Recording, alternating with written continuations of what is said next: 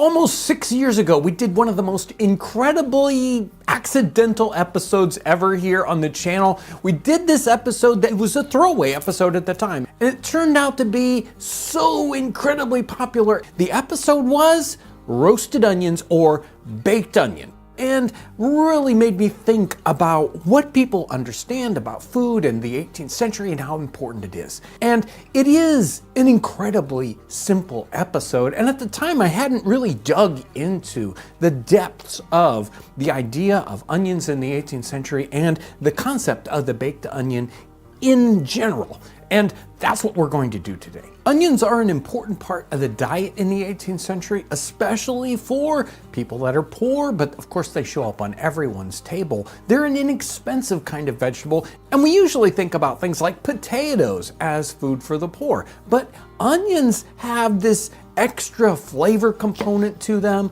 They're famous for being in Spanish cookery and French cookery also. And of course, we use them as a small side component in so many dishes. So we'll do a ragu from the 18th century, and it'll have a onion sauce or something like that. But rarely do we think today about basically onion recipes. You're just eating onions. But they're doing that in the 18th century. And of course, we do have some recipes like onion pie and an onion ragu, and we have onion soup, of course, French onion soup, very, very famous.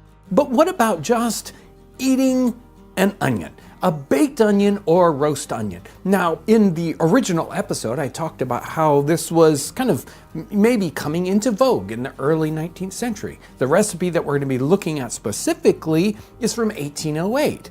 And it's interesting, you don't necessarily see exactly that same recipe going back further into the older recipe books unless you look someplace special. And where do we find these roast onions? We find them in medicine books. If we go back into the 16th century and the 17th century, hundreds of years before this recipe, we find exactly the same thing being done as a medicinal recipe. Do you have a cold? Do you have congestion? Something like that? Well, you need to make these special roast onions and eat them for 3 days in a row. That's the only thing you're going to eat, and it'll cure you. That's what we find in these medicine books or herbals from this earlier time period. It seems like many foods are doing exactly this same thing. They start off as a medicinal component or recipe, and then they're adopted as a standard food item. So something like white sugar starts off as a medicinal component, part of other kinds of medicine, and then it's adopted as, hey, I like sweet stuff, and now we have sugar in everything. And these onions are exactly the same way. We have other examples like garlic that starts off as very medicinal and turns into a main food flavoring, or some of the hot drinks from the 18th century were definitely medicinal early on and turned into just, hey, an enjoyable drink. In fact, the term comfort food, foods that make us feel comfortable. Sometimes they make us feel comfortable because of anxiety, and other times they make us feel comfortable because maybe they're good for us. One of the great things about onions is they are fairly easy to grow and very prolific in the time period. People were able to get any kinds of onion sets so that they could grow their own onions even in a very small plot, along with potatoes and other small vegetables.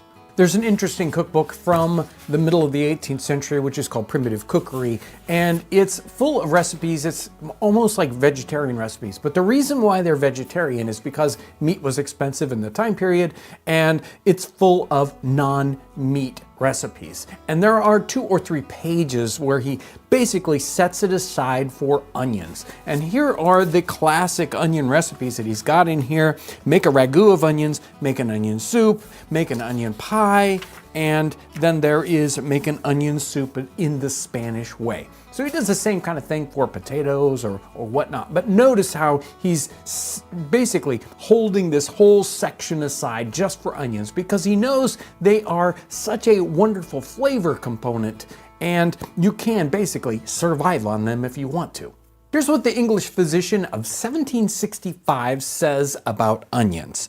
Onions are flatulent or windy, yet they do somewhat provoke appetite, increase thirst, and ease the belly and bowels. Here we go. Being roasted under the embers and eaten with honey or sugar and oil, they much conduce to help the inveterate cough and expectorate tough phlegm. Sounds good, doesn't it?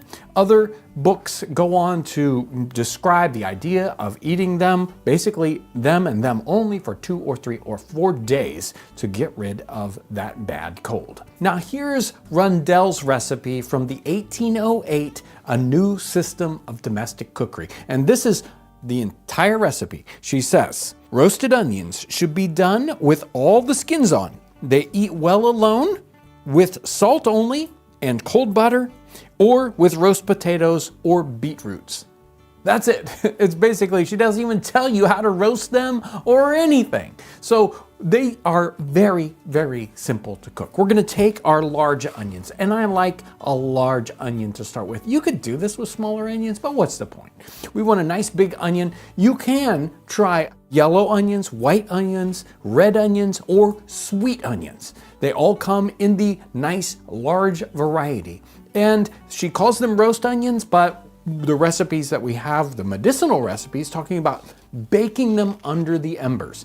We're gonna bake them in an oven at the typical baking temperature of 350 degrees. Make sure to put these on a sheet that can contain their liquid that comes out of them. So usually on an onion like this, maybe, a tablespoon, 2 tablespoons worth of liquid is gonna kind of ooze out of this onion as it bakes. These will bake, depending on their size, between 45 minutes for something maybe medium sized to an hour and 15 if it's something really big and if you wanted to get it really soft. The different varieties tend to take a little bit more or less time, so you gotta adjust that a little bit. Part of the baking process, and any kind of baking process, it starts to get done when you can really smell it. That's how you know sometimes. It's like if you start smelling something, then you should go and check it. We have 3 onions to try out. I've got a yellow, I've got a red onion, and I've got one of those sweet Vidalia onions here. And just a little bit of butter. There's no reason to go crazy. The amazing thing is it smells wonderful. When you bake these, you know you're getting there because it just fills the house or the kitchen with this amazing smell. And so, you can't go wrong. You know it smells good, it's going to taste good. And I just put a little butter on here. I didn't even bother to put salt, none of this weird sugar stuff. Man, it is so good. It still has enough of the texture to it. You don't want to, bake it so far that there's no texture left, but there's just a touch of texture left. And I don't even think you need the butter on these. It's so good. Let's try out the red onion here. Because it's red, it's probably even better for you. Who knows?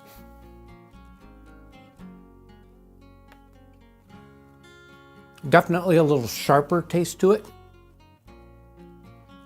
And last of all, the sweet onion here. Melt in your mouth. So good. A little bit more sweetness built into it, not a lot. All the textures, all very, very similar, just a little crunch to it. So very good.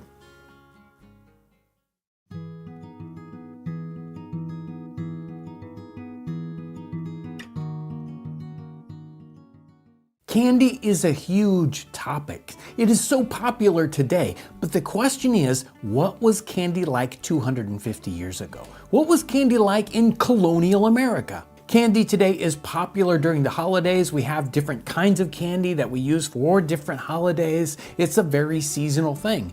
Candy was seasonal in the 18th century as well, but not for the same kinds of reason. Possibly because of particular holidays, but more likely because of the seasonality of the ingredients that the confectioner had access to at a particular time of year. There were very seasonal times for fruits and other ingredients that would come in so that the confectioner could make his products. The roots of candy are much deeper than the 18th century. It goes back hundreds of years before that, and it really lies in 2 main categories. Candy comes from medicine and it comes from food preservation. They had several different ways to deliver medicines with this sugary preparation. They might make little sugar pills or lozenges, or they might put the medicine in a sweet syrup, or they had a medicine category called electuaries. And electuaries, it's based on the Greek word to lick. So it's sort of like a medicinal lollipop, except it wasn't a hard candy and it probably wasn't on a stick. Maybe like a medicinal slowpoke.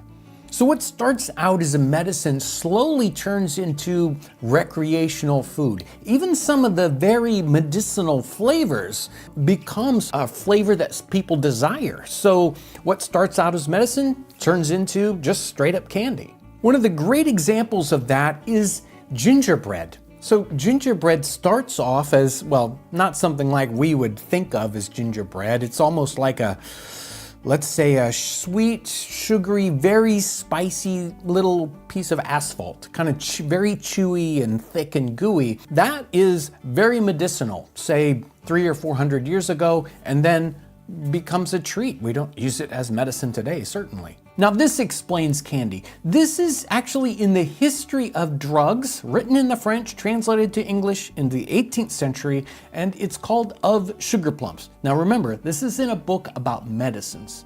It says, there are an infinite variety of flowers, seeds, berries, kernels, plums, and the like, which are by the confectioners covered with sugar and bear the name sugar plums. And let me go down further here. It says, in the shops there are caraway confects, coriander, nonpareils, which is nothing but Orion powder covered with sugar, and what is much in vogue in Paris, green anise.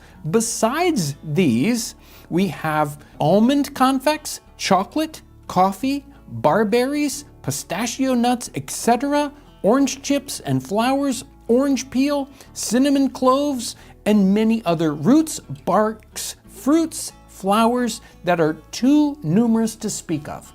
That's what you're going to see in the confectioner's shop of the 18th century. And why is it talked about here in a book about the history of drugs? Because that's where the origins of so many of these come from.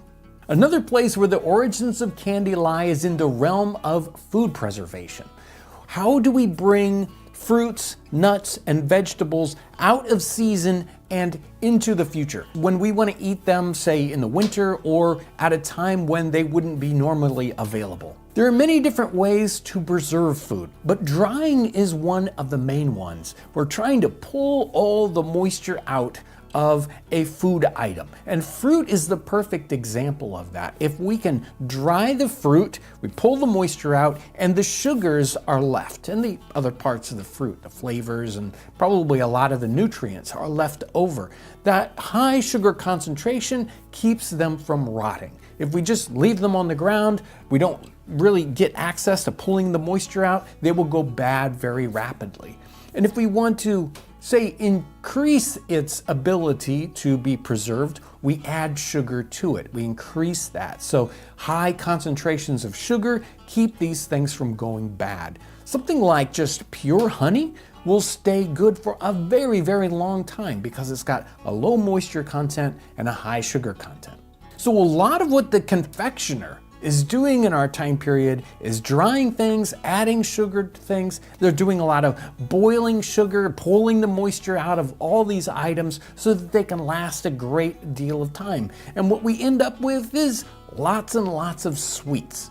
The preservation of citrus fruit usually happens for the confectioner in the 18th century during January and February, the season when that fruit comes in fresh to the people in Europe or, say, North America. So how are we going to preserve these fruits into the entire year? What happens if we want that wonderful lemony flavor in July? So there are many different ways to preserve our citrus fruit. They preserve them whole and in slices, but one of the ways you find most often, especially used in recipes, but you could also just eat it as candy, and that is candied peel. So they would make candied lime peel, candied lemon peel, and of course, candied orange peel. We're going to be doing a few candy recipes today. We'll start off with candied citrus peel, which is a recipe that we've done on the channel before, and it is so very easy and very tasty.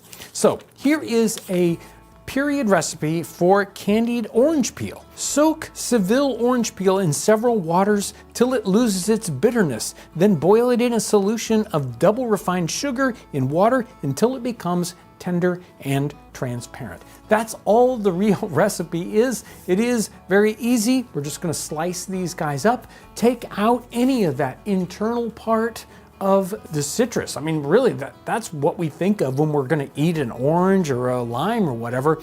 And that part we do not want for our recipe. We just want the peel, even that bitter white inner part of the peel. Once those are separated, we're going to soak this in water. Now, some recipes from the time period say to soak it up to 5 days, sometimes even in a little bit of salt water. You don't really have to go that far with it. I would say soak it 1 or 2 days if you have the time. If you don't, you will end up with a little bitterness in your peel. Not the worst thing in the world. Once the peels are soaked, then we just put them in a solution of probably about 50% water, 50% sugar. We're gonna boil those or simmer them until they become transparent. And that will take maybe an hour or so, really depends on how long you've soaked your peels before. And once they are transparent, we'll take them out and lay them on a bed of sugar and sprinkle sugar over the top of them. Then they can be stored or used right away.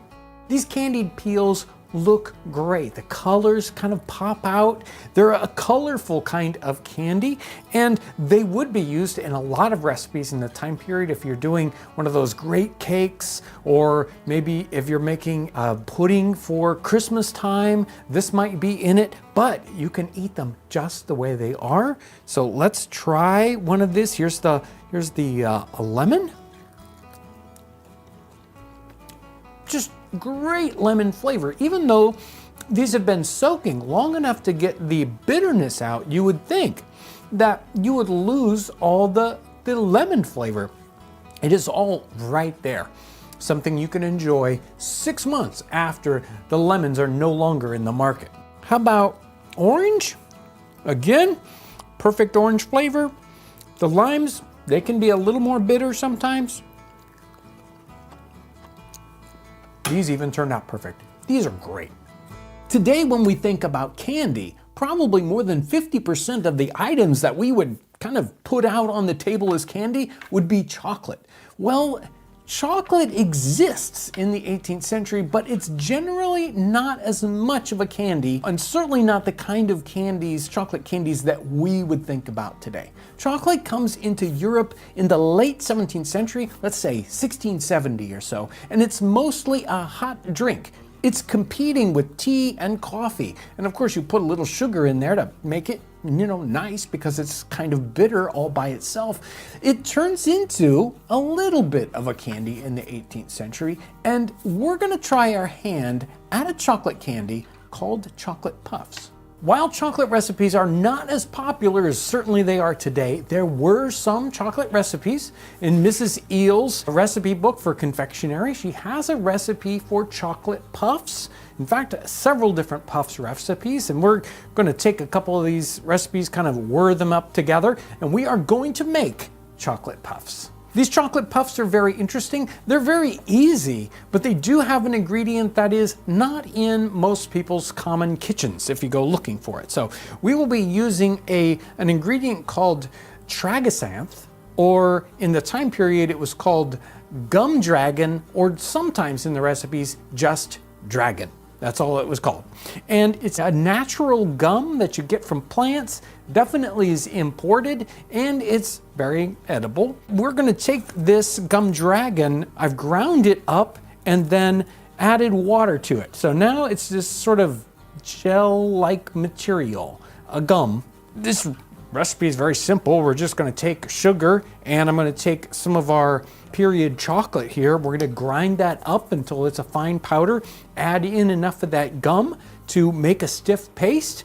Once that's in a stiff paste, we'll make little balls, put that on a cookie sheet, and then put it in a cool oven, as she says, probably about 275 degrees, and let them set there about 20 or 30 minutes, and then our chocolate puffs will be done. When I was testing out this puff recipe, I did the lemon puffs. This is just lemon zest and sugar and the gum dragon.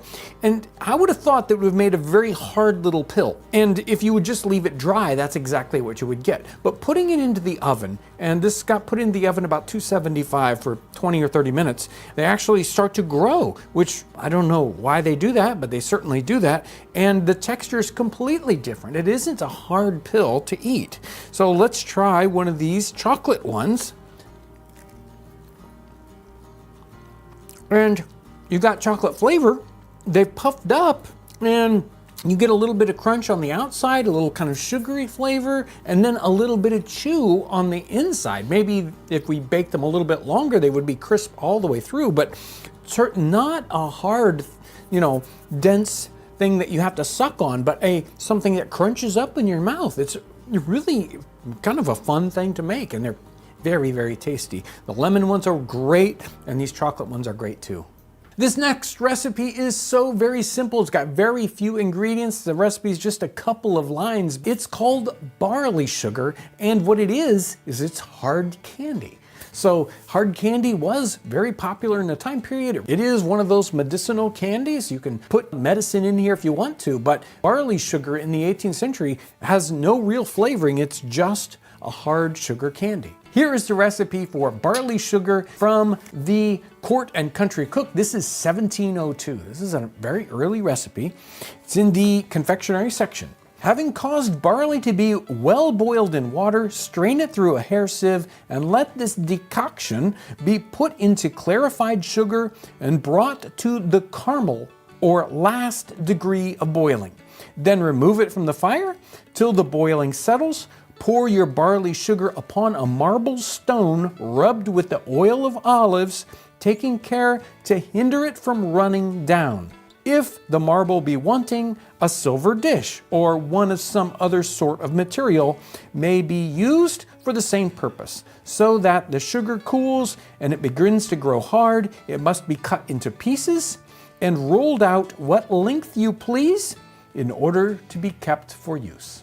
Hard candies today are made with a very small number of ingredients also. Uses regular granulated sugar. It would use corn syrup in the place of the barley, and then you would add whatever coloring or flavoring you want into your hard candy, along with a little bit of water, obviously. Now, corn syrup isn't something that was available in the 18th century. That's really a 19th century thing. So barley is used in its place.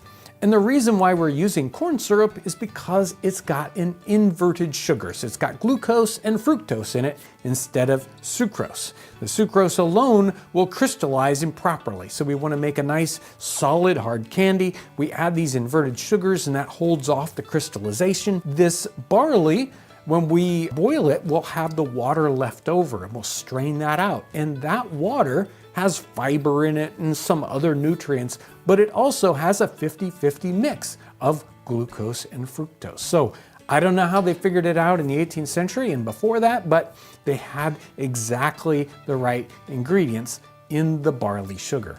All we need is barley, water, and sugar for this recipe. I've got 2 quarts of water in the pan here, and I'm just gonna add in 10 ounces, maybe 12 ounces of pearled barley.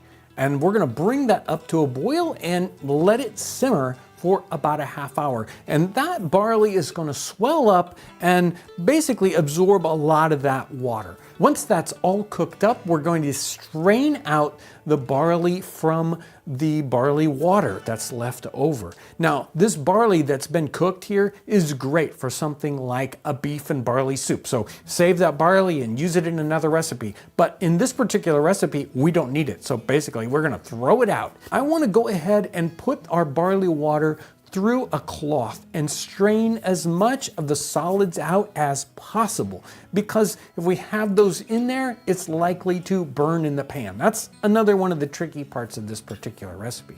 Once that barley water is strained out, we're going to put it back in our pan and add in as much sugar as we can get to dissolve into it. We're going to put this on a low heat and start to dissolve that sugar into it. And when we feel like we have enough, and it doesn't have to be very, very precise here, we are just going to put that onto a low heat and start to get it boiling. And basically, we're just going to keep heating this until we get it up to the proper heat. All of the confectionery books in the 18th century start off with boiling sugar, and they talk about the stages of boiling sugar, and this is really important in this particular recipe. They didn't have candy thermometers to tell them exactly what temperature to stop at. They would look at the candy, they put a little stick in it or a spoon in it, and they would dip it out at various stages to see what would happen with the sugar. So it starts off and we get at about, say, 230 degrees, we get the thread stage, where it gets very, very stringy. And then we keep cooking it and we keep boiling it, and then we'll get to the softball stage and a hardball stage. And we get to a soft crack and a hard crack. And the last stage we get to is called caramel in the 18th century. And that is way up there, close to 300 degrees, at least today. This recipe, even though they say to the last boiling, we're not going to go quite that far, because if you do, you get a very kind of burnt flavor. So we're going to keep boiling this until we get to just the right stage. Our barley sugar has solidified, it's cooled off on our marble slab. And one of the things that they did with this is before it completely hardened, they would sort of pull it out into straws. This is kind of difficult to do, because what happens is it hardens around the outside edge, it's still soft in the middle, and it's hard to draw out into these straws. I don't know how they did it in the time period, and it's much easier to just score it like this and then wait for it to get cool. Then you can peel it off of here and it will break naturally at these little scored lines. And then we have these little hard candies. Here's our barley sugar of the 18th century. What does it taste like? That's the real question. And it's got the right color. They talk about it having this sort of amber color.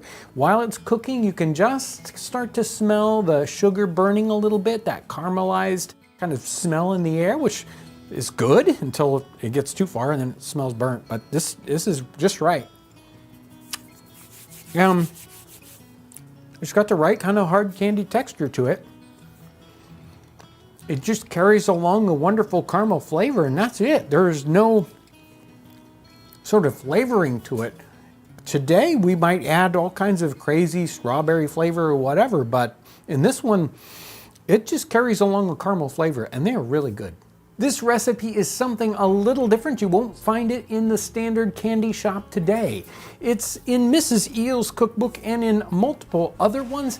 It's called clear cakes, and they come in lots of different flavors. We're going to be doing a raspberry clear cake. And clear cakes are basically a super thick jelly. You can think of it as like a version of fruit leather, but in a sort of a big chunk. Something like that. So what we're gonna do is boil our berries in some water for about 15 or 20 minutes until it's released all the juices. And then we can start to really turn it into the thick version of what we're looking for. After boiling our berries, we're going to squeeze out all the juice. We don't want any of the solids in this. They're called clear cakes, so we should be able to see right through them. Once we have our juice, we will add sugar to that and get that all dissolved. Then we're going to add in pectin. Now, the original recipe in Mrs. Eel's uses currants for the pectin. She basically boils the berries and the currants at the same time. And these aren't Zante currants. These are the currants that grow on bushes. They have a very high pectin amount to them.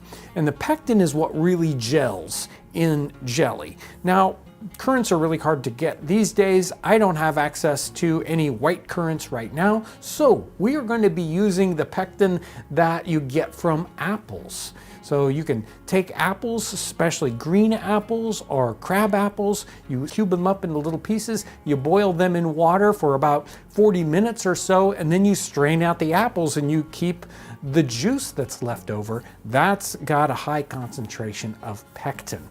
We'll take that pectin, and today you can just buy liquid pectin in a package and add that to what basically is raspberry jelly. And that is going to create a very, very thick jelly. In the recipe, she talks about pouring this into little molds. And then once it gels up, you turn it out of the mold and you sort of set them on glass or set them on the serving container. You can even sprinkle a little sugar on them to keep them from sticking. And those are basically a kind of a real soft candy. Our raspberry clear cakes are now out of the form, so you have to let them cool off for quite a while and gel up. That's the whole point. They're supposed to be a super thick jelly. And certainly these are that. They remind me of, you know, a gumdrop or something that we would have today, at least in their shape. And these have a nice clear color to them. You can see light through them. They're beautiful red raspberry color. And you do need to cover them with sugar so you can pick them up and handle them without them sticking to your finger, because they are very sticky. They call for sort of letting them air out, and I think she just means cool off. Maybe she means to actually dry them so they become even more thick. I don't know, but let's try them out just like this. And a wonderful thick jelly flavor and texture. They're super good, very, very sugary, obviously, but a lot of fruit flavor in there. So this is just basically two fruits mixed together. We have the apple pectin, which really doesn't bring any flavor with it, but just the gel. And then the wonderful raspberry flavor, along with lots of sugar, and a very, very simple thing to make and very tasty. Candy has a fascinating history, hundreds of years old, and we can engage and experiment with it ourselves. We can make these wonderful candies. Some of them are so simple, so tasty, and we can also try out and really eat almost exactly the same things they thought were candy in the time period. We have lots of dried fruits and candied fruits available to us today, and it's so good and so historical.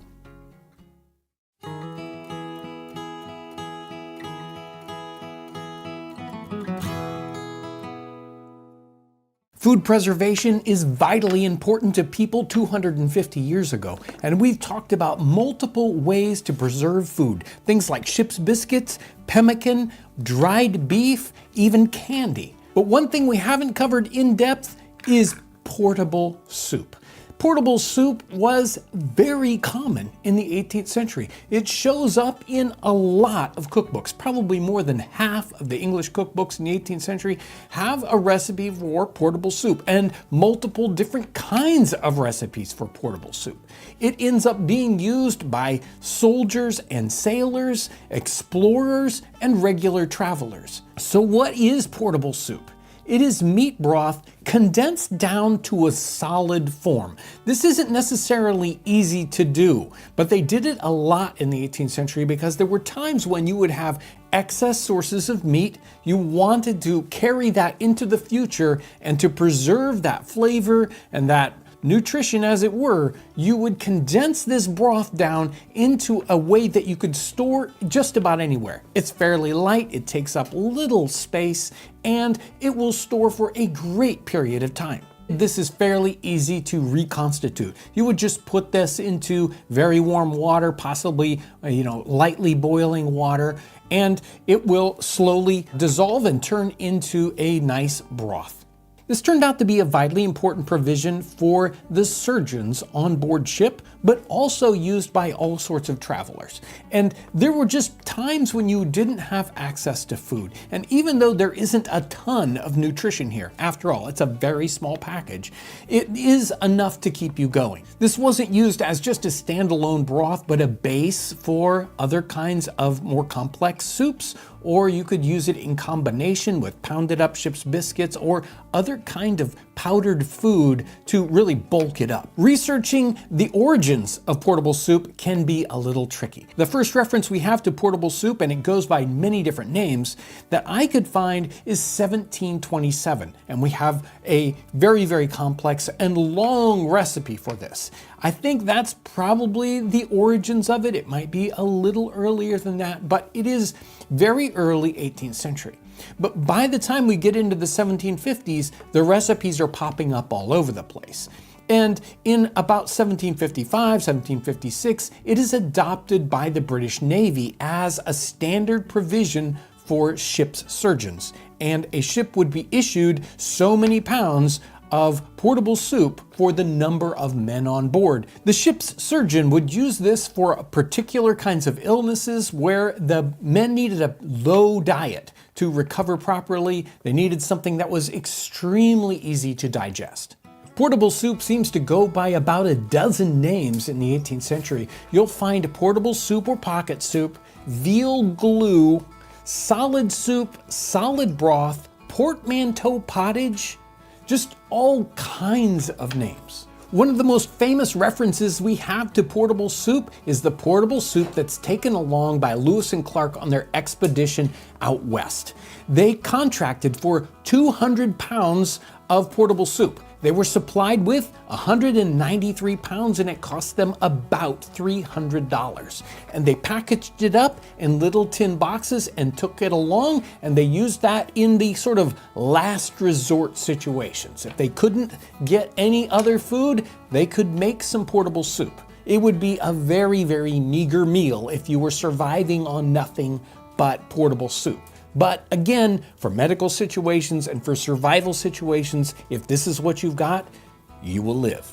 It becomes very popular in the late 18th century, and you'll find recipes for it all the way up until the turn of the 20th century. It's still being used then, even though there are probably industrial sort of substitutes for it so that people no longer need to make it themselves. Portable soup is being made in mass quantities by portable soup makers in the middle of the 18th century for the Navy and for other kinds of travelers. They would make this in big slabs, and if it was for the Navy, it'd be marked with a big broad arrow so that you knew it was Navy property. Most people were probably buying it in smaller puck sizes so that you could use that. You would have basically one serving per little chunk here, and you wouldn't have to deal with a giant slab.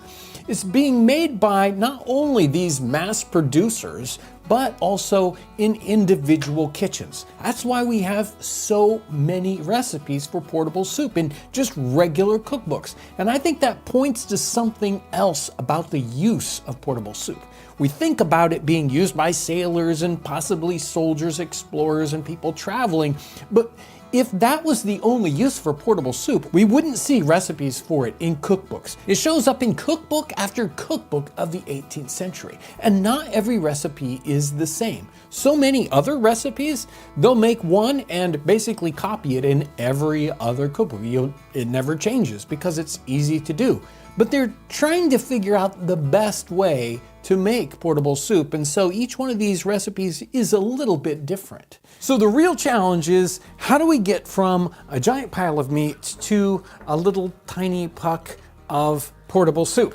And I could read to you one of the recipes in the 18th century, but it would take like a half hour because every single recipe is long and complicated, even though this recipe really only has 2 ingredients and it's all technique. The complexity comes from the idea that we can't just boil this until we get to this stage. We have to remove particular components of the broth, and then we can reduce it down. And once it's reduced it down, we can't just keep boiling it or it will burn. And the other problem in the 18th century was the idea that they didn't have the same kind of cooking equipment we have today. Today, if you're going to do this, you will do it with a slow cooker. I promise you, you won't want to do it like the way we are going to do it, which is over an open fire. Now, those industrial manufacturers in the 18th century, they had tricks of the trade. They had large brick ovens, basically, or a stove, which would have a fire in the bottom and then a large cook pot in the top, so that they could slowly heat that from the bottom and continue to stir it. And they would be watching that all the time. And in the 18th century, this is one where it will take hours and hours to make portable soup. And you do have to watch it in the 18th century context or it'll burn. Today, in our slow cooker, we can walk away and come back a couple hours later and keep watching it. It's much easier. We need a large cooking vessel. Again, you will use a slow cooker. I'm going to be cooking in our standard cook pot of the 18th century here, a cook kettle made of tin, and we're going to use a particular cut of meat. I would suggest looking for shank cuts, and these are leg cuts of beef cows. These are generally very inexpensive. It's a difficult cut of meat to cook with. It is hard to get it tender enough. You have to cook it very low and slow, which is exactly what this recipe does. They usually have a large bone segment, which in normal cases would be a bad thing. But for this recipe, it's perfect. We want lots of bone, lots of connective tissue, cartilage, ligaments, tendons. That's what we want in our recipe, which normally we would not want in a cut of beef. So that's why it's a good thing about this particular recipe. They would use it because it used the cheapest cuts of meat.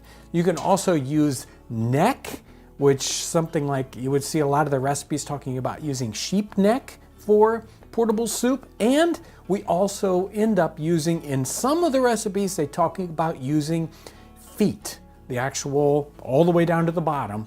They would put that in the pot too. It has a lot of gelatin or collagen in it, and that's what we want for our portable soup. We're going to take our meat pieces, put them in our cooking vessel, and then pour water over them till it's just over the top.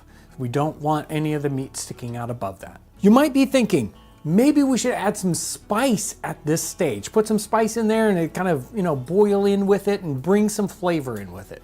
Well, some of the recipes do that, but there are other specific recipes that say not to do that, because the spicing is something you can't get rid of. So if your final product has spices that you don't want in your soup, there's nothing you can do about it. Whereas if you make it a simple just meat broth, then you can add spices to it when you're preparing the dish. So we've had our meat cooking here in our pot, and you do want to make sure it's covered in this first stage.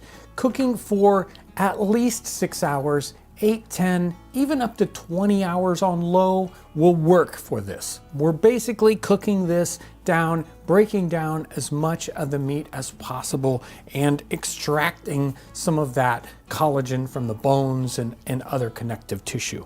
And what we've got now, it truly smells just heavenly. It's a wonderful beef soup that we've got. I mean, we could put vegetables in here and it would be great. What we're going to do now is to separate the solids from the liquids. And in some circumstances in the 18th century, they would have, say, if you were a portable soup maker, you would just basically start a new batch and you would put the bones and the meat into a brand new batch with some new meat and new water and just start another batch, and then you'd keep going with this. So let's talk about this meat for just a second. We don't throw this out. This is perfect meat for making potted beef, and the recipes from the 18th century talk about this. You take this beef, take out any of the little fatty bits that are still there. Most of it's already broken down and turned into an oil, but there's some of that. We want to take the meat portions and then we pack it into a jar. This already will break up, just kind of shred it up, and then we pour clarified butter over the top. You can set this in the oven for 20 minutes at, say, 250 degrees. That will sterilize everything. And then you've got this potted beef that's good for 30 days, 60 days. It's exactly what they would use in the 18th century. They would take that potted beef out whenever they wanted to and spread it on toast. And it's just so very good. And so don't waste this. This is some of the best part. Here's our meat broth portion of it. We're gonna let this cool and the fat will rise to the top. And we want to remove all the fat. Now, in the 18th century, they would probably just scoop this off. Of course, in a modern context, we have other tools that will more easily drain the broth from the bottom. It doesn't matter how you get it done, but you want to extract all the oils off the top. If you let it get cold enough, it might even solidify. You can just peel it off, but we do want no fat in our finished broth. Once you've got the oils taken off, we need this to be a totally clear broth, so we're going to go ahead and strain this through a cloth. It's already been through the colander, we've got the solids out, but we want those little bits out too, so it's completely clear. Now that we've got our clear broth, it's time to reduce it again. We've let this cool off. Now we're going to heat it back up, but we have to be very careful about the temperature that we heat it up here. We're going to put it on as low a heat as we possibly can. We want to have a vessel here without a lid on it so that the vapor can go away, and it's going to reduce for, you're going to need to bring it down to 1/3 of what you've got now, or even more than that. And this might take a while. It really depends on how big our batch is. This will probably take 2 or 3 hours easily to get down to a lower level than this. So I've reduced this down. I spent something like 8 hours on this batch. It's very, very difficult to do over an open fire. This is so much easier to do in a slow cooker, so definitely go ahead and do that. You really don't have to quite go this far. If there's enough collagen in that meat, then if you let it cool, you will be able to tell. It'll form a skin and almost like it'll be a brown jello, basically. You can reduce it a little bit further than that, but it gets harder and harder to keep it from burning. So you can basically stop at that point. Let it get cool. If you set your vessel aside and it's still very, very liquidy, go ahead, put it back on low heat and reduce it some more. But once you get it to this point, then you need to do the rest of it basically at room temperature or extremely low temperatures. And what we're trying to do is just drive out the final bit of moisture. In the time period, they talk about taking this out and maybe putting it in little cups, and it'll start to form a skin and you can let it dry that way, or you can put it out onto flannel. And the flannel they're talking about is woolen flannel cloth. And obviously it needs to have, at this point, to form some kind of a skin. You wouldn't, obviously from the directions, you wouldn't want it to flow into the cloth at all. So it has to have enough skin that it'll stay on top of that. We want to have air going all the way around it if possible. So they would set this out in the sun, not in a hot sun, but in a dry, kind of probably a winter sun situation. And it will go from this to this final form that we've got, and it might take a couple weeks to get there. Now we can speed this up in a modern sense by using a dehydrator that you can set to a very low temperature. If you can't set your dehydrator to, say, less than 120 degrees, it probably won't work. But if you can set it down to, say, 110 degrees, it will start to dry it out pretty rapidly, and it'll be done in a day or two. So in its final state, after, say, a week of drying, it should be pretty hard. If you squeeze these, it's kind of cool in here, it's probably 65 degrees. If you squeeze these, you can just feel the gooey center. So they're not completely dried. Here's our portable soup from 13 years ago, our original episode, and it's undoubtedly still good.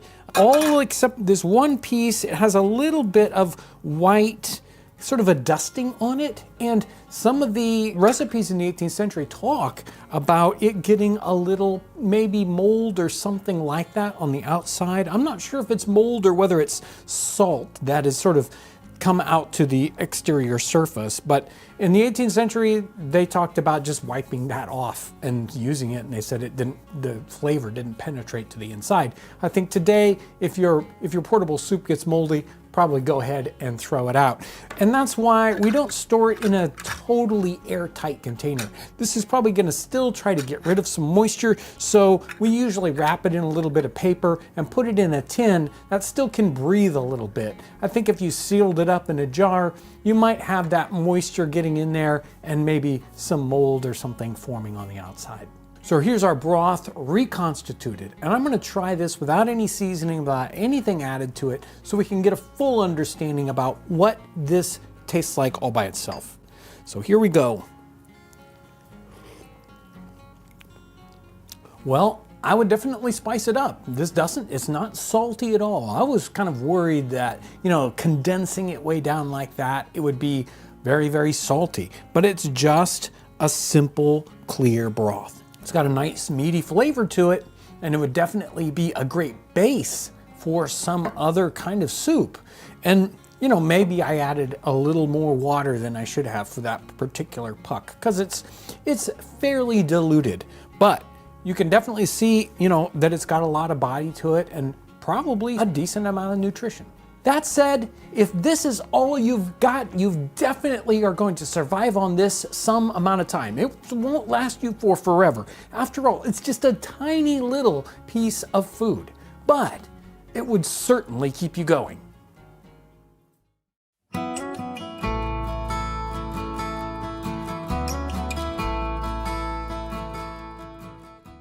When it's cold outside, I want a warm drink. We can imagine this echoing throughout history. In the 18th century, that was so true. You can imagine today, we don't desire hot drinks the same way we might have 200 or 300 years ago, because we live in these very climate-controlled conditions. Our houses are heated centrally. We go into our car and it's heated. We go to work, it's heated there. We don't need to stay warm like people did in the 18th century. They needed a warm drink to survive. So warm drinks were very, very common.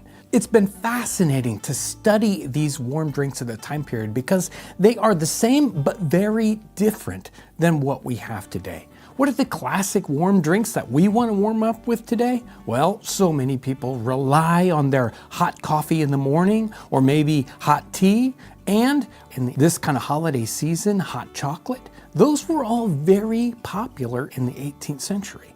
But they have other items that we only have just the tail end of today. Sometimes people might refer to a hot toddy or some other kind of warmed up drink that's a celebratory holiday drink. In the 18th century, those were so very, very common. And we can get an idea about why those are so common in that time period by thinking about coffee, tea, and chocolate today. That's popular all around the world. Whether it's hot weather or cold weather, these drinks are ubiquitous. Everyone enjoys coffee, tea, and chocolate. But the reality of coffee, tea, and chocolate in, say, England, Great Britain, France, and in the New World in the 18th century is that they're fairly new inventions. Those products start to become very, very popular from about 1650. All three of those, chocolate, coffee, and tea, and they grow in intense popularity even in the 18th century. Now, if they start at 1650, and they're really not around before that, what are people drinking in the morning? There's no such thing as coffee or tea or chocolate. It would be hard for us to imagine that today, wouldn't it? Well, what warm drink do they drink? We do the research and we find out that they're drinking things like warm beer or heated wine.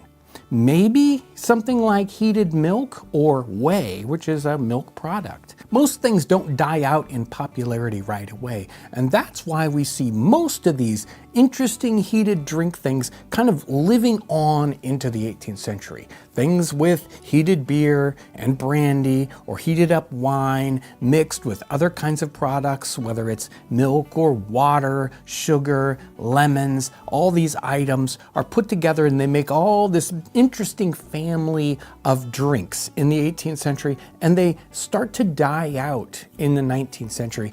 And by the time you get to Prohibition in North America, they die out completely. We have hardly any vestiges of what was the classic, the only drink for breakfast, say in 1600, to completely dying out by the time we get to 1950. Many of these liquids are being drank as a singular item, just warm beer, just warm wine, say, or warm milk. But what's really interesting is when they start getting combined. Now, many of these things are getting combined into these complex mixtures for different reasons. You might mix, say, brandy and beer or wine and milk or these different things to start to make them a little bit more medicinal, Or you might do that because the component parts are, let's say, not the best quality. We have different reasons, but they make all these very interesting drinks in our time period, and they have fascinating names that sort of evolve through time that are so fun to track down. And we've got a bunch of very, very fun sounding drinks that have all but disappeared. We've got names like Bumbo and Rumbo, or Hot Pot and Hot Punch. We've got Pearl or Bishop. We've got Collywobble, Flip, and Doctor. There are all these great names. Some of them are, let's say, from the lower strata, where they're kind of nicknames for drinks. And I think that so many of these names are also very local, and the drink itself might be different from place to place. So the ingredients might change, or even the way it was created, but the name kind of is so fun that it moves from place to place. Some have a great name, and the drink still stays with us, its name has changed. So we have something like Six and Tips, which is actually just a Boilermaker. Punch is a beverage that is referenced throughout the 18th century, and you see it a lot. People have punch for parties, they have enormous punch bowls, they have tiny little punch bowls. You see Flip being referenced as punch for a sliver of time there in the 18th century. So this could be considered either one.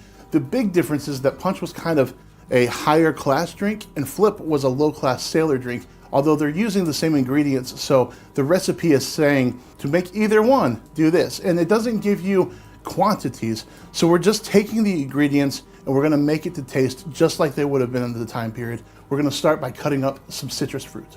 We're gonna use some lemons and some limes, and they don't give us any quantities. I like a little bit more lemon than I like lime, so that's the direction we're gonna go. Before we even do that, we're gonna get some water to boil over on the fire. And we're just gonna use the juice of these. We're gonna add rum, sugar, and we're gonna pull it all together so it tastes the way we want it to, and it's that simple. If you want to experience one of the most popular drinks of the time period, especially over this holiday season, you don't wanna miss this one. Some of this is gonna be a little different or a little unusual because I'm not making this grand bowl of punch. I'm just making enough for me to try. I'm kinda going to do it in little bits while it's over the fire. I'll squeeze the lemons in, I'll squeeze the limes in, and I want to put the sugar in when the water's hot so it gets nice and distributed throughout. It's done, and you might be sitting at home thinking, that's just hot lemonade with some rum poured in, and that's exactly what it is. But let's see what it tastes like. Ooh, that's really good. It's like a sweet tea. The citrus really comes through, and it's not like super sweet, it's just enough to tame the tankiness of those lemons and limes. The rum comes through, but it's not too strong. It's perfect. I would sit by a campfire and drink this and really enjoy it. Sometimes they would call this a combination of opposites. So water to make it cool, liquor to make it hot, lemons or citrus to make it sour, and sugar to make it sweet. And it all rounds out just perfectly. Many of these beverages start out as medicinal. They are very concerned with staying healthy, and most of their medicine was really food-based kind of medicines. Sometimes they were, typical medicines that we might have today. We kind of classify them as poisons. So they would try to fix that with certain kinds of drinks in the time period. And they would mix a lot of beer and eggs and milk and kind of brandy. And brandy was very much considered medicinal, especially early on. A lot of things start out as medicine and become sort of recreational later on. And that's so true with many of these drinks. They start out as medicine, you're ill, maybe you should be drinking this, and oh, I start to like this. And then pretty soon you're drinking it for pleasure instead of just for medicine. There's an interesting anecdote or story in the 18th century about a man who stops at an inn and he is ill. He probably has just a cold or something. He decides that he is medicinally going to drink a hot punch. He has the innkeeper prepare a hot punch and bring it up to his bedside, and he falls asleep instantly before he drinks it. And the person who's sharing the room with him, or in fact sharing the bed with him, which happens in the 18th century, he drinks the entire hot punch down, and then he goes to bed too. The other man who ordered it wakes up, And he feels much better in the morning. He looks over at the table, he sees the glass empty for his hot punch, and he says, boy, I knew that medicine was just what I needed. Many of these drinks also have a very specific connection to a class of people. So middle and higher class people, they're going to drink a punch, a warm punch usually in the wintertime, and that's going to have brandy and water and sugar and lemons, and maybe a few other components, maybe a little spicing in there too, or a mulled wine or a spiced wine. But lower class people, especially sailors, they're going to be drinking a flip or possibly something like eggnog. You see a lot of sailors drinking eggnog, which is seemingly very similar to an alcoholic eggnog of today. You can see this a lot in, say, court records of the time period. People that get drunk and get in trouble with the law, they talk about what they were drinking, and they were usually these kind of lower class drinks like flip or a simple hot pot. And sometimes we'll see recipes in the time period and they'll say, well, you can make a hot punch, and they'll give you the ingredients, and usually it's, you know, something probably like a very expensive brandy in that. And if you're making flip, it's a very inexpensive, something like rum or gin that would be mixed with it, something that would be less expensive in the time period. Eggnog is one of the mysteries of our time period. During this research, I've researched eggnog in the past, years ago. You can find the references. I have never found a recipe. I did find one reference where there were some folks that were traveling in the woods and they'd been robbed of their supplies for eggnog, and they listed them. So I have something to go off of here. And it's funny because you really want to nail this one, because this is a drink that we drink now. This is a festive drink. There are probably cartons of eggnogs in refrigerators all across this country right now. We're in December. But we just kind of have to take what we know and make it happen. And I know this, it's not like what we think of today. It's not a thick, almost melted ice cream custard. Oh, that's not what we're gonna make today. But we are gonna make one of the best eggnogs that I've ever had. Now, most of this video has been based off of hot drinks from the time period. And with eggnog, you can make that decision. People do drink this hot. You can make this hot. You can also make an uncooked version, which is going to be a lot better for folks that are at reenacting events or camping. If you want to take eggnog with you, it's going to work. And we're going to do a raw eggnog recipe today. You can cook this into a custard if you would like to, but all we're going to need is eggs, sugar, some what they call new milk, which is essentially half and half, and your alcohol of choice. We see rum and we see brandy used most in the time period. I'm going to use brandy because that's what I like best.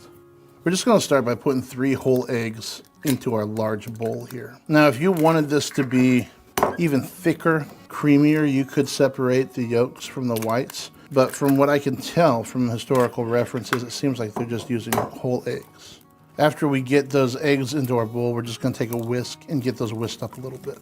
And then I got about 2 cups of our half and half. And I didn't buy half and half. I got milk and I got cream because I wanted it to be a little bit thicker than half and half. So that's what I'm using.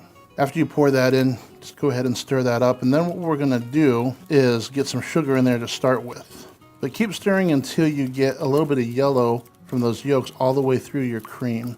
You wanna make sure it's mixed up really well. And now I've just got a tablespoon here, and I'm gonna put a couple of scoops of sugar in there and get that stirred up. And we're just gonna start there. I don't know if that's where we're gonna end. While I'm mixing that up, I'm gonna add some brandy. I probably just added 3, maybe 4 ounces. We don't want that sugar to just settle at the bottom, so we're really gonna get it stirred up in here. Now, if you were going to make this a hot version of this drink, you would just get your cream and your milk into your saucepan, and you would start to simmer that, stirring it the whole time so it doesn't burn until it starts to reduce a little bit. And a lot of people will use the trick that if you pull your wooden spoon out and you run your finger across it and the line stays, then it's ready to go.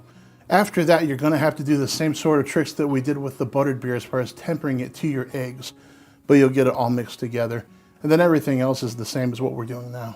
Our eggnog is finished. It was the simplest recipe of the day, and I ended up adding a few more tablespoons of sugar. It just depends on how much brandy you put in, and I like mine fairly brandy heavy. All right, let's see what it, wait a second here. All right, almost forgot.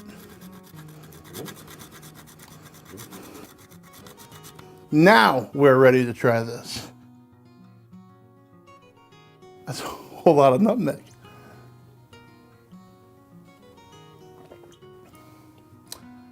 Wow. Okay, that's my favorite eggnog. It's delicious. You should try it at home. The research on this can be very difficult in that we have very few specific recipes, except for the occasional flip or punch recipe. So because punch was a little bit higher class kind of a drink, we'll find multiple punch recipes, sometimes with milk and other items, but the punch recipes all kind of run in the same line. You'll find that in cookbooks, but most of these other lower class drinks, we only have simple descriptions of them, and they just kind of name the ingredients, maybe in their importance or possibly in order of their quantities, but more likely sort of the importance of them. And very interesting to see that they are very creative. There are times when there are components that they don't have available to them, like specifically, maybe you don't have a good brandy. And you'll have these layers of alcohol that you will choose as substitutes. So you might go from a brandy that would be great to a lower class brandy. Then you might go to, say, a rum, and then whiskey would be the bottom one. And it really depends on where you're at as to what kind of item that you will substitute into your drink. So where are people drinking these warm drinks in the wintertime? It's normal that people would drink these things for breakfast, and they might do this in their very own home. These are prepared in a standard kitchen. There's no incredibly hard to find ingredients, and they're usually very, very simple preparations.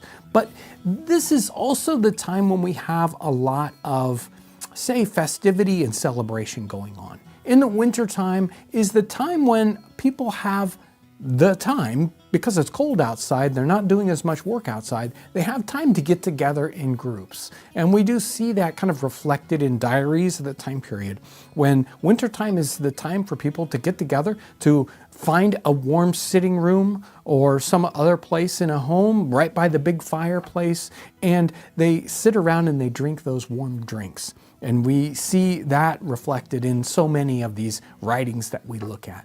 And they also get together in these classic taverns and coffee houses of the time period, where everybody gets together. It's a time for community and connecting with other people in your area and getting together to drink these warm drinks because you need them to feel better.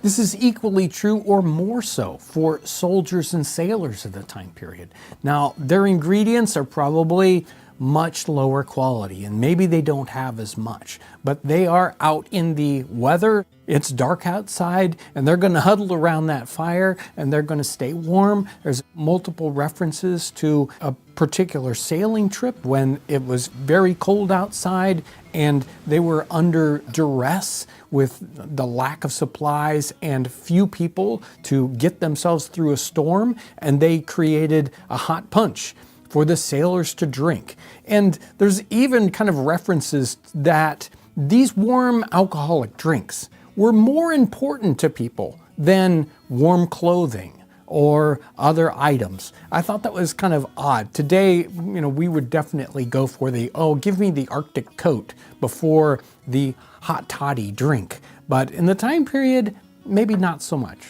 Here's a writing from the time period that gives us a little bit of idea about what the author thought about how important these hot alcoholic drinks specifically were to people, especially poor people. He says, "Now this is the sure deplorable case of all poor men and their families, if they have any, and all for the want of a little liquor to cheer them up and to put life in their chilly veins on a cold frosty morning or a hazy windy day, when a noggin of hot punch would be 10 times more comfortable to their hearts and bellies than another coat or pea jacket would be to their backs, when the stinking breezes and sprays from the sea will make a man sick to death, and without he has liquor to comfort him, he must die."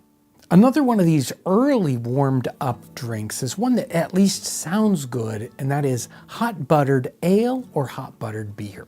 And these are both early and kind of classic drinks of this probably 17th century time period, where we do include some oil, some hot butter, some eggs in there. We have ale or beer, and there's a big difference for ale and beer in our 17th and 18th century time period. Ale tends to be not hopped at all or very lightly hopped, and then beer classically has a good amount of hops in it. And hops comes in a lot more in the 17th and especially in the 18th century. Hops helps that beer stay good for a long period of time. And ales can go bad because the hops aren't there to preserve that alcoholic beverage. But we can see them being used in this kind of warming up and especially maybe a breakfast kind of drink where we have the butter, we have the eggs, we have the ale here, and it creates this mixture. In the 20th century, we've heard about hot buttered rum, but I have not really found a good connection with hot buttered rum, at least specifically talked about in the 18th century. This is one of the earliest recipes that we're talking about in this particular video. Our references come from the 1680s. This was likely being drank way before then.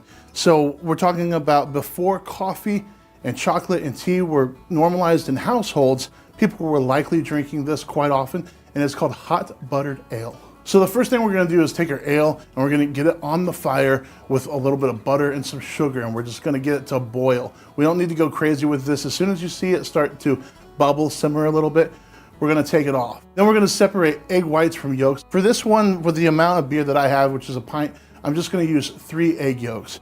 We're gonna separate those. We're gonna go ahead and get the yolks broken up and stirred together. And then slowly we will add our hot mixture to our eggs so that we're not cooking the eggs. And after we even bring it off the fire, we're gonna let it cool before we even do that. Look at this drink. That's just beautiful. It looks like something that you'd see coming out of a coffee cafe. It's really pretty. As far as tempering the eggs, what I did was I got my egg yolks into a container and I put just a little bit of the hot beer into another bowl so it would start to cool down. And once it was about just a little warmer than my body temperature, I put the eggs in, I stirred that up, and then you want to take something like a big mug if you have one, or a saucepan or something else, but you just kind of want to take the hot liquid and the new mixture and go back and forth, and that's going to temper it. It's also going to give you the added benefit of getting a nice kind of froth going on. This looks fantastic. It smells surprisingly good, kind of sweet, buttery with a deeper note that you're getting from that ale. I don't drink a whole lot of drinks with egg yolks in them, but I do from time to time, so I don't think it's going to be surprising. Let's give it a shot.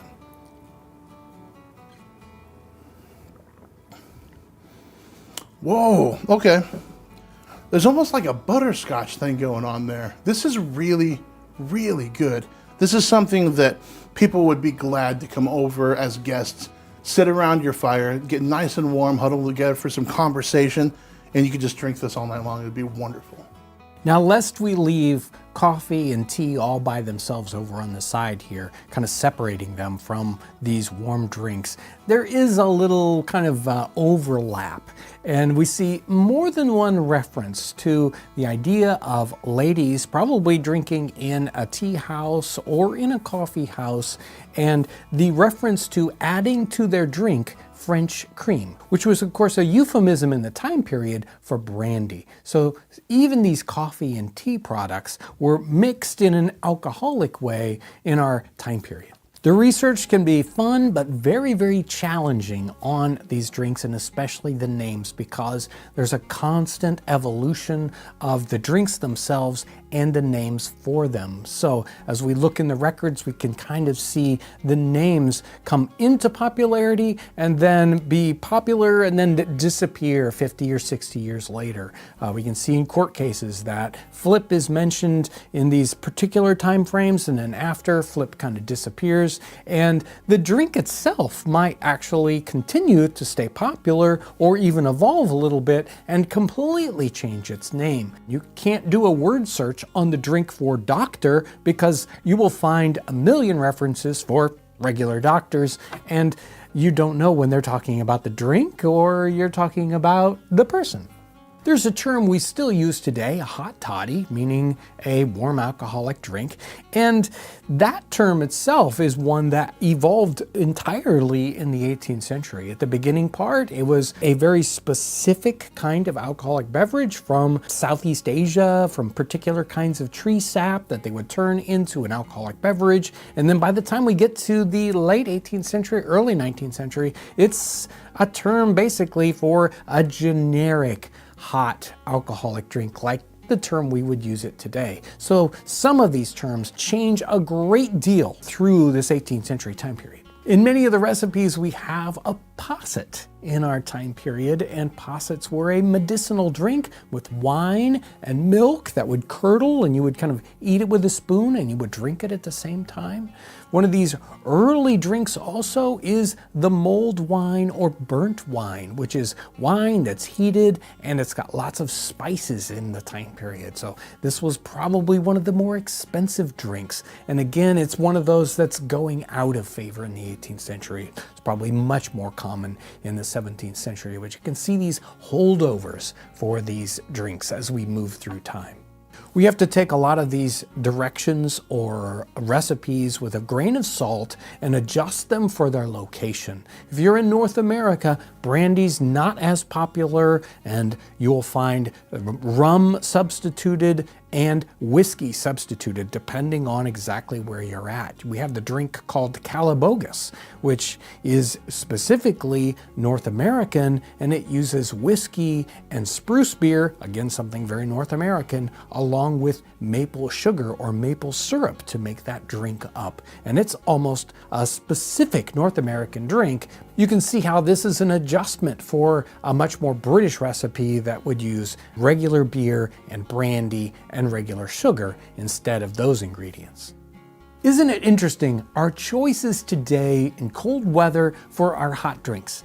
Well, we've got tea, we've got coffee mostly, and maybe the occasional hot chocolate. And in the 18th century, you have dozens and dozens of combinations and classic hot drinks that are all but disappeared today. They're using ingredients like whiskey and rum and brandy and ale and beer and eggs and milk and sugar and lemons. All of these kinds of things and all these wonderful, complex, and probably very tasty combinations, and they are all but gone today.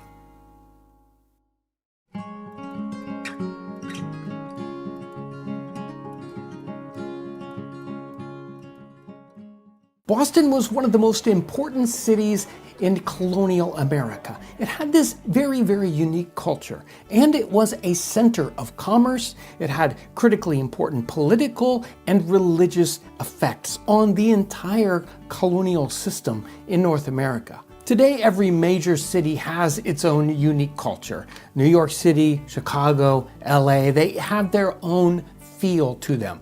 But that concept is even more true in the 18th century colonial America system. Each one of the cities like New York and Boston and Philadelphia and say Charleston, they all have very, very different cultures. You'll find the same kind of hotels and restaurants nationwide that make some of our cities feel very similar to each other. But in the 18th century, that wasn't true.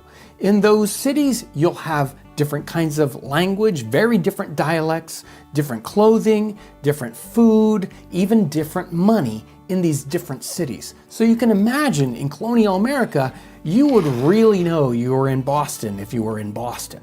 Now, Boston has a very long history. It isn't where the colonists first came over, say the Puritans coming to Massachusetts in 1620, but by 1630, that's when Boston starts out. And they like it because it's got a great port, a harbor that you can bring ships into, and it's got a wonderful water supply. So people started to populate Boston fairly rapidly.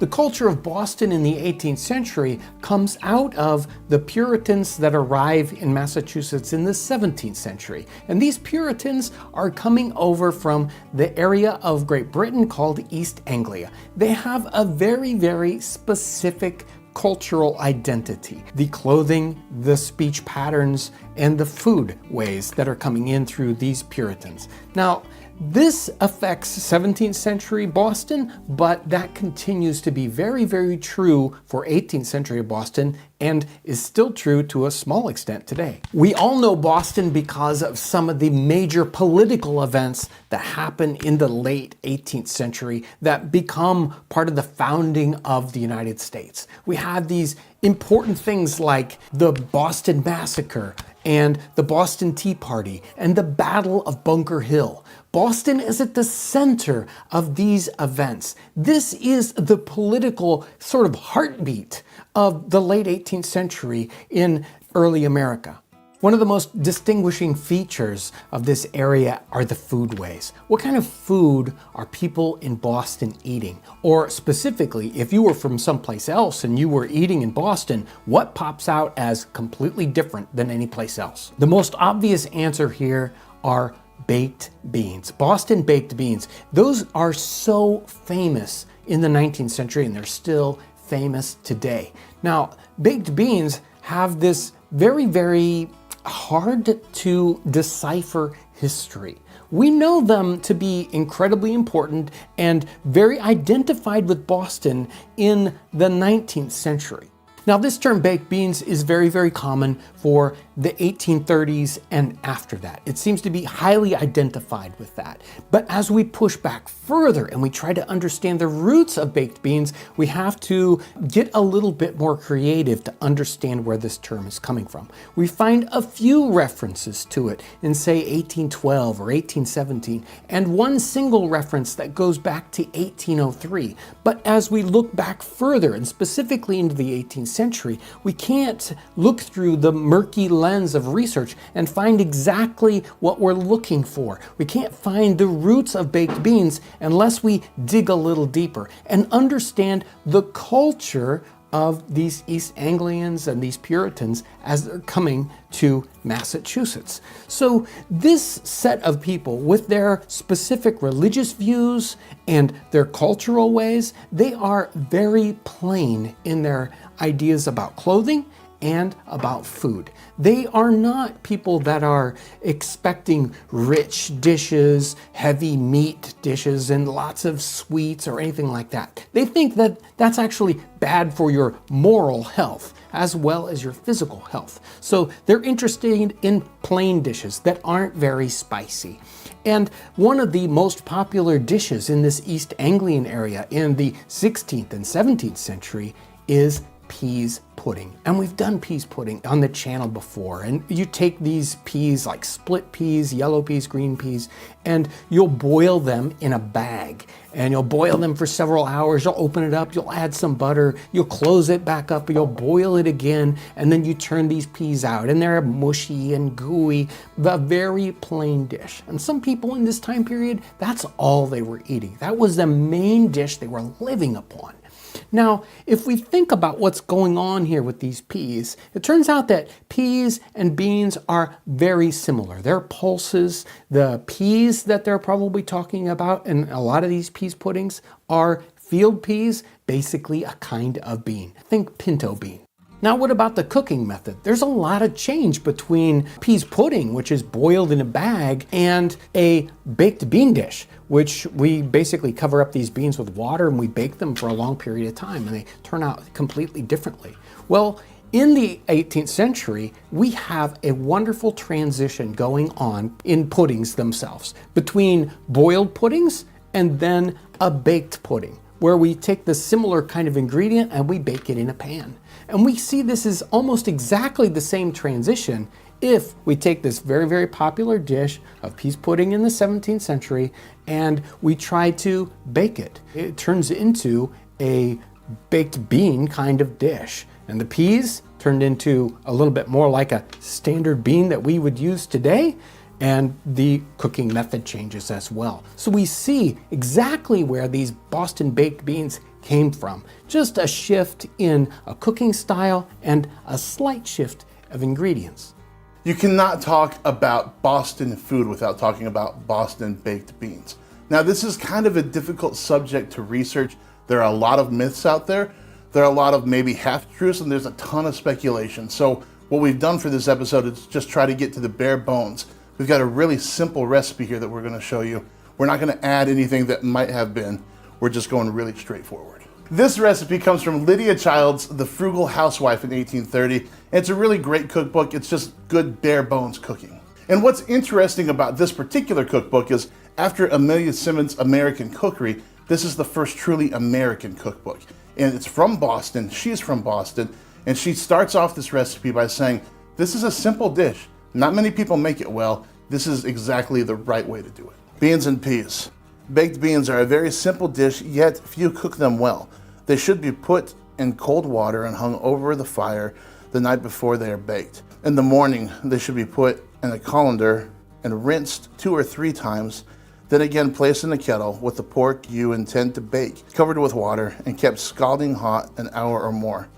A pound of pork is quite enough for a quart of beans, and it is a large dinner for a common family. The rind of the pork should be slashed. Pieces of pork, alternately fat and lean, are the most suitable. The cheeks are the best. A little pepper sprinkled among the beans when they are placed in the bean pot will render them less unhealthy.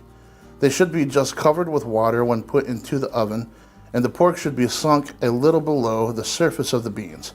Bake 3 or 4 hours. For this recipe, we've got to, in a modern sense, we've got to tweak the recipe just a little bit because not many people have a fireplace in their home that they're going to hang these beans up in. And we also don't need to put them in scalding hot water with the pork for an hour because our beans are going to be processed in a different way from the beginning. So we're going to soak our beans, or we're going to use a pressure cooker or something like that in a modern sense to get those beans ready. After the beans are ready to go, the recipe is pretty much verbatim. You're just going to take your beans, you're going to put them into your pot, you're going to put it in there with pork. Now, most of the pork that we're going to be using doesn't have as much fat or rind like what she's talking about here. I just am planning to take my pork, use as much of the fat as I can because fat's flavor and you want that in there, but I'm going to cube it up and mix it in with the beans. At that point, we're just going to salt, pepper, and we're going to fill this up with water. Now, the idea is to have the beans over the pork. We don't want pork sticking up out of the water. So the pork's going to be below the last layer of beans, and the beans are going to be just covered with water. For any of you out there who have not worked with beans before, there's a process of getting your beans ready to go. And you can look this up in several places and get different tricks, but essentially you want to soak your beans overnight, change the water once or twice, and what's happening there is we're changing the texture of the beans and kind of getting them to open up, swell a little bit. And also there's a toxicity in those beans that you want to change the water and get rid of that toxicity. Let's talk about beans really quickly. So in the time period, there's an adjustment that's happening. We've got English people that are used to eating peas, and they're in this new area where they're still eating peas. But there's also a transition that happens somewhere between the early 18th century and the early 19th century where we're seeing a crossover to folks saying, I'm going to use beans because beans, we're learning about beans here in this new world. It gets more complex than that too because folks in this time period are interchanging peas and beans because we're not necessarily talking about green garden split peas. We're talking about all sorts of varieties of beans. So something even like a black-eyed pea is a bean in the time period when people are talking about it. And they don't necessarily designate when they're talking about them in recipes. Right now we have an example right here of this is what we would call field peas. There's also what we're using today, which are great northern or navy beans or white beans, whatever you call them from wherever you grew up. These were available in the time period. Now, in a modern sense, you can go wild. You can use any bean that you want to. A really great bean to use in baked beans is a black bean. They're perfect for this recipe. So, in a modern sense, go wild, have some fun. In a period sense, it's very convoluted, but it's either a field pea or a bean. Our beans are ready to bake. The water is in there. The water is just above the top layer of beans. The pork is submerged underneath the beans. Now, if you're using a ceramic bean pot like this, you're going to want to take a little bit of butter and go around the rim and then put your lid on so it doesn't stick. When I've baked beans before, I've tried it at several different temperatures and I've tried it for different time lengths. You will look this up on the internet or in other books and they're going to tell you 3 or 4 hours. And that's nonsense. You want to bake beans for a long time. This is not a quick game. This is 300 degrees, 6 hours easy, even longer. Our beans are finished. These look a little bit different than I thought they would. A lot of modern baked beans recipes will tell you to add liquid as you go. This recipe didn't say anything about that. I did cook it longer than the recipe called for. So I don't know, if when you're playing with it at home, if you decide that it seems a little bit dry, go ahead and add some liquid. If you want to make it exactly like she says in the cookbook, it's a 3 to 4 hour bake.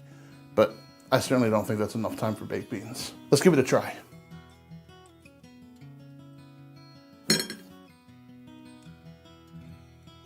Yeah, that's really good. It doesn't taste, the texture is not dry at all. It's really good. This is in no way a modern baked beans recipe. It's a lot different in taste, but I think you're gonna love it. I know John's gonna love it. Boston was one of the biggest commercial centers in North America in the 18th century. It had this great harbor that you could bring ships into, and there are different speakers that are talking in the time period about going into Boston Harbor, and there was 100 ships waiting to be unloaded. And we even think about, the Boston Tea Party. And the reason why the Boston Tea Party is happening there is because tea is coming in, large quantities of tea, multiple ships coming in, and they're just filled with tea. This area is got a lot of shipping coming into it and a lot of shipping coming out of it. It is a very important commercial center. The idea of commerce here is part of the culture of the Puritans as they came over. Most of the Puritans weren't really big farmers. They really had this idea of having a lot of middle class, a lot of merchants, and people that would buy and sell things. And that's really kind of one of the specialties for Boston. It was such a huge shipping center. All these items were coming into Boston, and lots of items were being shipped out of Boston, especially back to Great Britain. Another characteristic that this region is known for is frugality. They like to save money, they like to make money, and if there's ever a time when there's a product that might sell for a better price and they could use a cheaper version for themselves, they would do that. And the perfect example here is wheat and corn. Wheat isn't easy to grow in Massachusetts in the 18th century. Corn is much easier to grow, and wheat is very, very expensive. So rather than make their bread or other recipes out of wheat, which they would much rather, if they did grow it, they would much rather export it and make money from it, they would use corn in these recipes. An example of this wheat to corn substitution is bread. Bread is not easy to make with something that's just corn. Corn by itself without the gluten does not form up, it just crumbles, and it has a different texture, and it doesn't have a great flavor all by itself. So there's modifications that people are doing in the 18th century, specifically adding wheat, or even better in this case, rye, which grows more easily in this region. And so a classic regional bread would be what they would call rye and Indian bread, which means rye and Indian cornmeal bread. And this bread is so simple. It doesn't have the same kind of fluffy texture that our white or even brown bread would have. This bread can have a tough texture. It's very flavorful. It's very rich. And it is really kind of the perfect bread to put on this Puritan plate for a Boston feast. Corn can also be used for this amazing dessert that's so famous for New England and the Boston area.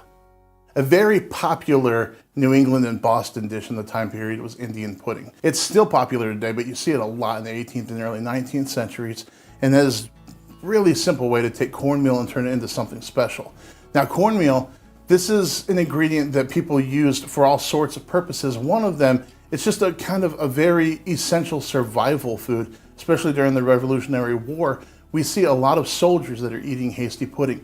And in that sense, it's nothing special. There's nothing special about it. In fact, you kind of lament when you need to eat hasty pudding. But this is a way to take that idea of a dish and elevate it and make it something special. It shows up a few times in Amelia Simmons' American Cookery. Why else would a simple dish like this show up in Amelia Simmons' cookbook 3 different times if it wasn't super popular and super sought after? Indian puddings. Number 2, 3 pints scalded milk to 1 pint cornmeal, salted. Cool, add 2 eggs, 4 ounces of butter, sugar or molasses, and spice. It will require 2.5 hours baking. This is a super simple recipe and it is very tasty. What we're gonna do is we're gonna get our milk in our pan and get it rolling. When it starts to roll, and we're gonna stir it the whole time because we don't want anything to burn, we're gonna add our cornmeal. And at that point, it won't take long for it to become the right consistency. That cornmeal is kind of going to swallow up all that milk and absorb it. Then we're going to take it out and let it cool. At that point, we're going to add our butter right before it gets all the way cool, because we want that butter to melt and blend in there. We're going to stir that around, add some sugar, and add a couple of eggs. At that point, just get it all mixed up. Once we get that all mixed together, we're going to put it in our dish, and we're going to bake it at 400 for about 40 minutes. You'll have to judge if you need to go a little longer, a little shorter, but the top is going to brown up nicely, and it's still going to have a little bit of a jiggle to it underneath that, because it is a pudding after all. We've got our pudding in our bowl here. Now, if you want to turn this out afterwards, you're going to have to grease the bottom and the sides of the bowl that you bake it in. I'm just going to dish it out, so I wasn't very concerned about that, just to let you know at home. We've got this finished, and we're going to put it in the oven. We've made this dish before on the channel. It's really fantastic. I'm excited to eat it. It's just a couple of simple ingredients, and man, does it taste good.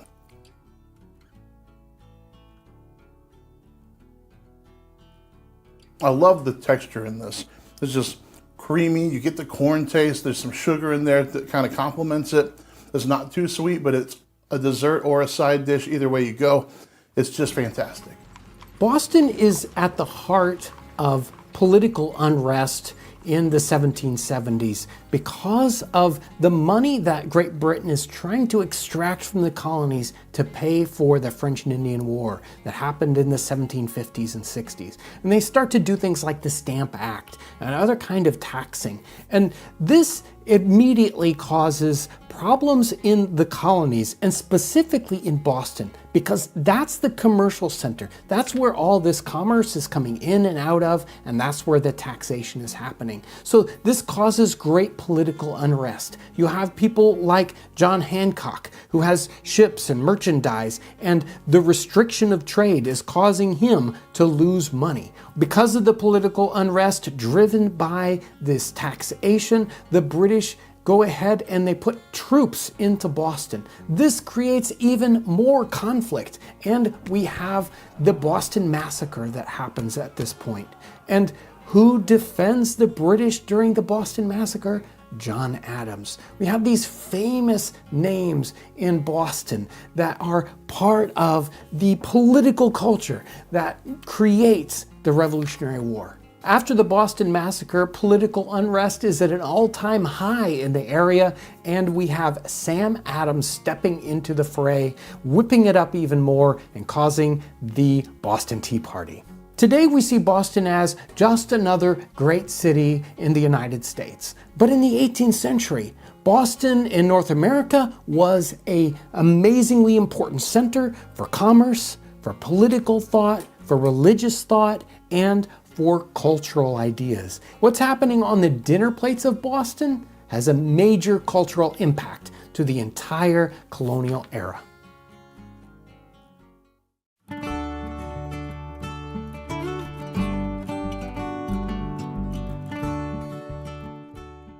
The sandwich is one of the biggest food innovations in the last 300 years. It seems so incredibly simple. A little bit of bread on the top and the bottom and something in the middle like a wonderful slice of meat, and everything is different. This invention changed everything.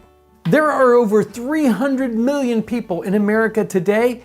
How many sandwiches do you think were eaten last year? The number has to be incredible. And what even is a sandwich? The legal definition of a sandwich is different, varying from state to state. Is a taco a sandwich? Is a hot dog a sandwich? If we go back to 250 years ago, it's much simpler. But let's push back even farther. Back into the late Middle Ages, when people were eating on trenchers, they were loaves of bread specifically made to be a plate that you would eat your food upon. And you might not even eat the plate itself, but you could, or you might give it away to a poor person. It's getting close to the idea of a sandwich, but we don't have a top yet, and it's huge. Another example is sippets and sops. Pieces of bread that they would use within their meals. They would put their food upon these little slices of bread, or maybe put them in their soups. Again, to help them eat their food, but it just didn't make it so that you could pick it up in your hand. It's hard to believe that the idea of the sandwich doesn't pop up until 1760 with John Montagu, the Earl of Sandwich, And apparently he's a heavy gambler or someone who plays lots of games. He wants to be able to snack, he wants to be able to eat food and not get his fingers dirty and not have to use a fork. So he asks his valet to bring him a slice of salted beef with 2 slices of bread on either side, and voila, we have the sandwich. Now, this idea seems to take off pretty quickly in one sense, but very slowly in another sense.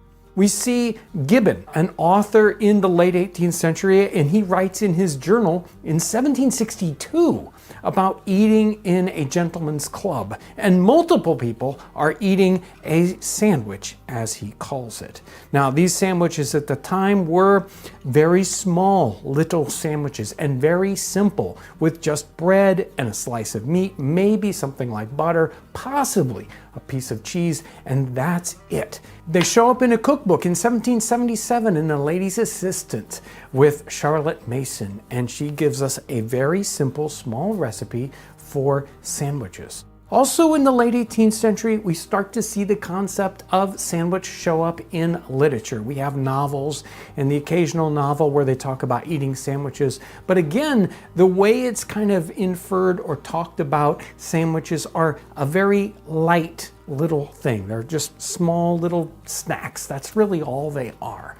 But the sandwich does start to really come into its own in the 19th century. We've got a cookbook in the early 19th century, about 1827, and there are 5 or 6 recipes for sandwiches. Cheese sandwiches and a shrimp sandwich and egg sandwiches. And then by the middle or late 19th century, we have a restaurant in 1866, and that restaurant has as many as 100 different sandwich recipes. Here is Gibbon giving a description of a gentleman's club, and it's November 24th, 1762. A sight truly English, 20 or 30 perhaps of the first men in the kingdom, in a point of fashion and fortune, supping at little tables covered with a napkin, and in the middle of a coffee room, upon a bit of cold meat, or a sandwich, or drinking a glass of punch. It's interesting that these early sandwiches seem to be something that we might call a snack. And that term itself is very interesting. In the 18th century, a snack, by a general definition, meant something that was shared or your part in something else. And sometimes later on it became the meaning of a small bite of something. And you could see how those two things go together. Like you would have a large bowl of snacks and everyone would have one part in that. But let's make that very first sandwich. Charlotte Mason's The Lady's Assistant has the first recipe for sandwiches. It goes like this. Sandwiches. Put some very thin slices of beef between thin slices of bread and butter. Cut the ends off neatly. Lay them in a dish. Veal and ham cut thin may be served in the same manner. So very, very simple. It's just the bread, a little butter, a little meat. It's interesting that most of these early sandwich recipes do not get very complex. They don't have lettuce, they don't have tomato or sauces necessarily. Sometimes they talk about a little bit of mustard, but butter seems to be a common implement here. This could not be simpler. Now we're going to take a nice loaf of white bread here and slice it into thin slices. Now remember, we're going to cut off all the crust and that later on, but first we're going to cut this into nice thin slices, and I'm going to butter this bread lightly. Now some of these recipes we might have toasted this bread, but again, it's meant to be picked up with your fingers. You don't want to get them greasy, so we're going to have just butter on one side. We're also going to cut our beef in very thin slices. Now these first recipes, where the Earl of Sandwich, he was making sandwich with salt beef, which may or may not have been cooked. But we just have a nicely cooked piece of beef here. It's cold, it's already a little dry, which is perfect for our sandwich in this circumstance. Let's make one of the sandwiches out of the 1827 cookbook. This one's the ham and cheese. Prepare a gallimaufry, of cheese with equal parts butter and season agreeable to taste. Spread it upon bread. Cover it with thin slices of ham, tongue, breaded beef, or bacon. Cover it with another slice of bread, press it together, cut it into small pieces. Serve all sandwiches upon a napkin. Now, this one's going to be equally easy. We'll have to prepare our gallimaufry. So we'll take equal parts of cheese and butter. I'm going to heat this in our frying pan and turn it into a nice sauce that we can spread upon our slices of bread. Then goes on the ham. We'll press it together. That will be our sandwich. I like this idea of the ham and cheese sandwich, and the cheese is soft. They want to make this easy to eat. So it's a gallimaufry. That's just a hodgepodge, a mixture of our cheese and butter. I love digging into the food because we get something like this. A food that was a very rich man's food. The Earl of Sandwich, and he invents this, and then it's in gentlemen's clubs. And 100 years later, it becomes a workman's food, a common food for everyone. And then today, it's a fast food. Everyone's eating it, and it's the cheapest thing you can buy. I really love the look of these. You can see how they're so fancy. You know, I'm not an expert on sandwiches today, but I would love to hear in the comment section about your craziest sandwich that you've ever eaten. Earlier, I asked the question about were tacos a sandwich or were hot dogs a sandwich? And that leads me back to hot dogs for just a second. Hot dogs are a really interesting story. They're just a little sausage and they're in a bread bun. The same reason why we have bread on these sandwiches, to keep our fingers clean. In 1870 or so, someone wanted to sell little sausages. But they were walking in Coney Island and they didn't want to get their fingers dirty. And so he had to invent the hot dog bun. And that's 110 years after the sandwich. Let's try a couple of these 19th and 18th century sandwiches. Let's start at the beginning with the famous Earl of Sandwich sandwich. Here it is, our beef, a little bit of butter, a little bit of bread. I could be playing cards right now. My fingers are still clean, maybe working at my desk, just like John Montague. The butter brings in just enough moisture, even though the meat is kind of dry, which is exactly what they would have had on those early sandwiches. Now, here's the ham and cheese with the gallimaufry of cheese. I want to try that one out. This one looks really good, and I really like the look on this one. Ham and cheese, one of my favorites. I love it. That cheesy mixture with butter and cheese makes a wonderful soft cheese sauce that goes on there, and it tastes fantastic.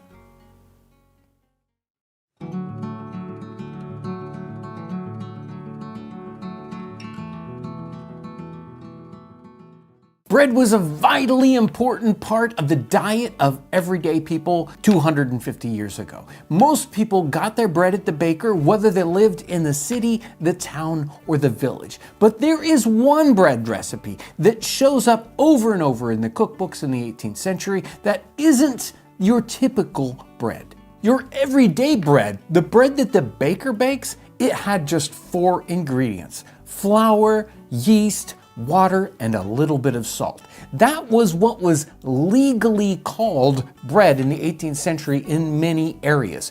Baking bread isn't necessarily easy, and most people let the baker do it because he had the specialized equipment for it. Large kneading troughs and the special oven, a huge oven that could bake bread all day long. Most people in their homes did not have an oven like that, and some homes didn't have any oven at all. And so if they needed things baked, they would take it to the baker to have him do it. One of the reasons we know that most people didn't bake their own bread is because there are not very many just regular bread recipes in the cookbooks of the 18th century. Either they weren't baking it or it was so easy they didn't need a recipe, and there are some very easy recipes, so I don't think that's the point here. I think most people aren't bothering to bake regular bread, but there are some breads that they are interested in baking at home. Now, the bread we're doing today is called French bread, and it's not necessarily called French bread because it's exactly like the bread from France. Because,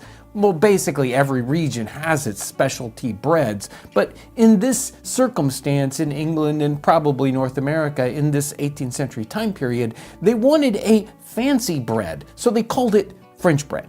Now, what's so fancy, what's so special about this particular bread? Well, it's an enriched bread. Instead of having just those plain 4 ingredients, it has those, but it also has milk, it has eggs, it might have butter. Sometimes the recipes even included suet and sugar. So this bread has a lot of different ingredients. And as opposed to the regular bread that you're gonna get from the baker, it's got a very, very fine texture to it. It's very soft, very spongy. Now, you would think maybe a bread like that would be hard to make, but in fact, it's even easier to make than regular bread. I think it's one of the reasons why it shows up in the cookbooks.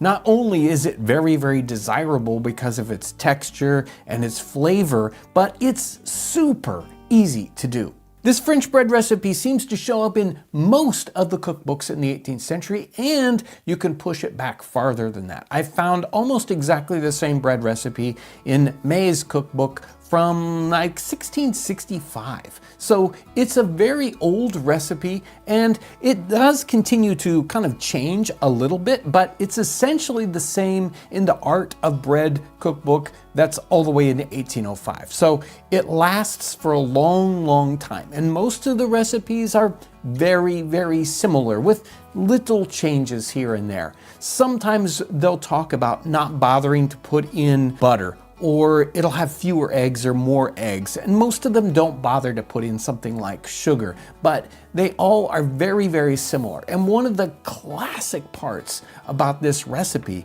is the fact that it is not needed to any great amount. Basically, you combine those ingredients, you swirl them around in your bowl, and then whoop, stop. You don't do anything else to it. The more you knead it, the harder it will be, and that's not what we're looking for in this bread. This bread undoubtedly was baked by the baker also. He did all kinds of specialty breads. In fact, at times he might make specialty breads on purpose because the price of his regular bread was regulated. At regular bread, you make more of these specialty breads. These didn't have the price controlled, so he could kind of fix his margins. It's interesting that as you go digging into the cookbooks, there are some that have no bread recipes at all, and some cookbooks that this is the only bread recipe that you'll find. So let's make French bread. I've got a recipe here from the Family Dictionary by William Salmon in 1716. So this is a pretty old recipe. He had 4 different recipes for French bread in that little cookbook, and here is this one. It says French bread another way. Take a quart of fine flour, 4 spoonfuls of ale yeast, a little salt, 4 eggs. Make it very soft with milk and water lukewarm. Keep it in a quarter of an hour by the fire to rise. Toss it into wooden dishes and let it bake an hour and a half. Now, these recipes are all over the place. This one is actually a very small recipe, only a quart of flour. So many of them are huge, like they'll talk about a bushel of flour, say 40 pounds, or a peck of flour, 14 pounds. So this one's very small. A quart would be like just maybe a pound of flour, maybe a little over a pound. I'm actually gonna bring this up, which usually I shrink my recipes. I'm gonna make this a little bit bigger, and we're gonna start off with about 2.5 pounds of flour. And then we're gonna add our ingredients. We do have our wet ingredients, which are milk and our water. We're gonna put a little butter in this one. So like a lot of them have just, you know, a touch of butter. We're gonna put a little bit of butter in it also. And this is gonna go together really quickly.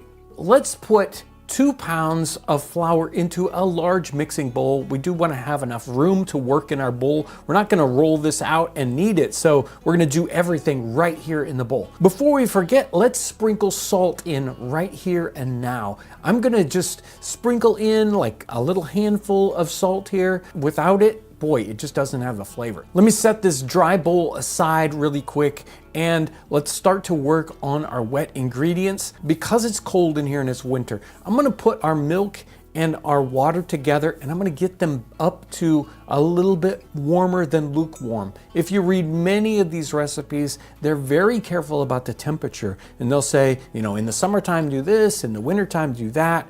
It is cold in here, it is wintertime, and if you're baking bread, that yeast needs a very particular temperature, so we're trying to hit that mids, like 95 to 100 degrees kind of temperature so that we can mix our milk and our water and our yeast together. Now the yeast I'm using here is a pre-mix that's emulating barm. In the time period, they had a liquid yeast that they would get from the brewer. Not very many of us have access to the brewer and yeast. If you do that, make sure to get something that was an ale yeast, not a bitter yeast left over from beer, which has hops in it. We don't want that bitter beer flavor in here. We want a nice ale. This also has eggs in it, and we're gonna use 3 eggs. We're gonna use the whole egg. Many recipes separate out, talk about using the whites and the yolks, and we don't need to worry about that. We're gonna use 3 whole eggs, and we're gonna whip them up in a bowl. I'm gonna go ahead on the fire and melt about 2 ounces of butter. Now all these can come together. I'm just gonna take our flour and create a little depression in the center of the flour, and I'm gonna pour in all my wet ingredients. We wanna hold back on the water and the milk because we want to try to get to a very particular texture here. Everybody's flour is a little different, and it certainly was true in the 18th century, and that's why you don't see exact ratios of flour to liquids. And we're just trying to hit this very, very soft dough, almost a batter, just a little beyond a batter into the dough state. And that's what we're trying to hit. So we're gonna slowly add our liquid ingredients until we get to just that right texture.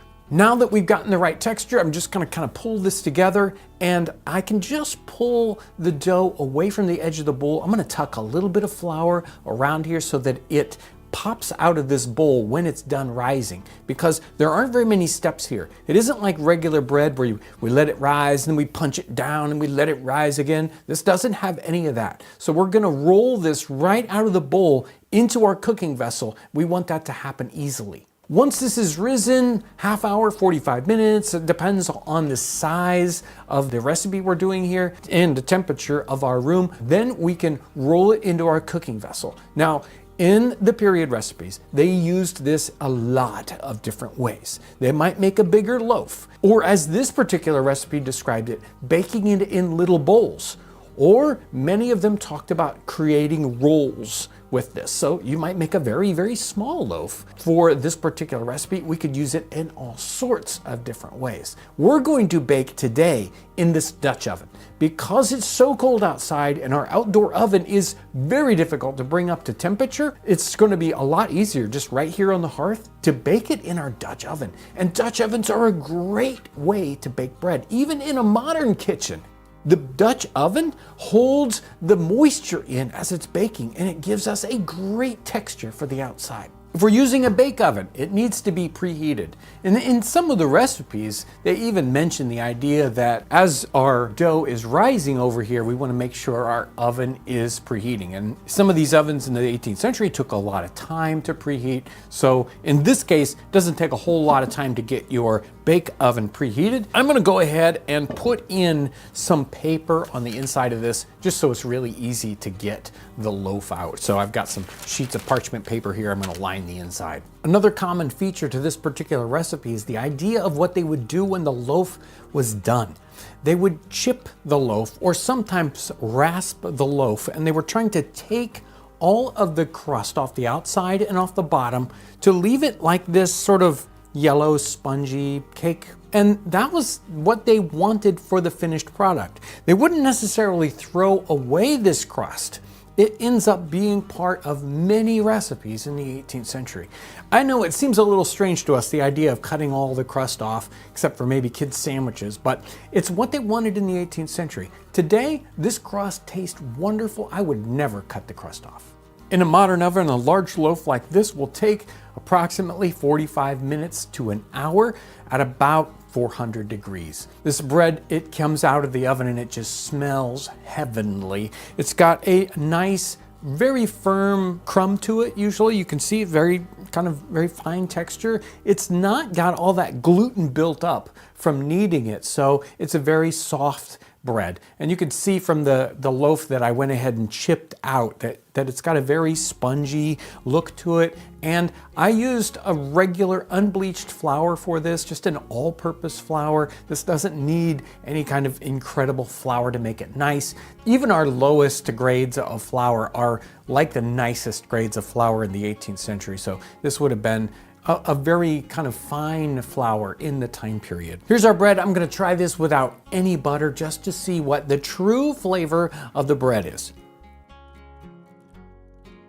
And the texture is just perfect. It isn't tough, you don't have to, grind on it. And it's got a great bread flavor, a lot of, bread smells on it. So it's really, really, a really nice bread. Now, if we add a little butter to it, it's just gonna bring all that out, right? It's just gonna add a little bit more salt, it's gonna add more fat to it, and it's gonna make this just right.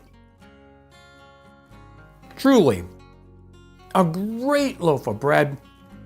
I can see how this toasted would be just to the top. And so many other recipes, especially for soups, included this bread. Pointed out, you might put the crust into the soup, you might have toasted sippets in it. This is the bread that is the classic 18th century bread of the cookbooks.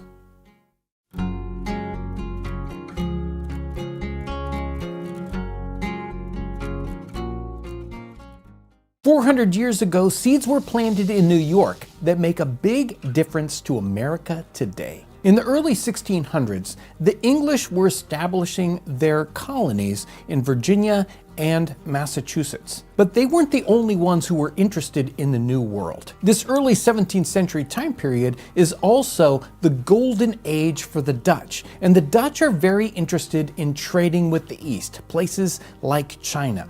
And they're looking for a trade route, an easy and quick trade route. They want the Northwest Passage that passes through North America and heads to China.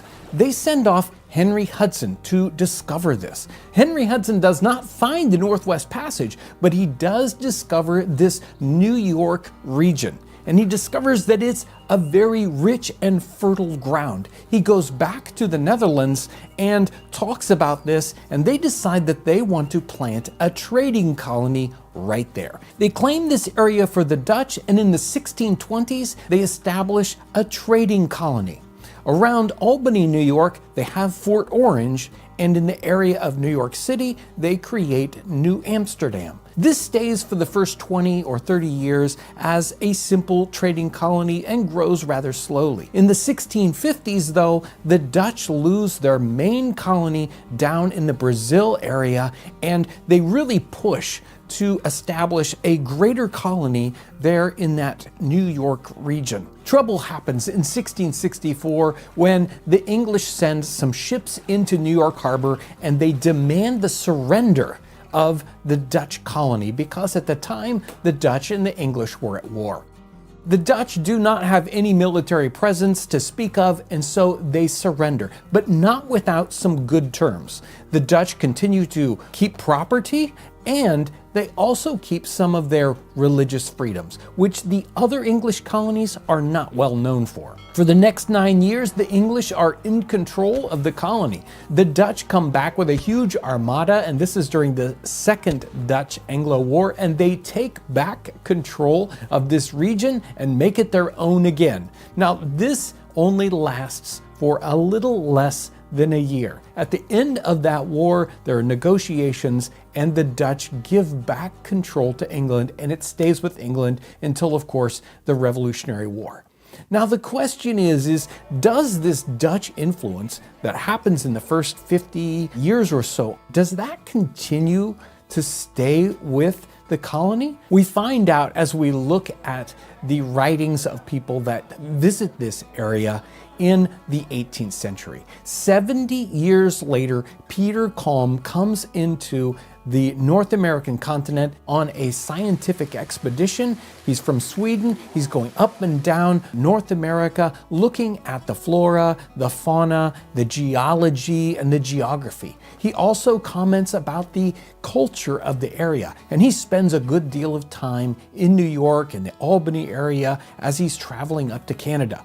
And he talks about how much different the culture is in that area and how highly influenced it is by the Dutch. There's Dutch language, Dutch architecture, and Dutch culture, especially Dutch foodways. Peter Kalm's travels happen 70 years after the Dutch are no longer in control of New York, and yet their influence is still felt in basically every part of life. 70 years after Peter Kalm, we have Washington Irving, and he's writing about this New York region, and he's stressing the Dutch influence, and he spends a long time talking about the Dutch foods and the Dutch culture that we see all over this New York region. Yes, he's specifically talking sort of about the back country of New York City, not New York City itself, but it's very, very interesting that that's what he stresses about this region.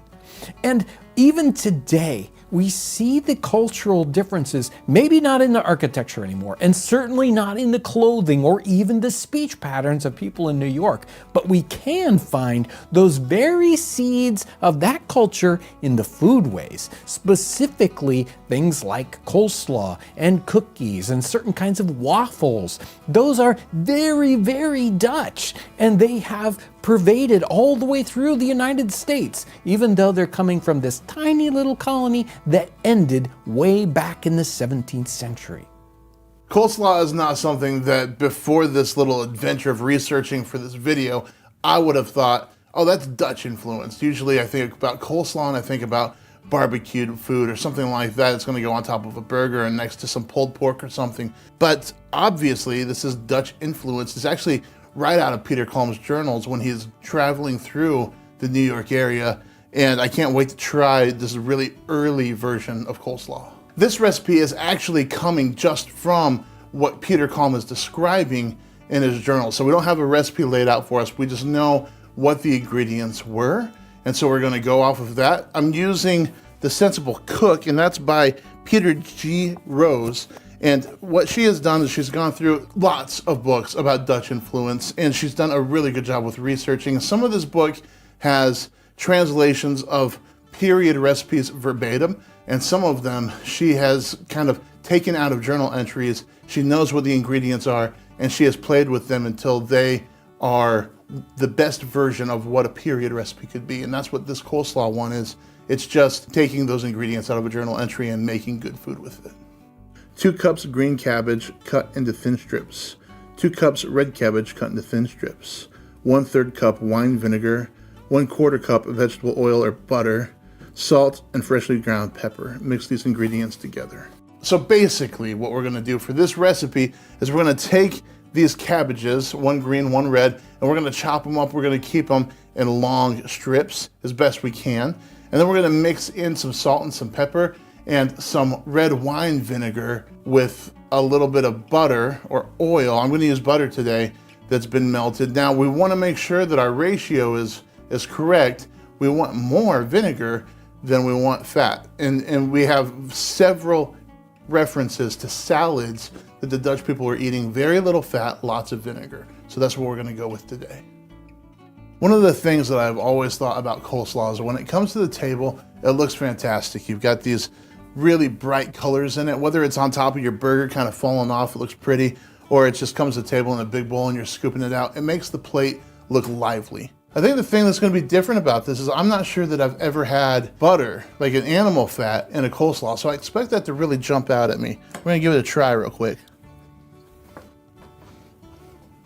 Okay, so the animal fat does jump out, and it is kind of like the backbone for this dish, but the vinegar is stronger, and it kind of marries really well together, so the vinegar isn't like making you pucker up, but the animal fat is not overpowering anything. A little bit of salt and pepper, and this is really perfect coleslaw. I would serve this at a modern table for a barbecue or something just as it is. It's really good. In the 1650s, the Dutch are being squeezed from both directions. From the north, that Massachusetts colony is trying to come down and create more and more territory for themselves. And the Dutch are worried about that. They create a fortification, a wall, and that's where we get the name Wall Street. And also, they're being squeezed from the south. Now, not who you probably would think of, but there's a Swedish colony in the New Jersey area that's trying to grow and grow there and squeezing them. How often do we hear about the Swedes in North America in the 17th century? In the 18th century, New York grows into an amazing commercial hub, a very important port, specifically because of that New York Harbor region and the rivers that flow into it. Here is Peter Kalm talking about New York. He says, New York probably carries on more extensive commerce than any town in English North American provinces. At least it may be said to equal them. Boston and Philadelphia, however, come very near up to it. The trade of New York extends to many places. When we think about colonial history, of course, there's the standout places like Boston and Philadelphia, but we don't really think about New York as a major center right here in the middle of the 18th century. It only took a few years for New York to catch up with these other major centers to become a powerful part of North America. Here's Peter Kalm speaking directly to the different culture that the Dutch have, especially in their food. Their meat and manner of dressing it is very different from that of the English. Their breakfast is tea, commonly without milk. About 30 or 40 years ago, tea was unknown to them, and they breakfasted either upon bread and butter or bread and milk. To each dinner, they have a great salad prepared with an abundance of vinegar and little or no oil. They frequently eat buttermilk and bread and salad, one mouthful after another.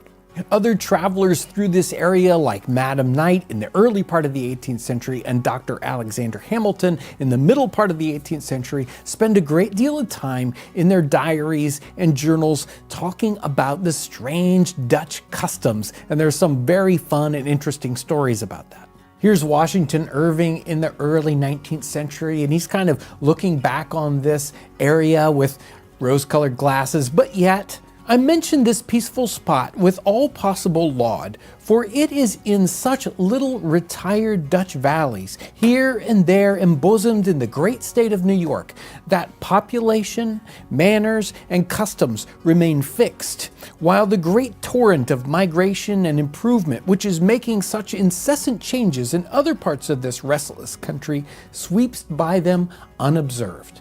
They're holding on to those Dutch customs, those Dutch foods. One of the things that's just kind of popped off the page and grabbed me while doing research for this particular episode is how much acidity there is in Dutch food. When I've thought about Dutch food or what I know of Dutch food now, it's not something that's got like vinegar and wine and citrus all over everything. I'm talking like every meat dish. This is a simple meatball recipe, but they're also making sure that you include the peel from oranges and from lemons. I mean, there's acid in absolutely everything, which really blew my mind. We've done some recipes on the channel where we see that is popular, and a lot of people will say something like, well, with meat especially, acid's gonna help break down some tough cuts of meat. I hear you. This is a taste that they were going for. This is something they were pining for. When they have something savory, they want this acidic, citrusy thing with it, which is not something that I would have connected to Dutch food. To make meatballs, take veal with veal fat chopped. Add to it mace, nutmeg, salt, pepper, and knead it together. Then you can make meatballs from as large or as small as you please. Also, all of it is fried in the pan as one large meatball. Many take a few of the outside peels thinly pared with oranges or lemons, cut very fine. It gives a very good smell and flavor. I wanted to grab meatballs because it's a basic thing that anybody can make. This is going to be easy. I'm going to chop up a bunch of meat and we're going to mince that in two, but you could actually use ground beef if you wanted to at home and it's ready to go for you. Anybody can make this dish, but it's also interesting that something that is popular now, I mean, probably anybody watching this has had a meatball. This was popular in our time period. And it's always fun to see, okay, I eat this, but how did they eat it? It's the same thing, but what's going on? What's a little bit different? So that's what we're gonna find out today. The recipe calls for there to be some fat in here, so I'm not gonna be super picky while I'm cutting this up. I'm just gonna cut it against the grain, and I'm gonna get it smaller and smaller and smaller and smaller until it's almost like ground beef. Once we have it all minced up, we're gonna go ahead and add our spices, which are salt, pepper, mace, and nutmeg. And then the last little surprise is gonna be peeling the citrus fruit, cutting that really small, and getting it into that mixture as well. After that, we're just gonna get it in the pan and we're gonna start browning it all the way around. Our meatballs are finished. They look really interesting because you can see these little flecks of yellow and orange from the lemon and the orange peel in them. I'm not sure what they're gonna taste like. I've never had anything quite like this before. So let's dive in. I'm gonna cut off a piece here and then we'll see what this is all about. They didn't take long to cook. I made sure to brown them up really well on the outside and just let them slow cook so they finish on the inside.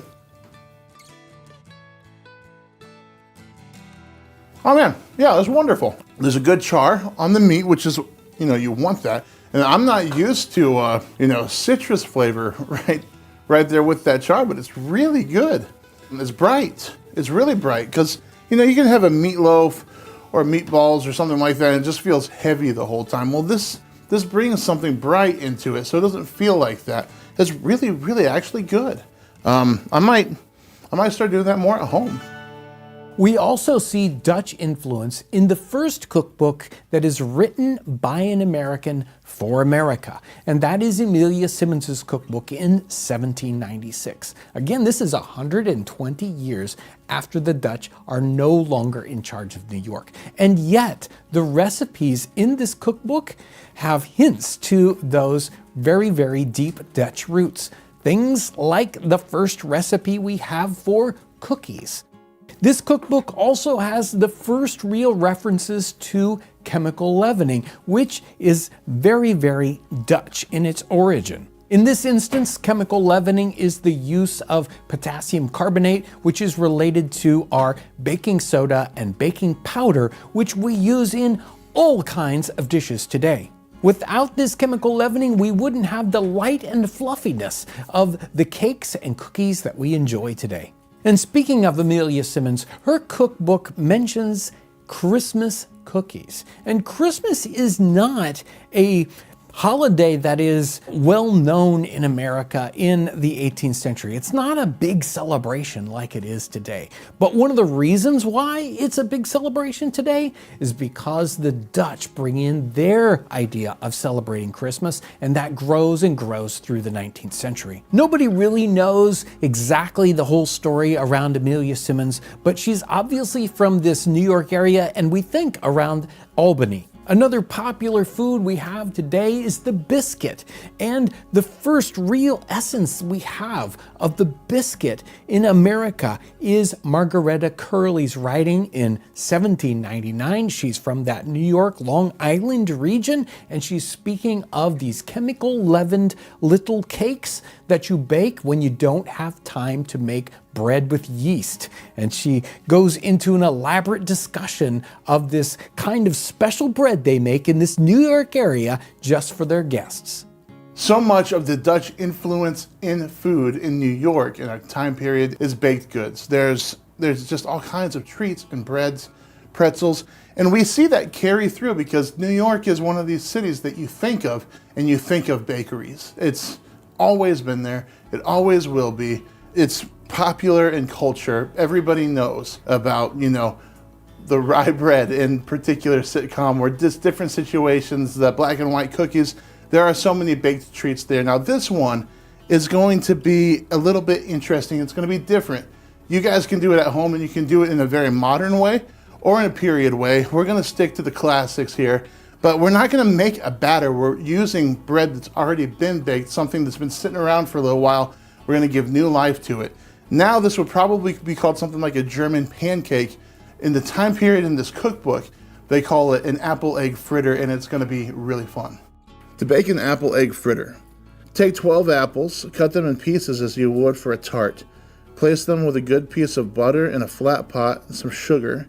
Shake often but do not stir. When they start to get done, mix in 4 to 6 beaten eggs, then take a pan with butter And when the butter starts to fry, sprinkle a thick layer of finely crushed rusk on it to cover the bottom of the pan, mixed with sugar and cinnamon. Place the apples on top, then sprinkle again with the aforementioned rusk until the apples are covered. Place a little fire on the lid and let it bake this way. So basically what we're doing here is we're gonna be working in 2 different cooking vessels. On one of them, we're gonna have these apples. They're gonna be chopped up, pared, and cooking down with some sugar. And the other one, we're going to make a crust. And we're gonna make that by cutting up this loaf of bread really fine, adding some butter, some sugar, some cinnamon, some nutmeg, salt if you'd like. And we're gonna cook that so that it's essentially the bottom crust of our dish. Once that's done and it's kind of crisped up, we're gonna add all of these cooked apples on top of it, and then we're gonna make that baked crust again out of the same materials, but this time we're gonna put a lid on top of our pan and pile that up with coals so that the top of it bakes. And we've done this, I guess, a couple of different times in videos in various ways where we've cooked inside of a pot, or we found a different way to bake something because we didn't have a Dutch oven or an earthen oven with us. This isn't uncommon in the time period. It's a really fun way to bake in just a frying pan. This smells really good. It smells like an apple pancake. Now, I will tell you on that top crust, when you put that in, don't skip on the butter there because that's gonna help all that top layer of crust stick together as well. I did skimp on that and I had a little bit of trouble when it was time to get it out of the pan. So next time I make it, I won't make that same mistake. But this smells and looks fantastic. It's nice and toasty on the top. It's got that apple custard in there. I can't wait to try it. I think that it's just gonna be, I don't know, just super delightful. I don't know what the egg's gonna do. So let's find out. So this is kind of like a super crispy French toast with a custard mixed in. I know it's kind of weird to describe. The apples aren't so cooked down that there's not just a little bit of crunch there, which is really nice. And the sugar helps that apple flavor really come through. But the egg in there just kind of brings everything and milds down some of the sweet. So it's not screamingly sweet. And that toasted bread is just kind of like French toast. It's really, really nice. I would not have guessed that this would be so good. It's not like a pancake in that fluffy way. It kind of has a bite, a crunch to it, which is really nice. We could spend a long time studying and discussing the influences that the Dutch have on America today. Things like religious freedom or their incredible prowess at their commerce. But we also have the touches that we see when we eat every day here in America. The kinds of foods that we enjoy are some of those very things that the Dutch brought to America. 400 years later, what started off as a tiny little trading colony becomes one of the most important commercial centers in the world, and its culture still affects us today.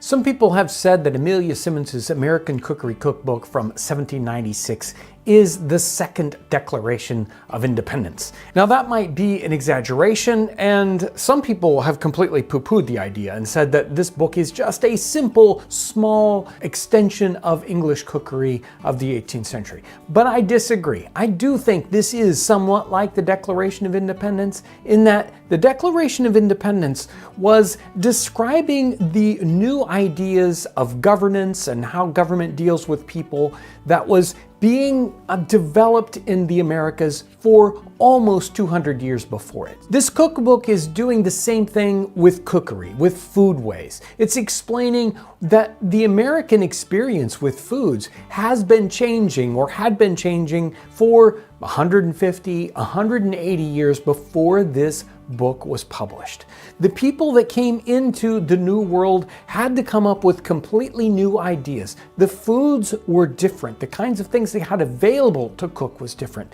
And the people who needed them and what they needed them for was different also. So new foods had to come into being. Amelia Simmons doesn't invent any of the recipes in here. She's describing these great new dishes that people had been eating for probably over 150 years, but nobody'd written down the recipes. So who is Amelia Simmons? Well, I'm not sure that any of us really know exactly who she is. We've got some hints here. This was published in Connecticut, in Hartford. It was published in 1796, and she talks about being an orphan, but I'm not sure that that's necessarily true. There's also controversy about if she wrote the entire cookbook. And obviously some pieces are copied out of earlier cookbooks, which so many cookbooks do, but for the vast quantity of what's in here, it does seem new and particularly applicable to the American condition. This is definitely a different cookbook. It is very, very small, much smaller than any of the English cookery books that came before it, and it has special things going on with it. It's got the first mentions of cornmeal, of chemical leavening, of cranberries, and other items that show up that are specifically American in invention or in development. And it's got specific mentions of holidays, and it seems like specific holiday cooking. We've picked several standout recipes to show you what's going on with this cookbook and the very, very unique recipes that you'll find in it for the time period. Amelia Simmons's cookbook has holiday style recipes in it. In fact, she mentions things like Christmas in her cookbook, which is kind of rare for English cookery books of the 18th century. So Amelia Simmons's cookbook is very different in that. And it also has recipes that we would classify as holiday. In fact, basically the whole Thanksgiving feast is within her little cookbook. And one of these classic features of an American Thanksgiving is a turkey, a roast turkey. She mentions roast turkey twice in her cookbook. We're going to do one of her roast turkey recipes kind of right down the wire. Just do it exactly like she would do it. Very different than how we might do a roast turkey today, but we're going to experiment with that. We've made these in the past and they really turn out great. Some people think the best part of the roast turkey is the stuffing that goes in the turkey, and she has a great stuffing recipe that goes in there. We are going to start off with a pound of bread. So we take a pound loaf of bread and we pull it apart. You want to use, this is the main part of stuffing, so use the very best, your best favorite bread recipe for your stuffing. But I went ahead and left the crust on it too, because if we have a nice softer kind of crust, it makes a good bite to the stuffing. This stuffing also has an ingredient which we probably wouldn't think of putting into our stuffing today, but that is beef suet. She uses 3 ounces of beef suet, and that can be a little hard to find, but it is available today. It's been getting a lot more popular in the last 5 or 6 years, and this beef suet has been shredded up so it's nice and small. She's got spices in here. We have, of course, salt and pepper. We've got marjoram, and we've got thyme. It's got some egg in it too. We're gonna put 2 eggs into this and then mix our stuffing up so that it is completely mixed, and then that gets stuffed into the cavity of the turkey. Yes, stuffing it into the turkey isn't maybe a modern thing. A lot of times we take the stuffing and we cook that separately, but in the 18th century, it definitely goes into the turkey. Now that our stuffing is in, we need to sew up the bird. We're just going to sew across it to hold the stuffing in. We're going to sew up the neck area also. We're going to hang this instead of putting it on a spit, so we don't want to lose the juices out of the inside of the bird as much as possible. We have to truss this bird up, and you can find lots of directions for trussing a turkey, but they don't go to the level that you're going to need to truss the bird to hang it up like we're going to. So this bird needs to be able to hang up in front of the fire so that you can rotate from the top and from the bottom. So you kind of got to get creative, but the standard trussing on a bird hooks around the neck, comes around the breast here, hooks the legs together, and then you come up and it holds the wings together. And in our case, we also add a cord from the neck that will go through the legs and extend beyond that. And halfway through, or even a third of the way through the bird, we're gonna have to flip it over. So we'll have to have a string added at that time that will go from the legs around to the neck area and then on the other half of the bird. We're gonna get a nice brisk fire going on the hearth here and hang the bird up. I'm going to experiment with having a fairly tall fire, not one that's just around the bottom, or else it's only going to get cooked on a very, very small portion of the bird. We will also put up a couple of reflector pieces around the fire to help bring that heat in all the way around the bird. And we'll be able to see as it's cooking exactly what's heating up on this bird and what's not, so we can adjust our fire and adjust our reflecting surfaces. We're gonna roast this by the fire for a couple of hours at least, probably 3 or 4 hours. We're gonna baste this while it's roasting, and the baste is about 50-50 butter and a gravy or a heavy broth. I would baste this every 5 or 10 or 15 minutes, depending on how dry it's starting to look.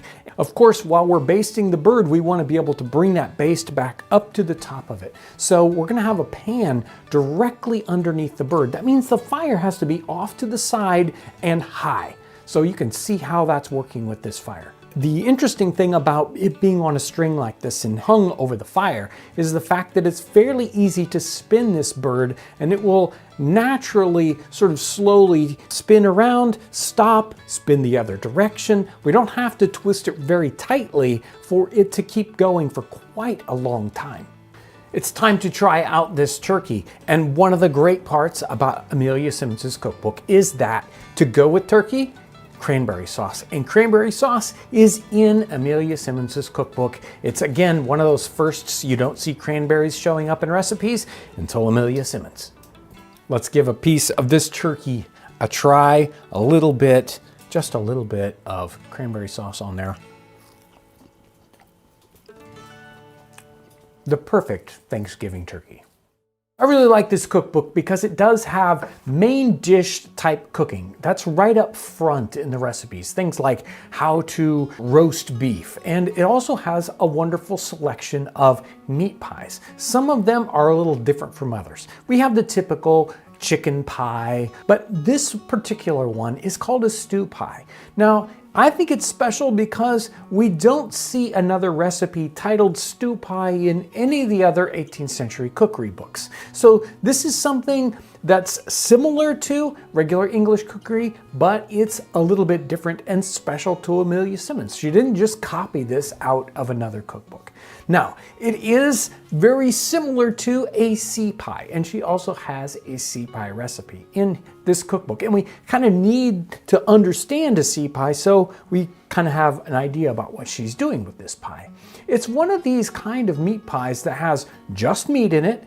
It has what she calls biscuit dough. We're going to just use a normal paste for that part.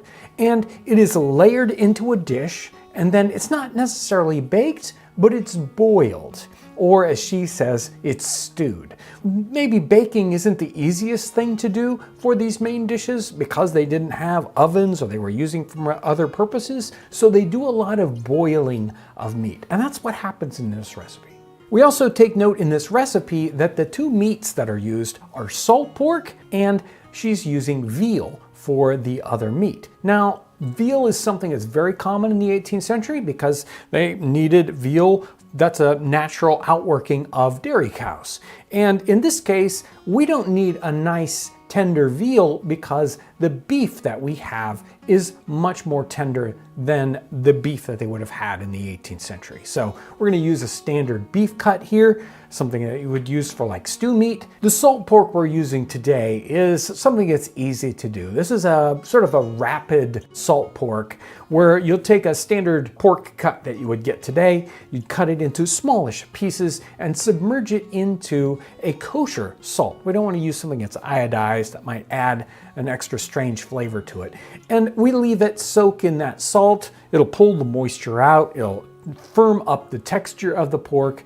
And it's good to use maybe 12 or 24 hours later. This is getting boiled. It's not getting boiled for an extremely long amount of time. So most of the ingredients here are already sort of pre-cooked. The salt pork, it's been in salt. We do want to make sure that it's cooked all the way through. They weren't quite as concerned about that in the 18th century as we are today. The beef in this recipe is already pre-boiled, and the paste we have isn't something that's going to get browned up because it's being boiled.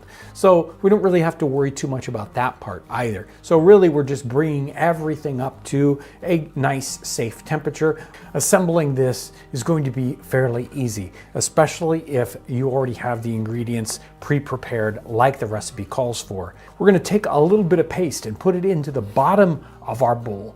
Now, she doesn't call for this to be a true pie. You can't dish a pie slice out of this, so we don't need to worry about getting this perfectly covered like a pie pan. We're just gonna put a little paste down into the bottom, and then we're gonna make a layer of beef, and we're gonna add in salt and pepper. We're gonna put in a little bit of salt pork. We're also gonna put a thin layer of butter on there. Butter is really the moisture that's inside this that's really gonna cook. And then a little bit of our paste or biscuit dough, whatever you happen to have for your recipe, and then another layer of the meat and the salt and pepper, and then at the very top we'll put a layer of paste.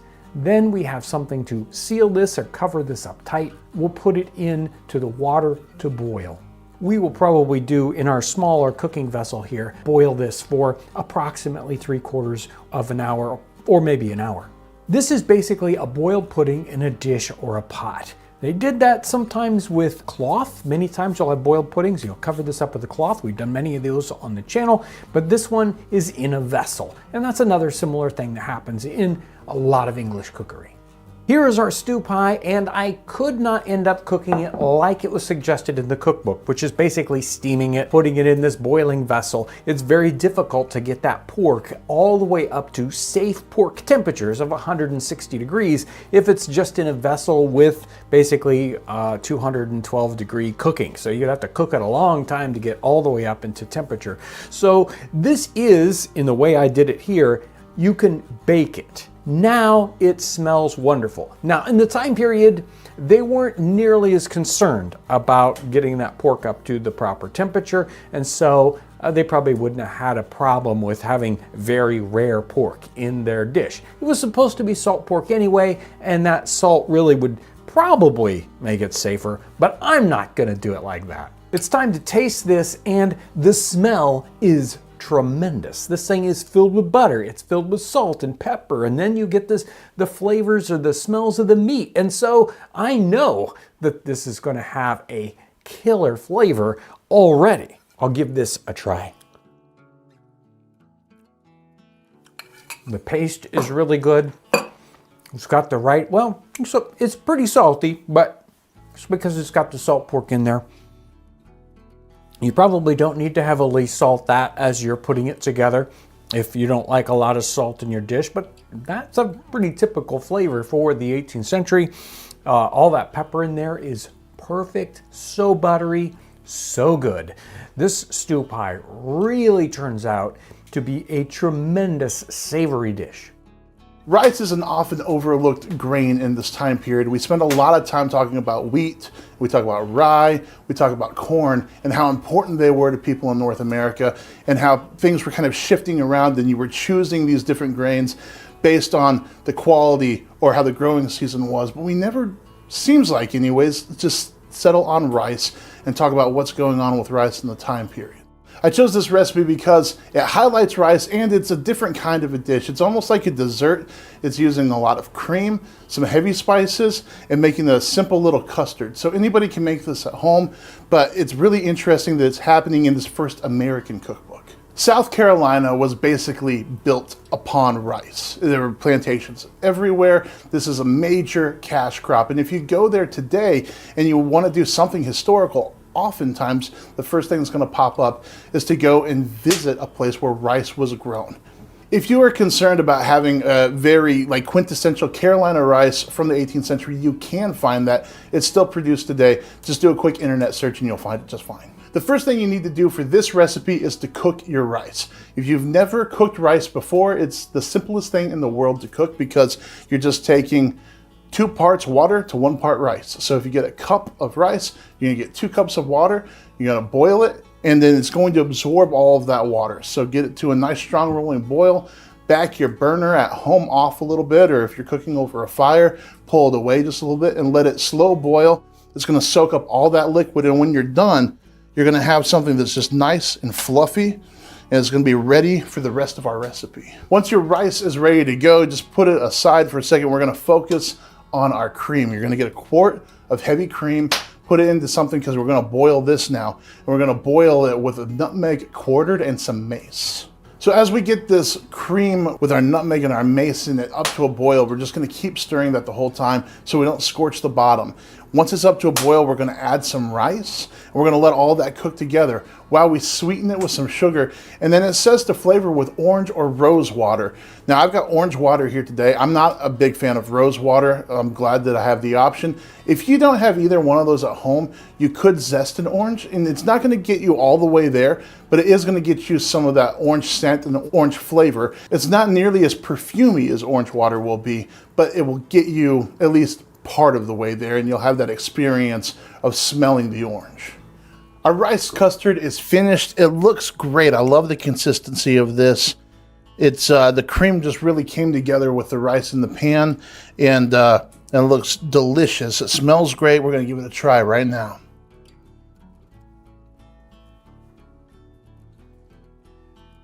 Oh yeah, okay. Yeah, the mace really comes through.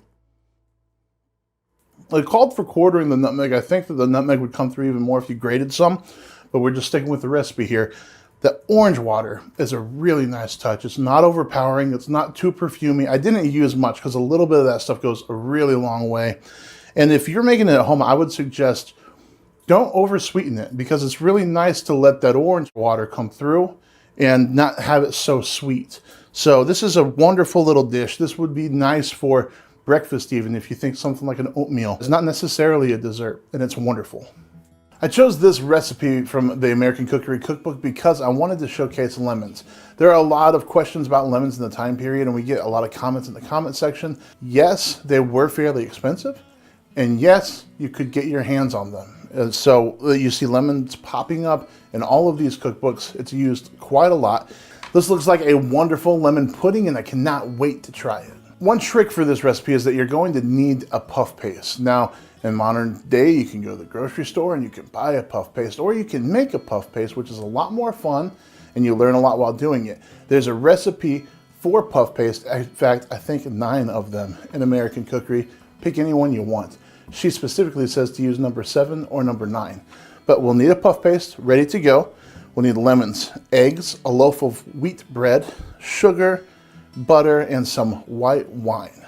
First thing we're going to do is deal with our lemons. We're going to grate, she says grate, we're going to zest 3 lemons, and we're just going to get the yellow part, we're going to get it into the bowl, then take 2 lemons, and we're just going to roll them around on the table to get them loose, and then we're going to cut them in half and juice them into the bowl. Once that's done, set your bowl aside, and you're going to go ahead and take your bread and kind of crumble it up. We don't want a whole lot of crust in there, mostly just the nice squishy part of the bread. We're going to get that into our bowl with some white wine and mix all of that together. So the next step that we're going to do is just go ahead and get our butter on the heat source to start melting. And that doesn't need to happen super quickly because we've got some things to do in the meantime. While that's melting, we're going to separate some eggs. We need 8 yolks and we need 4 whites, and we're going to mix all of those together. Once our butter is melted, we're going to combine that, but we're going to let it cool down enough that it does not cook the eggs. Then we're going to put to that a pound of sugar, and we're going to get all of that mixed together with our lemon zest and our juice and our bread. At that point, the pudding itself is finished, and now we're just going to take our puff paste, we're going to line a tart tin or whatever you have at home that will work for this, and then we're going to pour our mixture into that. And we don't need to pour it in so it's just filled to the brim, leave a little bit of room. We don't want to make a mess in our oven, but that's it. That's a really simple recipe, but it's going to be delicious. Would you look at this pudding? It looks fantastic and it smells really good. I was a little concerned when we were making it about the lemon content, because at first it seemed like a lot, and then we started adding all these other ingredients and it seemed like it kind of got lost. So we're going to find out here in a second. Now, if you're making this at home, this shallow container that we have, it baked in about a half hour, but she calls it to go for an hour. So be careful about that. Keep an eye on it. But other than that, it's a very easy recipe.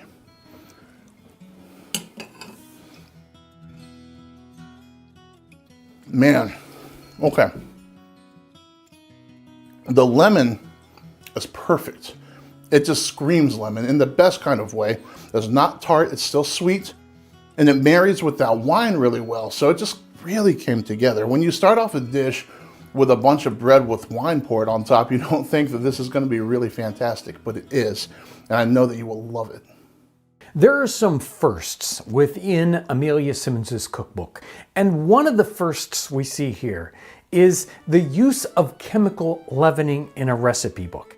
We use chemical leavening so often today that we don't even really recognize it. We use it in cakes and cookies. It ends up in even regular bread products. So it's something we take for granted, but it's not something that was common in the 18th century at all. In fact, the only time we see it really referenced at all in the early part of the 18th century as a trade secret. It was something that the people that were using it didn't want to get out to the general public. And it was only possibly first mentioned in a German or Dutch cookbook for bakers in the middle of the 18th century, and then we have tiny references to it later on in America in the late 18th century. The first time it shows up in a cookbook is right here in Amelia Simmons, and she uses it, even though it's a tiny little cookbook, she uses it at least 3 different times. 2 different cookies and a gingerbread, which is very similar. Now today we might use it in biscuits and in cornbread and items like that.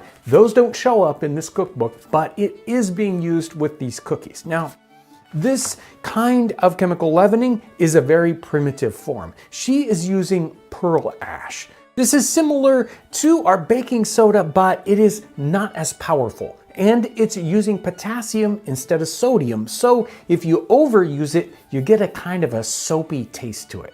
It's really a very interesting ingredient. And one of the reasons why we're using this ingredient is because of the environment we have right here in North America. We had a tremendous quantity of trees and we wanted to get rid of them so that we could farm the land. We burnt them up. And what do you have when you burn up a bunch of trees but ash? Is that ash useful for anything? Well, you can extract potash from all this ash that we had from burning down these trees, and that was a very useful industrial ingredient. We found out we could also use it if we refined it a bit more and made it sort of food safe. We turned it into potassium carbonate, and that is the pearl ash that she mentions in her recipes. Today we'll be doing one of the cookie recipes. Now, this is basically a very simple cookie recipe that we would do today, but she uses an ingredient for the spicing that we might not be used to. It does make a wonderful cookie. This one's super simple. I've cut the recipe in half, so I have 1.5 pounds of flour. I've got about 12 ounces of sugar. We've got about 1/2 pound of butter. I also have coriander seed, a good quantity that's ground up nice and fine. We've got the pearl ash and a little bit of milk to mix with that pearl ash, and that will be the leavening ingredient that creates a nice fluffy, soft cookie, not something basically too hard that would break your teeth. And this as a leavening ingredient works in a very kind of subtle way. We're gonna mix it with the milk and it will not really take off and start to aerate the cookie until it gets hot. The baking is what releases the carbon dioxide and creates the tiny little air bubbles in our cookie. We're gonna change the order just a touch from what she says here in the recipe. We're gonna cream our butter and sugar first together and then add in the other ingredients to get them all well mixed together. We've got our coriander seed, we've got our flour, and once those are all mixed well together, then we add in the milk that has the pearl ash dissolved in it. Now, you probably can't get pearl ash. It's not something that you can find at the store today, so you can use some baking soda in place of that. I've got about 3 ounces of milk and 1.5 teaspoons of pearl ash. If I was using baking soda, I'd probably just go with 1 full teaspoon of baking soda. We're gonna mix it all together and roll it out as our cookie dough and then make it into shapes. Depending on how large your cookies are, these should bake about 15 to 20 minutes at approximately 325 degrees. These cookies are out of the oven and they smell wonderful. And you can see they've got a nice texture to them. They break apart. They're nice, soft and fluffy. Now, she does say in the recipe that they can come out kind of hard, but that if you leave them in an earthenware jar, they'll get nice and soft. These are already nice and soft because they're nice and fresh out of the oven. And there's something special about these. They have a special name. They're called cookies, which is not a normal name for the 18th century. English cookery, they don't use that term at all. This is kind of special to this cookbook and to Dutch cookery. So she is close to the New York region, and you can see that Dutch influence on the cooking and the fact that she calls them cookies. So not only do they have the special leavening, but they also have that special name. And even today we enjoy cookies. We don't enjoy something that, if this was English, they might call it a biscuit or something similar to that. Let's give this a little try, and the texture is good.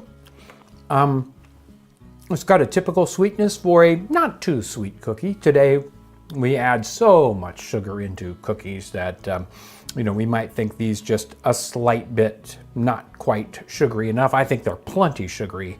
And they, even though it looked like maybe I put a whole bunch of coriander in there, no, it was the right amount, possibly even a little bit more for that really spicy coriander flavor. If you really want to bring that out, make sure to grind your coriander nice and fresh. American Cookery is a fantastic cookbook simply because it has a little bit of everything. You have your roasts and your pies, you have some sweet treats like this pound cake. And it's a wonderful recipe for the little bakers in your life. My kids like to bake, they like to cook. This is simple ingredients, it's equal parts, and it's impossible to mess up. So turn them loose in the kitchen and make this pound cake. So our ingredients are butter, sugar, flour, and eggs, a pound of each. 10 eggs is what she calls for in this. She specifically says 1 pound or 10 eggs. So we're gonna just combine these ingredients together. First thing we're gonna do is cream the sugar and the butter together. And then one surprise ingredient that she has is a gill of rose water. I am not going to use rose water because I can't stand it. So what I'm going to do is use 1 gill of white wine, and we're gonna see what that does for this recipe. Once we get all of these ingredients mixed together, mixed really well, we're gonna put them into a pan. And she says that if you put it into a moderate oven, it's going to cook in 15 minutes. So we'll set our oven about 325, and we're just gonna let it cook. She does say to watch it closely though. We don't want this thing to burn. So just keep an eye on it. It's not gonna go crazy, but we also just wanna stay on top of things. Our cake came out of the oven. It looks perfect. I'm very excited to dig into this. It plopped out of the container just fine. I was afraid that it was going to stick at first, but it didn't. It looks delicious. I'm ready to give it a taste. I want to talk real quick about that gill of liquid that was rose water. Now, she says specifically to season this to your liking. I do not like rose water, and I wanted to find something that would be a good replacement but not abrasive. I think white wine's going to do the trick. I did not want to lose that gill of liquid because that would throw the recipe off. And like I said, it came out looking perfect. So let's try it out and see what that tastes like. And it's kind of dense. There's no leavening agent in this, so it's not going to be like a spongy cake, which is something that I like. I like a nice dense cake. So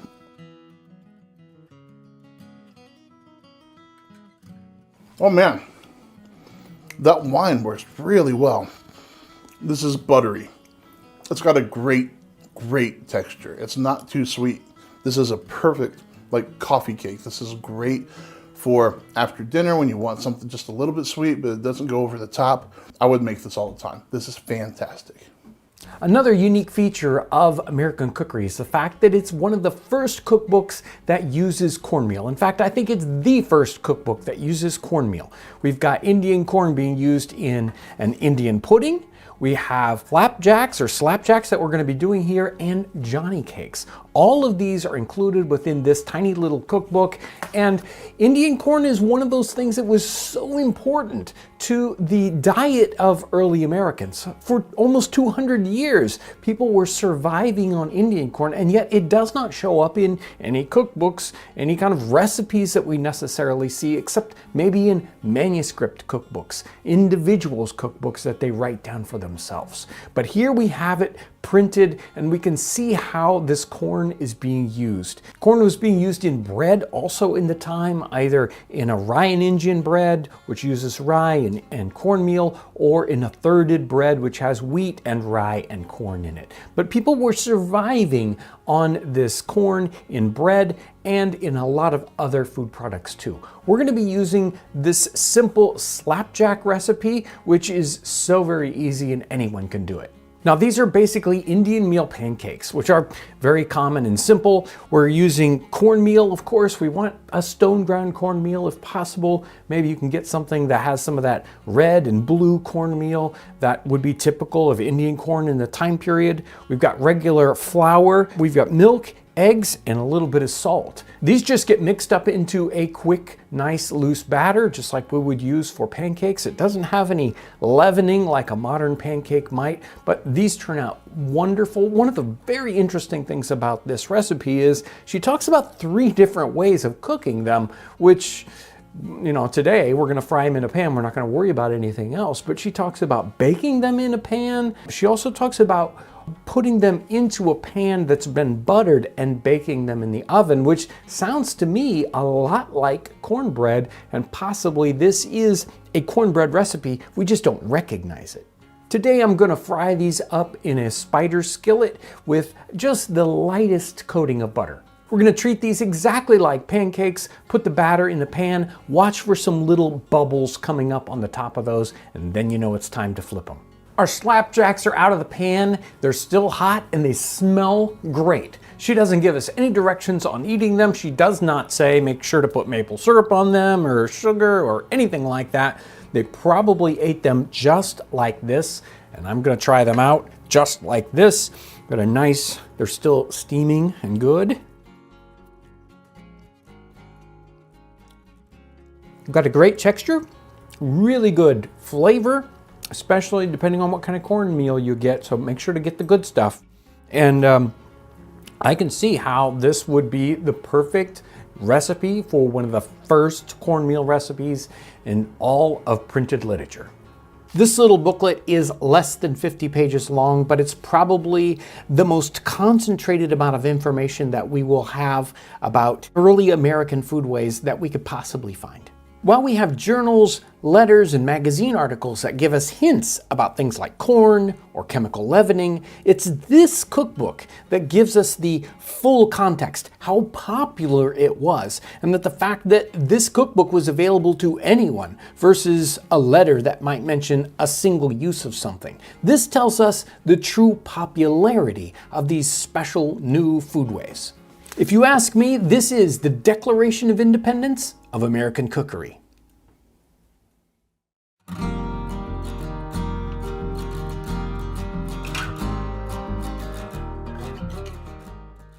You will find some of the strangest recipes when you're flipping through an 18th century cookbook. You'll find recipes for soused hog's face or sea turtle soup, or today's recipe, Salagundi. This is a recipe that starts showing up in the 17th century cookbooks. It gets popular in the 18th century and disappears in the 19th century, and you very rarely see it after that. Now, it's very difficult sometimes to research this particular dish because it's spelled so many different ways and different combinations, but the word itself is based off of a French word that's very similar to this, and it means a combination or a great mixture of different items. It turns out that a salmagundi is a kind of salad. Now, when I think historical food, salads do not come to mind, but salads are something that have been popular for hundreds of years, and they had lots of different kinds of salads. We tend to think of salads as a green salad, or sometimes we have special dishes like potato salad or ham salad or egg salad. Their salads could be a lot of different things. Sometimes they had simple boiled salads, which would almost turn out to be like a puree. They would boil something like spinach and then cream it, and they would call that a salad. I don't think I would call that a salad, but they certainly did in the time period. In the 17th century, they started to have something common, especially in high-income households, which would be a grand salad, something that you might see at a banquet or when you had a special guest. And a Salagundi is a kind of grand salad. It would have a base sometimes of greens, didn't always have to have greens, but it usually had meat products, it would have pickled products, it would have all sorts of different ingredients, especially like egg yolks and egg whites that were boiled, and they would make this into a huge and very colorful dish. It was very important for it to have all these different colors and that it would be put together in a very, very spectacular kind of way. Now, sometimes you'll see a Salagundi where they put the individual items in bowls kind of like this. So you might see someone's table and they would call this, what we see right here, a Salagundi. But usually they would put this all together on a very large platter, and this would go into the center of the table. And you would basically serve yourself out of this Salagundi whatever parts that you liked. You would make your own salad out of the components of the Salagundi, and you would also put salad oil on top of that. And that is a Salagundi. Now, some people get maybe mixed up, and you might have heard of pirates liking Salagundi. Well, that's probably a different dish altogether, based out of the Caribbean, where they would make a smoked herring or mackerel pate with peppers, and it would be a special mixture. I think that's probably what the pirates were interested in, not a grand salad like we're going to be making today. Here's a recipe from 1793 to give us an idea about how different some of these recipes are. This one is from the Housekeeper's Pocketbook, and it's titled A Cold Hash or a Salagundi. So they have lots of different names for it. Mince the white of a cold turkey that has been roasted with 8 anchovies, 8 pickled oysters, 6 pickled cucumbers, minced all small. Lay it all on a dish handsomely. Lay around all sorts of pickles and mushrooms, cloves, capers, samphire, and set it by oil and vinegar. This is proper to a cold treat. Notice this one doesn't have much for greens in it at all. And one of the common things we'll see here is that they hash the items up very, very small. The main recipe we'll be working from is from Hannah Glass. She's right there in the middle of the 18th century, and she has 3 different recipes for Salagundi. This is the 3rd recipe. Mince veal or a fowl very small. A pickled herring boned and picked small. Cucumber minced small. Apples minced small. An onion peeled and minced small. Some pickled red cabbage chopped small. Cold pork minced small. Or a cold duck or pigeons minced small. Boiled parsley chopped fine. Celery cut small. Yolks of hard eggs chopped small, the whites chopped small. Either lay all the ingredients by themselves separate on saucers or in heaps in a dish. Lay them out with what pickles you have and sliced lemon nicely cut. If you get sturtium flowers, lay them around. Makes a fine middle dish for supper, but you may always make Salagundi of such things as you have. Now we're gonna definitely go with the spirit of this recipe, especially that last part where she says, make it of such things as you have as you fancy. So we've got some greens for our salad. We've got, of course, the classic boiled eggs, which we'll do the whites and the yolks.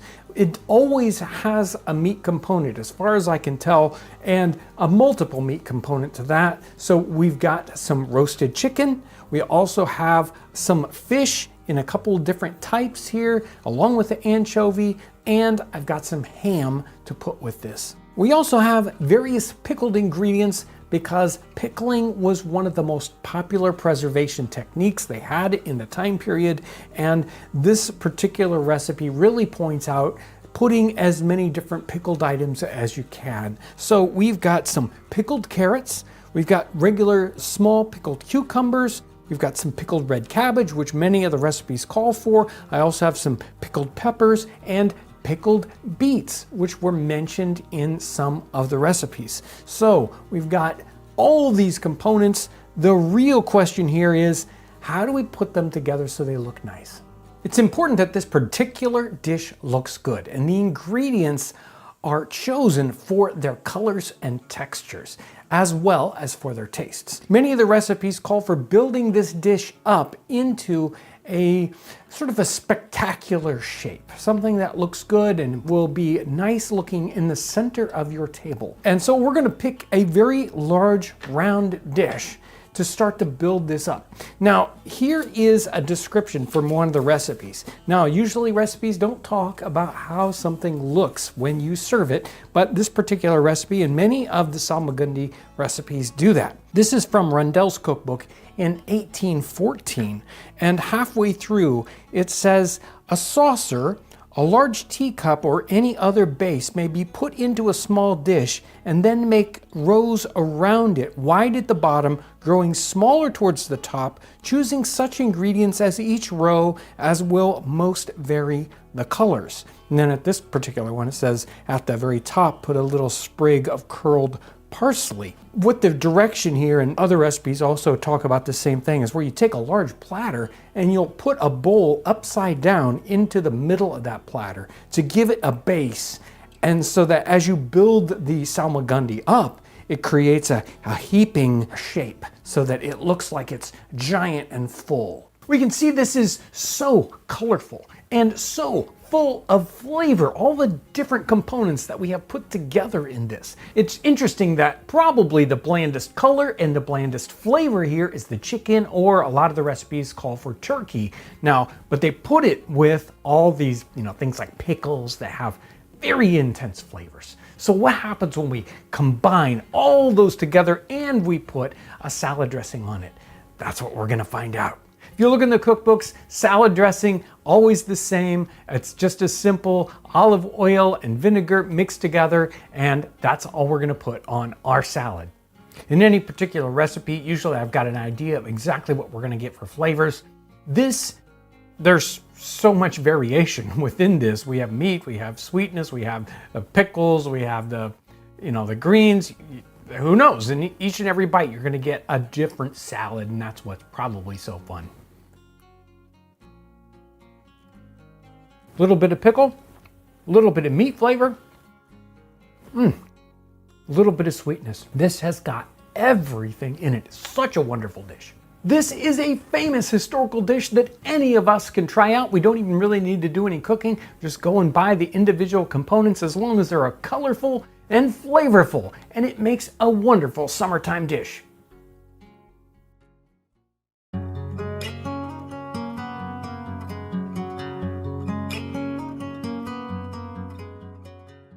I've heard people say that we don't talk about soup often enough here on the channel, and it is a very, very popular period style food that's popular then, is popular now, and we've done multiple soups here on the channel, 33 at least soups here on the channel, but we wanted to do something that was specifically perfect for this time of year, a harvest soup that really connects with the time of the year, which happens so much in the 18th century. Really, the season is the important part about recipes, and this particular soup is perfect for this season. It's called a white soup, and it's from John Knott's Dictionary on Food. That's from 1723. And there are many different recipes for soup in here. Now, it's interesting that some recipe books from the time period don't really have any soup recipes in it. Maybe because they're too simple, or because some cultural groups really aren't that interested in soup. So American Cookery by Amelia Simmons here in America, no soup recipes at all. Very, very interesting. And other ones have entire huge chapters on nothing but soup. And if you look in the French cookery books from the time period, you'll find soup recipes, but usually they're very interesting, strange, different style of soups that we don't really do today. So this soup is a classic beef soup that has all kinds of greens and vegetables. Historically, soups are interesting in that we have a lot of diversity here. We have soups that are specifically meant for the table of the wealthy. And then we have soups that are on the very poorest table. The peasants are eating a soup that is made out of the least expensive ingredients possible. And sometimes they might have this sort of everlasting soup, the soup that they just keep cooking over and over again, and whatever's left over, they add some more ingredients and it just keeps going. And this soup could be a bit like that, but we definitely have kind of the full range, and this one sits here in the perfect middle. It could be made into an inexpensive soup, or it could be made for the richest table. The Cook's and Confectioner's Dictionary by John Knott in 1723 is an amazing cookbook for English cookery here in the 18th century. It's from the very beginning of the century, and it has a lot of recipes that continue to go on through other cookbooks later on in the century, like they're copying from it. So I like to go back to the source whenever possible, and this recipe is that. There are lots of soup recipes here, and this one has a lot to say for it. Soup can be something you think is just like ultra simple. It's like, well, you take some stock and you throw some ingredients in here. But this one is going to start off from the beginning. To make a white soup, take a 6-pound of neck or ordinary beef, 4 pounds of mutton, boil them in 8 quarts of water very slowly for 2 hours. Scumming it very well, when it is boiled prettily well, take up the meat into a wooden bowl or tray with a little bit of broth, and mash it well with a rolling pin, and put it into the broth again, and cut off each piece of meat before you mash it, to lay it in the middle of the dish. Put in 2 or 3 spoonfuls of oatmeal, season it with salt, a little white pepper, cut half a pound of bacon into pieces, cut a turnip, a parsnip into slices, shred soup herbs, vis-a-vis 2 handfuls of cabbage, savoys, leeks, hard lettuce, white beets, sorrel, and about 10 o'clock, which this is interesting that he bothers to talk about time. At about 10 o'clock, put in 1/2 of them into the soup and the other half about an hour after, or when the soup is enough. Lay in your pieces of meat in your soup dish, pour in your soup, let it over the stove for about an hour, then put in a penny loaf, cut it into slices, the yolks of 5 or 6 eggs, beaten up with a little of the liquor, and stir all well together.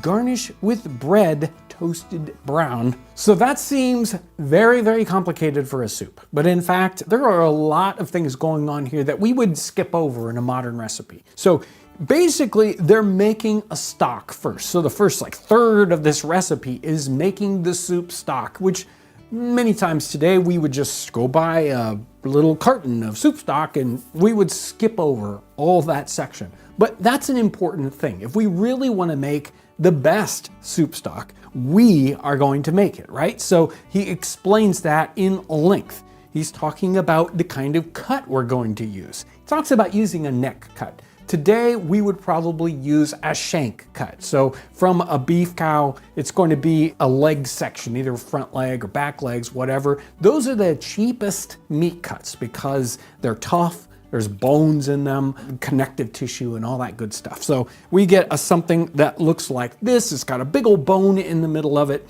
but that's actually perfect for soup stock. It's the kind of meat we want to use in our soup stock, but it's gonna be like basically a bone broth. And we want to bring all that along. And he talks about boiling this first, then taking the meat out part way through, cutting it up, setting some of those meat pieces aside. That'll be the best part, the tenderest part. That'll be in our soup as chunks of meat. And then the rest of it gets squeezed, mashed, and then put back in and boiled.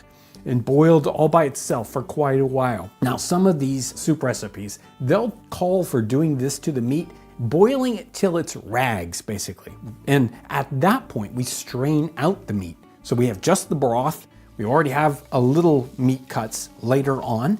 We're gonna add a little bit of bacon here to get some extra fat and extra flavor. When that's cooked for a while, we're putting in our root stocks. And we're not using the classic root stocks that we would think about, carrots and potatoes. No, it's got parsnips and turnips in it. Probably because those are a little more popular here in the 18th century than our classic carrots and potatoes especially are, which are gonna be much more popular later on in the 18th century. So we've got these early style of root vegetables that go in here. Notice how some are going in early and some are being held till later so that some break down and other ones stay and give us a little bit of tooth to our soup. We wanna have some chunky bits. There's a section that talks about soup herbs, and basically some of these are greens, things that are coming out of the kitchen garden at this time of year that are still good for nutrition. They are not necessarily dried things that you might use much later on in the season. And then he gives us a whole list that it's cabbage, it's leeks, it's lettuce, and some other greens that we can toss in here. And there are some soups from this time period, and that's all that's in the soup, basically. It doesn't have any meat broth in it. It's just a soup that's going to be made with these greens. So that's an important part of it, not just flavor, but nutrition. I guess the last part here is the thickeners that go in this. And I think this is an important part of it being a white soup. This soup has oatmeal in it. Now, other ones, if you look at other white soups, they might have other grains here. They might have a barley, they might have a rice, might have vermicelli that kind of gives you that same consistency, something in the bottom that thickens it up. And it's got the bread loaf. Now I think that might be where the white comes in here. That what happens with our bread that we put into the soup is it completely breaks down. It isn't any sort of chunk of bread in there, but it turns into a cloudy mixture in our soup and creates the color for it, instead of it being a clear broth style of a soup. Our soup recipe goes into detail about the soup herbs, but if we truly want to understand this, and this one does go into more detail than usual, if we truly want to understand the soup herbs from the time period, we have to dig into the books on the kitchen garden. And they go into great detail about what really is a soup herb and what isn't. So a lot of times these recipes will just say put in soup herbs. Here's a section of a book that's specifically about kitchen gardens and soup herbs. And it talks about this whole list here. It talks about celery, endive, leeks, lettuce, spinach, green and white beet, chard beets, bugloss, just another herb, pot marigold, parsley, thyme, winter savory, summer savory, marjoram, sweet marjoram, spearmint, which sounds like an interesting thing to put into a soup, basil, and this is extremely interesting, love apple or tomatoes. Now you will find almost no recipe books, except for maybe some manuscript cookbooks from the 18th century that mention the cooking of tomatoes, or as they call them sometimes, love apples. But here we have the mention of them in this soup herb. So we know that some of these soups, even in English or possibly American cookery in the 18th century, are using them, even though some people think they're poisonous. The soup is ready, and this was an amazing process, start to finish. You know, we started off with the making of the broth, and then you took basically hours to create this here in the kitchen, but the smell is incredible, over the top. You can tell this is going to be an amazingly filling soup. It is so thick and so full of different ingredients. I can't imagine how you could make it any more complicated. And yet, there's nothing very expensive in here. It uses one of the least expensive cuts of meat, simple greens that come out of the garden, some root vegetables, a little bit of oatmeal, one loaf of bread, that's it. The recipe even calls for making croutons, and if you're gonna do this, you might as well do it. Make your own croutons, they will be great. Let's try this out. And I went ahead and let it cool down just a touch. It's still nice and warm. And you can see, boy, it is just thick, thick, thick. And we're gonna find one of those pieces of meat that we just slightly warmed back up and put in here so that it didn't get too overcooked to turn to rags. We don't want that. Wow. This has everything. It has all the flavors you want in it, all the wonderful greens. just getting a little, you want a little bit of different texture, you bring a crouton in there. You know, you've got the root vegetables for the different color and the different flavors. This is probably the best harvest time soup you could ever make.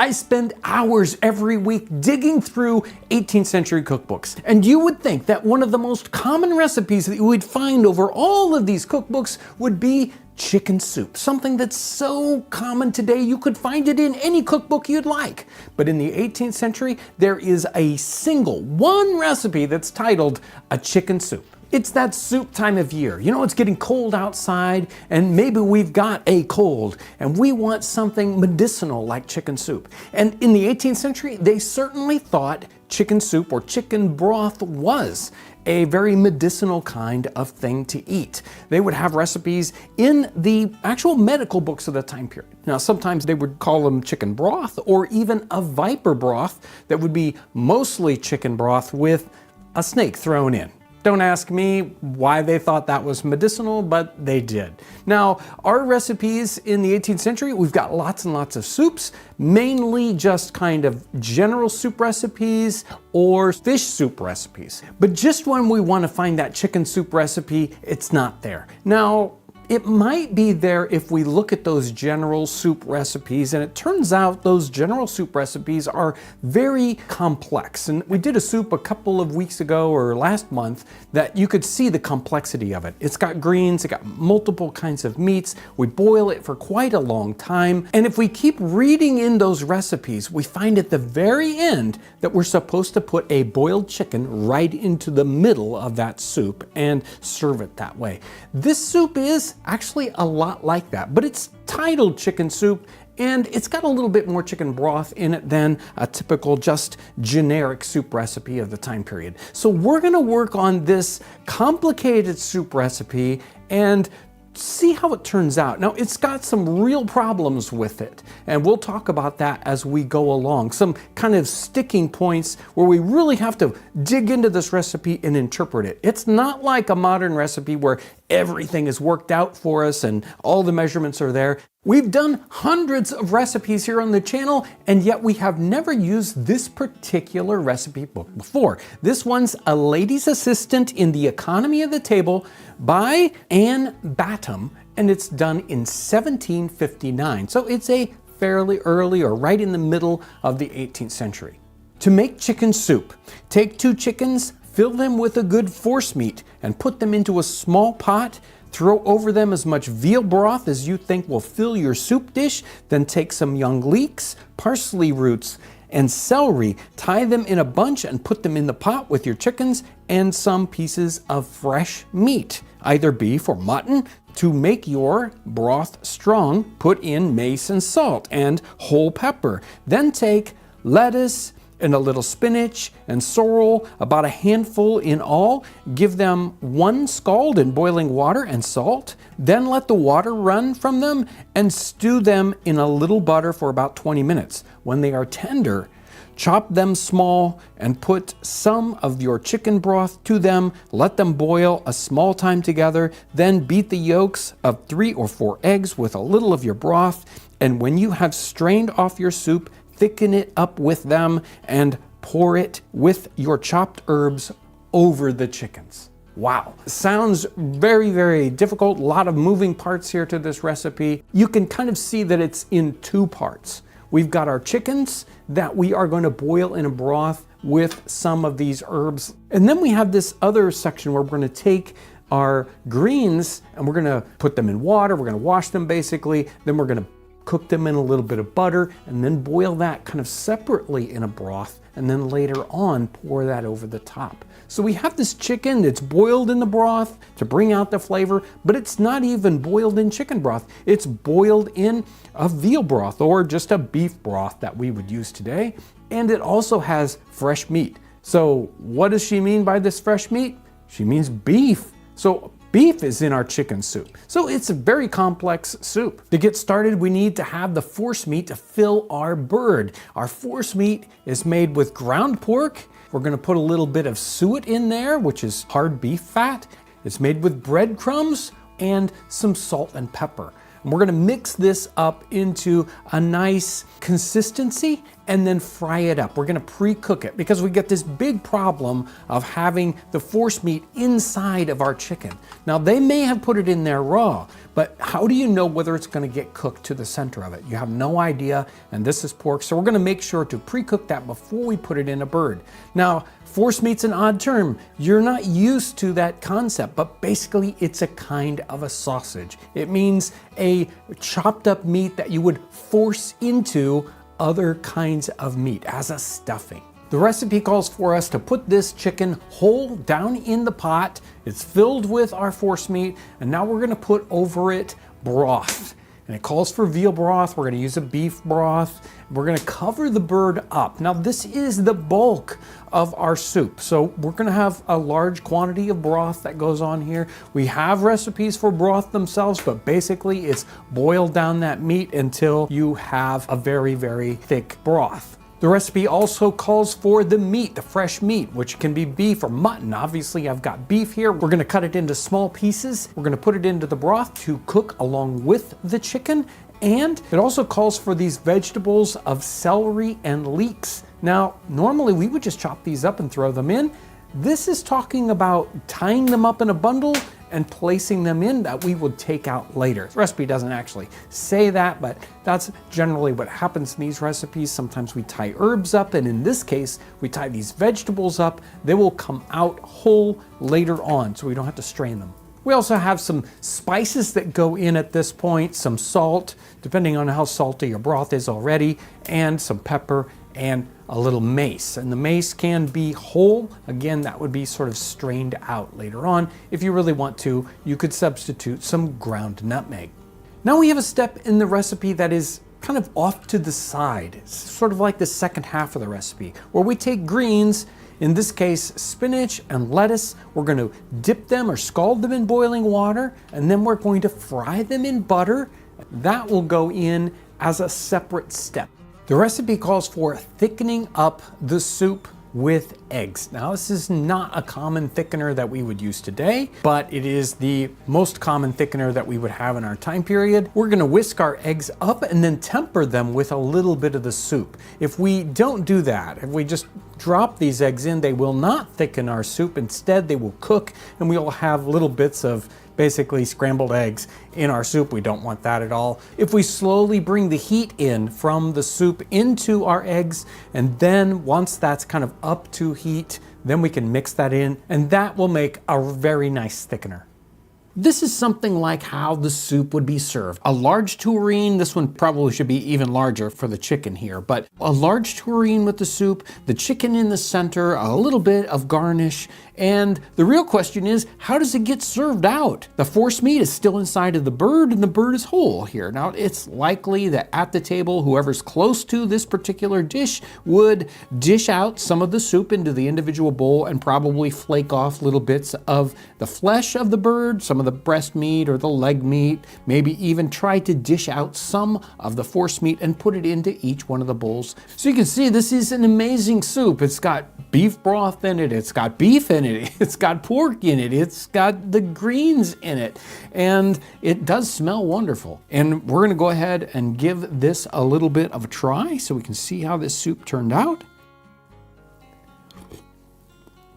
And a very chickeny flavor. You would think this wouldn't have a lot of chicken flavor in it since it is basically cooked in beef broth, but we've got a wonderful mix of all these wonderful broth flavors together, along with that chicken in it, and excellent. Just, I mean, you could see some of these recipes, you would go ahead and have croutons, something else going along with your soup here.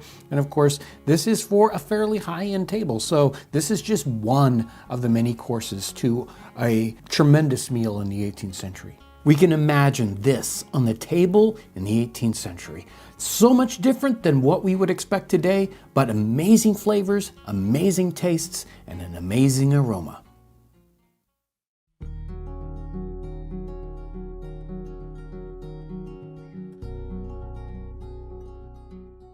It's getting cold here. You can smell it in the air. And in this part of the country where we live, we're starting to think about words like winterize and lake effect snow.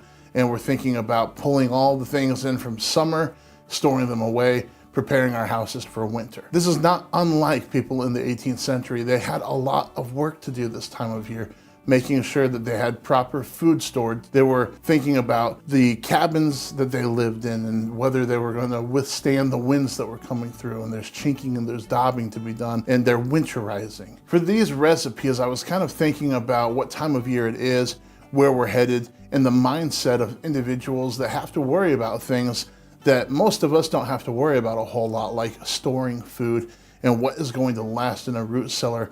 We are able to go to the grocery store and just kind of supplement what we need as we go. So in this case, they're going to be taking things that are like potatoes and rutabaga and carrots and, you know, the other vegetables that you think of that are buried in the dirt when they grow. Those are nice and hardy vegetables, and they can take those and put them in a cool, dry place and keep them for a long period of time. Something that we see a lot that farmers are doing still, especially people that do something like a market farm. They're still kind of going along with the calendar of the seasons in a way that us city folk don't really do. Now on this channel, we tend to talk a lot about the working man, and the reason for that is because of the comment section. You guys ask a lot, hey, what would an average so-and-so do in this situation? And that's a really, really hard question to answer, considering that the class system didn't work quite like it does today. And also, most of the time when you're getting information, you're getting it from people of means. And so we even have to take recipes oftentimes and kind of bring them down to a working man's level. And so I've done that a little bit with this, but I tried really hard to just find some recipes that have ingredients that would be easy to come by, that most people would be able to grow or were readily available. So we're gonna do that today with just some really simple food. And we're gonna cook something that is actually not far from what you would find on a Midwest table any given day, especially in the wintertime, kind of stick to your ribs food. And I think it's gonna be really great. The first recipe we're gonna do, it's coming from a book that I use all the time. I love this cookbook because of what I just said. This is The Complete Housewife, and it's from Eliza Smith. It was written in 1730, and this is a really good book that is an in-between. It does have some expensive ingredients in it, but it also just has some real down-to-earth, down-home cooking in it. And it gives you a really good place to meet in the middle. You can kind of beg and borrow, and then see, oftentimes they'll even say that here's a less expensive way to do it. And they're mindful of that in this cookbook, which is really nice. Just do a rump of beef. Season your rump of beef with 2 nutmegs, some pepper and salt. Lay the fat side downward in your stew pan. Put to it 1/4 pint of vinegar, a pint of claret, 3 pints of water, 3 whole onions stuck with cloves, and a bunch of sweet herbs. Cover it close, and let it stew over a gentle fire 4 or 5 hours. Scum off the fat from the liquor, lay your meat on sippets, and pour your liquor over it. Garnish your dish with scalded greens. Now, I don't know about you, I don't know where you grew up, but where I grew up, this sounds like coming in from the winter, playing in the snow, and food's ready, and the whole house is filled with this roast. I've never had a roast that had this much acid. We're talking about wine and vinegar in here with roast, and usually where I come from, you would just put a little bit of water in the bottom of your stew pan, or you would put some like beef broth in the bottom of your stew pan. So this is gonna be really interesting to have this beef with like a tangy flavor. I think it's gonna be really delicious, and I'm really excited to try it. First thing we're gonna do is get our roast ready to go. You're gonna get a rump roast. If you can't find a rump roast, a chuck roast should work okay. And we're gonna get it seasoned with nutmeg, salt, and pepper. After we get it seasoned, just kind of push all that seasoning in with your fingers and put it in the bottom of your stew pan. At that point, we're gonna take our vinegar and we're gonna take our claret, and that's gonna be the liquid that goes in the bottom to make sure this thing doesn't dry out. Next, you're gonna take your onions, go ahead and peel them and get them ready just like you would ever want to cook an onion, but you're just gonna stick the outside with some whole cloves, and they're gonna press right in there. Now, this is where you get to kind of season to taste a little bit, because some people like the clove taste and some people don't want a whole lot of that. So put cloves in according to your liking. After the cloves are in, we're gonna put a bunch of sweet herbs in, and might as well just tie those together so that you can pull them out easily later. And we're gonna cover this up with our lid of our Dutch oven, or at home you might use a roaster. And we're gonna put it in the oven. In this case, we're gonna pile some coals underneath and on top of our Dutch oven. So let's talk about the math in this recipe a little bit. She's talking about cooking this for 4 or 5 hours. Now that's a heck of a roast. If you think about it, usually your roast is a half hour a pound. So we're talking about a 4-hour cook time is an 8-pound roast. That is not what we have. We've got about a 3-pound roast. At home, you're gonna put your oven on 325 and you're gonna cook that for about an hour and a half, if it's this size of roast. Now, 325 is not gonna change, just cook time is going to change depending on how big your roast is, half hour a pound. That's all you need to remember. Now, a Dutch oven was used in the time period, and it's a really wonderful tool, especially if you like to cook outside, or if you're a historical reenactor, you can basically take an oven with you wherever you wanna go. The only idea here is that you can bake in it, bread, pies, you can do pot roast, you can do all sorts of stuff. You're just basically going to heat the bottom and the top. And they're created with the lip on the lid.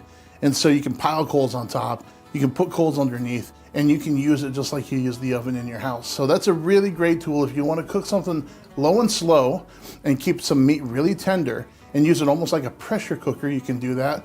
Or you can put a trivet in the bottom, put a whole pie in there and bake your pie just like you would bake it in an oven at home. They're wonderful.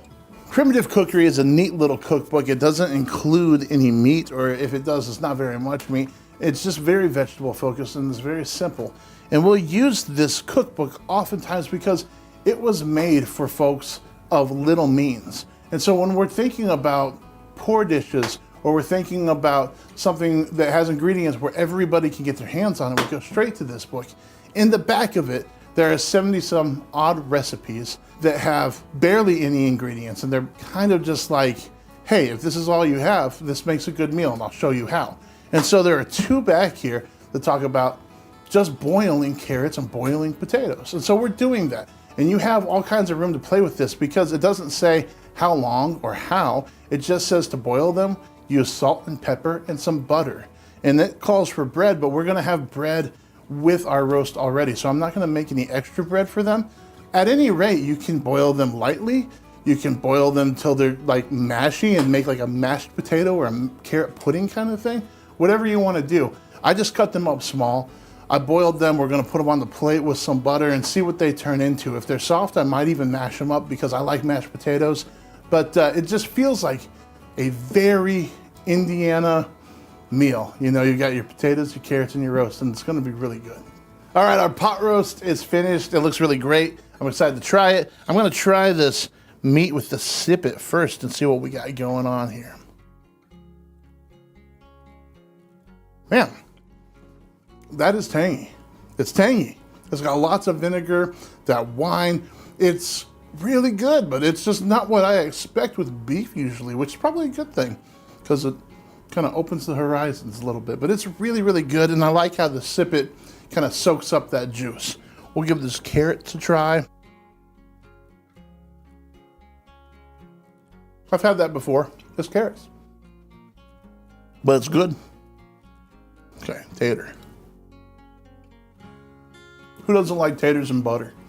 It's fantastic. Now, like I said, you could boil these longer, turn them into a mash if you want to, but the star of the show here is this wonderful roast with this wine and vinegar and some spicy. The cloves kind of come out there, and it's not something that I'm used to eating, which is a lot of fun. It's just kind of a challenge. The way that this nutmeg comes through with the clove and joins with that red wine, it reminds me of Christmas, and I think this is a wonderful dish for the upcoming season. Your family will like it.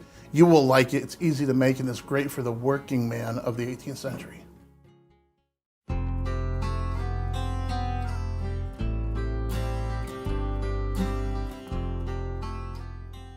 When I think about pudding, I think about what I grew up with. And I grew up with something that was in a little plastic container and you peeled the lid off and you took it to lunch.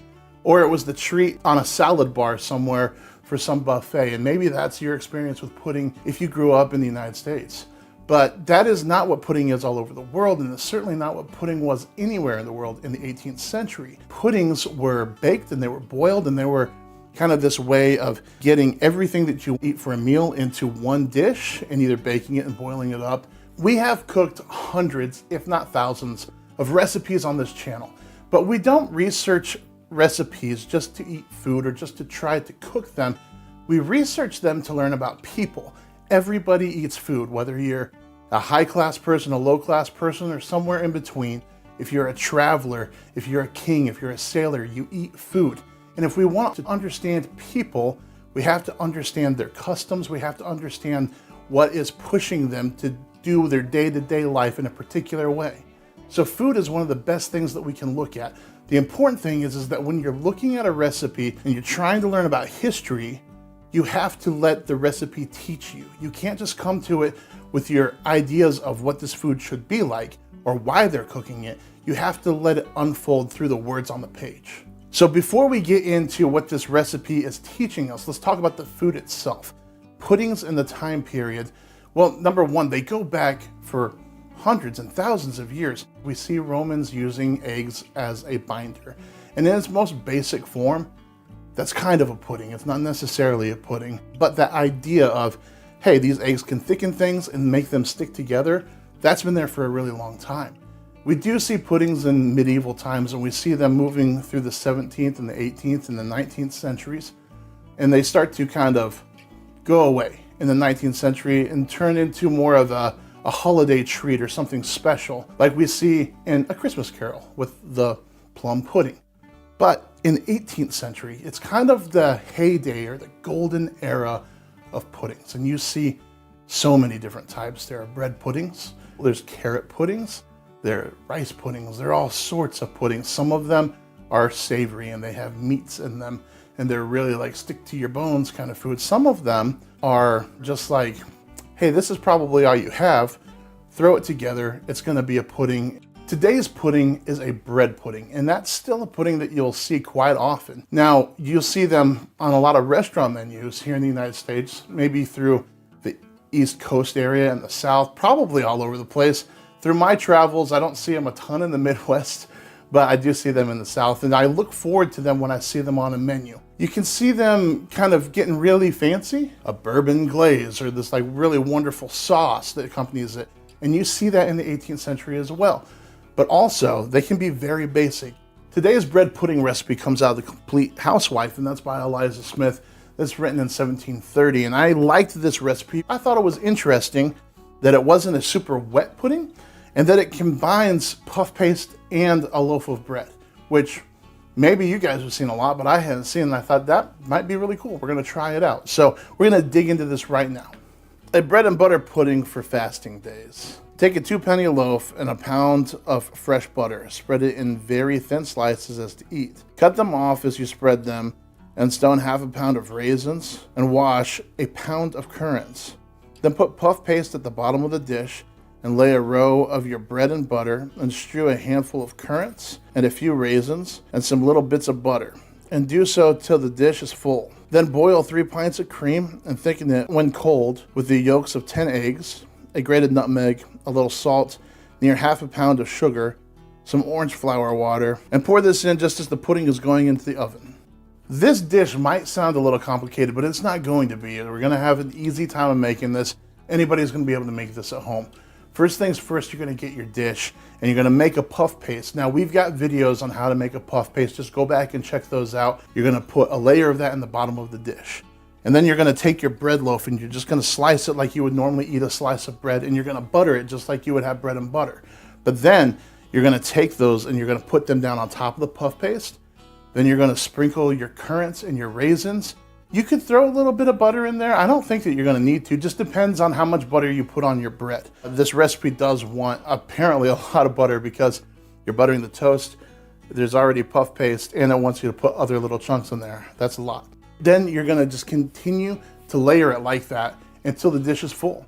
At that point, you're gonna boil your cream, and then when you put that on the stove or the fire or whatever you're gonna do, you're gonna continue to stir that the whole time because we don't want the scorch, and you don't want the milk to foam over, so you gotta be careful about that. And then you're gonna set it aside to cool down. Wait until the cream is cool enough to put your egg yolks in. You don't wanna cook the egg yolks. We're using them as a thickening agent. You can go ahead and put your salt, your nutmeg, and your sugar in there. I'm not gonna use orange flower water because I don't have any, and I don't think it adds a whole lot to a recipe, but if you want that flavor from citrus, you could use some orange zest at home. Now, depending on how big of a pudding you want to make, you can cut this recipe, and it's really simple to do that. I think the size that I'm going to make is going to take probably 7 egg yolks, so we'll probably do like 2/3 of the recipe. And then we're going to put it in the oven. If you're doing that at home, I'd say 400-degree oven. It'll take at least an hour. You'll know that it's done because it'll be kind of golden brown on the top, and when you push it, it'll have a little bit of firmness, but remember, this turns into kind of like a custard too. So it is going to have some jiggle to it no matter what you do it. And you want that. You don't want to dry this out completely. One tip that I would say is because we have puff paste that's going to grow and we got a lot of moisture in this recipe and butter that's going to melt, I would put this inside of another dish. So you're going to have your dish, put it inside of like a 9x12 baking dish or something so that if it starts to overflow, it doesn't overflow onto the bottom of your oven and smoke you out of the house. Earlier in this video, I was talking about making recipes from the time period, not just for cooking food and tasting it, but to learn about people and to learn about the time period. Each one of these recipes, if you let it, will give you little breadcrumbs that take you to other places in history.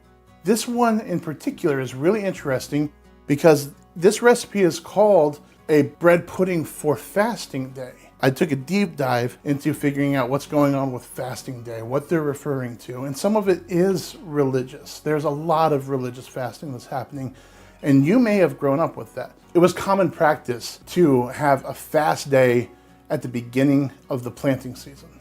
You're going to spend the day and you're going to pray for a good growing season. And typically at the end of that growing season, they would have a day of Thanksgiving where they would bring in the harvest, they would go hog wild, and they would party, and they would say, this is what we were fasting for in the very first place. There are other fasts as well. Sometimes kings or the state or whoever has the rule in the area would decree a fasting day, and a lot of times that would be for a particular battle that's coming up, or it would be because of a war that was going on, and they would say, we're going to set aside this particular day as a humiliation day, as a prayer day, as a fast day. And the expectation was that you would not eat food that you would normally eat. They're not asking you generally to not eat at all, but they are asking you to eat below your means. Most of the time it was a pretty common understanding that you weren't going to eat meat, but also understanding that not everybody could afford meat anyways. Everybody was expected to eat below their normal standards and only enough to kind of get through the day. And so that's why we see a recipe like this come in that is talking about for a fasting day. It doesn't have any meat. It does have some rich stuff like butter and cream. So I'm assuming that this is for somebody that's upper class, but it's still well below their normal standards. Now you might look at it and say, I'm sure that there's a poor family and this pudding that we made is like better than they normally eat. And that's true. But that poor family, they would be eating below their means as well. This is an example of a decree that I found from September 12, 1776, proclamation by the New Hampshire Council and Assembly setting October 10th as a day of humiliation, fasting, and prayer for support of the American cause. We have our finished bread pudding here. It looks fantastic. It smells fantastic. I'm going to try it out.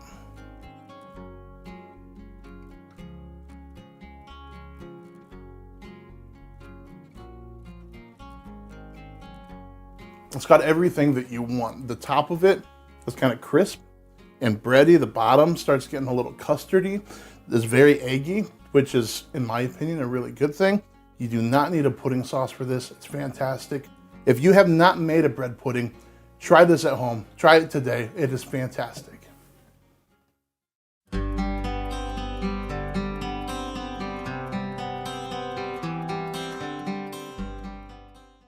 How do you turn a tough piece of beef into something so fashionable and so tasty? That's what we're going to be working on today. It's a recipe that's called a la mode beef or beef a la mode, and it is really actually quite old, 1650, and yet 150 years later, it shows up 3 different times in this tiny little American cookbook from 1797. This recipe does some fun things with this beef that turns it into something that is so tasty and so good. When we think of the term a la mode, we think of something like, a pie a la mode, which has ice cream on it. But really, a la mode just means, very fashionable, a fashionable way of cooking something particular. So we've got beef, and beef, especially in our 17th and 18th century time period, can be tough. Cattle are not grown the same way today as they were in the time period. Their cattle are all out in the field, they're running around, they have tough muscles and very little fat. And so beef isn't actually a high-end kind of meat in the time period. So how do we turn this very tough beef into something that is a fashionable and tasty dish, something you can put on the table of an expensive and well-to-do household? In the 1650s, a very famous French cookbook came out, and almost immediately it was translated for the English because the English were really interested in French cookery. So this very first English recipe for beef a la mode goes something like this. Beat it well and lard it with great lard. Then seethe it in a pot with good broth, a bundle of herbs, and all kinds of spices. And when it is well consumed or well cooked, serve it with a sauce. Now this is a very, very simple recipe here. But as we go through the 18th century, this recipe gets more and more complex. The recipes fill up an entire page because they're getting more interested in how we can get more of these flavors in here. This doesn't give us very many descriptions. Put a whole bunch of spices in there, and that's about it. We're gonna have fun with this one. We're gonna work directly from a 1796, 1797 recipe and kind of do it exactly the way this person in America thought that beef a la mode should be done. She says, take a round of beef and stuff it with a half a pound of pork, a half a pound of butter, the soft half of a loaf of wheat bread. Boil 4 eggs very hard, chop them up, add sweet marjoram, sage, parsley, summer savory, 1 ounce of cloves pounded, chop them all together with 2 eggs very fine, add a gill of wine, season very high with salt and pepper, cut holes in your beef and put your stuffing in. Then stick the whole with cloves into the beef and then put it into a 2-pail pot with the sticks in the bottom. If you wish to have the beef round when it's done, put it into a cloth and bind it up tight with 20 or 30 yards of twine. Put it into your pot with 2 or 3 quarts of water, 1 gill of wine. If the round be large, it will take 3 or 4 hours to bake. Now the other recipes in here are kind of similar. We have this beef here and we are stuffing it with flavor and with fats because the beef by itself isn't that great. Now this cookbook is fascinating. This is the first cookbook written by an American for America. So America had other cookbooks that were printed, but they were just English cookbooks they just came over and printed in America. This is the first one that's adapted to American tastes and to American ingredients. And we have all sorts of interesting things showing up in here. Uses for corn. The first time we see the recipe for cookies. The first time we have Indian bread pudding. This is a really important recipe book for understanding cookery in early America. And here it is with beef a la mode, 3 different ways. One of the interesting concepts that happens in this particular recipe is larding. And we see that showing up in a lot of different recipes in the 18th century. I don't know if very many people talk about it today and what goes on. It does sometimes take a special piece of equipment or a special technique. And it's how do we get something like they would call it bacon in the time period or lard into a piece of tough beef here. We've got raw beef and we want to put lots of fat into it because a lot of cuts of beef don't have a lot of marbling. They don't have a lot of natural fat in there. And that is where the flavor and the tenderness comes from in beef. And so I've got something here. I made up this little larding needle, and a larding needle in the time period, sometimes it was just a needle and they would thread lard into it and put it through the meat and drag the lard in. Now that's really hard to do. our lard or bacon today wouldn't come along. It would just break up. And in this case, we're making a force meat or something almost like sausage, and we need to get it inside of the meat. We've got this tool here that we can pack full of our sausage or our force meat, and then we can put it into the meat and then push it in so that it fills up the meat. We are stuffing the meat full of our sausage. They're using huge chunks of meat, something that might be a 14 or 15 pound piece of meat. We're not going to be cooking anything nearly that big, so I've cut down all these amounts to make the proper quantity. For our force meat, we're going to use chopped up pork or ground pork. We're going to put butter in here. We've got our chopped herbs.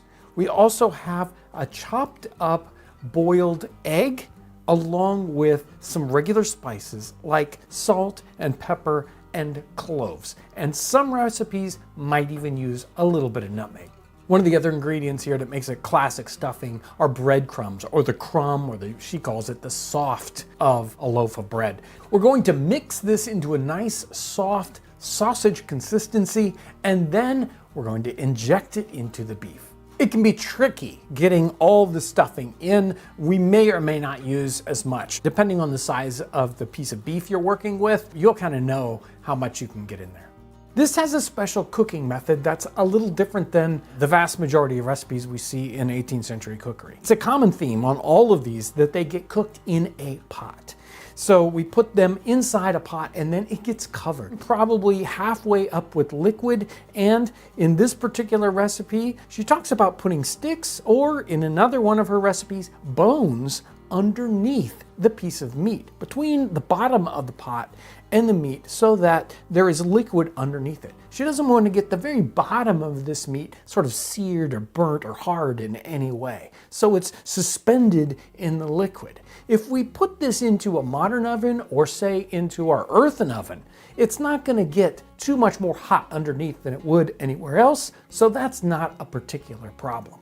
We're using a low and slow cooking method on this. In a modern oven, you would place this in at about 300 degrees. Make sure the lid is on nice and tight and put it in there and let it go. Even one this size could take easily an hour and a half or 2 hours, maybe even 3 hours, depending on just how deeply cooked you wanted it. But with the lid on and all that liquid in there, it really can take quite a while, and it gets very, very tender. Our a la mode beef is out of the Dutch oven. It smells wonderful. Even just bringing it up and cutting it, you could tell it was nice and tender. Now the real test is, what does it taste like? Let me get a little piece of this, a little bit of the stuffing, a little bit of the meat, both together. This is perfect. The best way. You can see why this shows up in so many different cookbooks. So good. The beef flavor is wonderful, and it's very offset by adding all those great fats from the sausage and the butter and the spices. They all come together and make a wonderful combination and a great dish.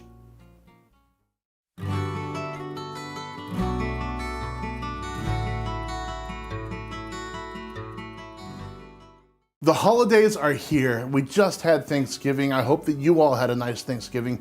Christmas is right around the corner. And so I'm just thinking about festive dishes. And this is a dish that now people think of as a Christmas dish. There's not a whole lot to support that from the 18th century. I think that folks back then were just kind of having this when it was good and convenient. But this is a mince pie, and it's a wonderful dish, and I can't wait to get into it.